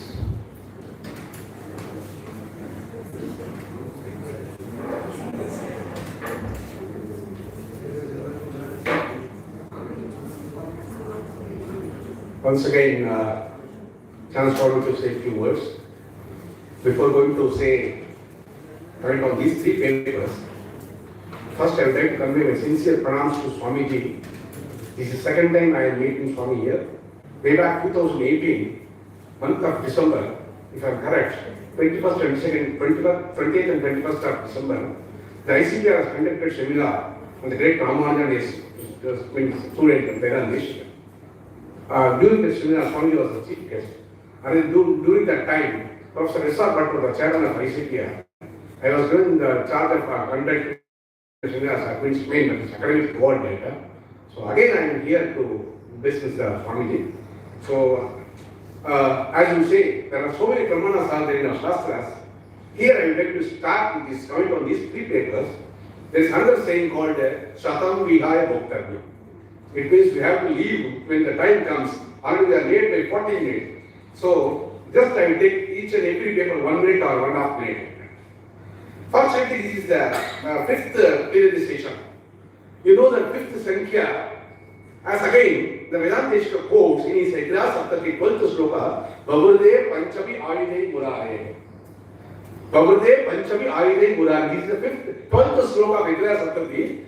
So, whenever that Lord takes some incarnation, even though he got so many weapons, but 5 things will always come into Bhavurde Panchami Ayudhe Murare. This is the fifth session. And overall, as mentioned by Dr. Radha Gunathan in her that is a chance first speech, about 9 gems. Fortunately, besides these 2 sessions, we have 2 more present then. And Upakrama and Upasamhara, when we join it comes 9. 7 sessions, plus Upakrama is there already we had. And Upasamhara we are going to have. If you add 7 plus 2, 9. So this is 9 also is very one of the beautiful number. So now we are in the middle. So and then, fortunately, as mentioned in my paper, the 3 pramanas and 3 tattvas. So there were 3 people who have submitted the paper. One is by that is Indian energetic scholar Brentley Nayaka. Actually, his name is will you observe you Brentley Nathamuni is there. So he changed his name as Nathamuni. So I met him the next scholar on. Again, ICPR has given me charge to conduct one seminar in Madras University on from 6th January to 12th January on the great work of Vedanteshika Tattvamuta Kalapa. The next scholar came and was there throughout that period. So I asked him, then he said, I am from South Africa. So, கடல் கடந்து நம்மளுடைய சித்தாந்தம்லாம் போயிருது எண்ணிக்கையில் பண்டு தொட்டு. So that I would like to say again three R, that is Ramanuja, Reformer and Religion. Ramanuja, Reformer and Religion. The three R are there. So that was very beautifully presented by the great scholar Brentley. He started indirectly mentioning Padukas was one of the sloka. He said Mambaratalam, there is a sloka in there. So Vedanteshika says how we can start like that. So keeping that, he has presented in such a way that Ramanuja said to reform religion. And again one more Nyaya is there in Sanskrit, Madhyamani Nyayena. So beginning and end, two young scholars and well protected by the Madhyamani Nyaya, that is another than our T.K. Pasardi. So I have said that chapter was Araya, that is very very nice. So சிலதெல்லாம் வந்து கண்டால் பார்க்கணும் இல்லையா, கேட்கறது வேற, பார்க்கணும் இல்லையா. So Araya பார்க்காத நம்ம அனுபவம். So that was the beautiful topic taken by Araya Sevai. It is T.K. Pasardi. I know him more than a decade and always he used to speak with me with a polite and all, very short and sweet. So that paper also very nice. And Madhura, again one more sentence is there. Madhurena Samapaye. We had complete with Madhura. That is very very fast. About 10 pages. Dasavakar Madhura Kettaka was in the 29 minutes. Correct. I started noting time and it did 29 minutes. And that's a paper is really rice. It was rose. Rice, rose. And the topic also growth also. So Vardhatam, Abhivardhatam, Samvardhatam. In all three words, Upasarga is there. Abhivardhatam, Samvardhatam, Vardhatam. So three papers, really all three papers very very informative and initiative also. So I thank Sri Vishnu Mohan Foundation. Again 4 letters of the SVM. So the Swamiji and very nice to hear. And all three papers presented. I can bless 1 and 3 and take blessing from the middle one person. Okay, because it is the age person. Because Ramayana says, first thing, the article says, Jnanamurtha Mayaradan Bhagavo Panchupasta is there. So those who are age, irrespective of this, we have to salute. So in between Madhyamani Naya and P.C. Pasari is a serious person. That's the young and energetic Madhusudan, the name itself. And he is having courage, Selvan also. So Selvan, Namra, Valadaga, both together. I thank once again the authorities, particularly Swamiji, for giving opportunity to be a chair of this person. Thank you very much.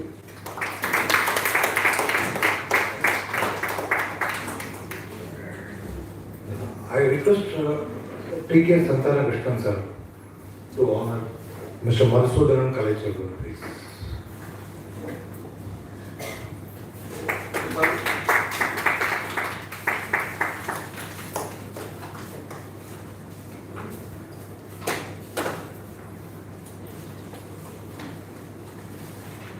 We will not break for lunch. We will come back at 2:30, please. Thank you.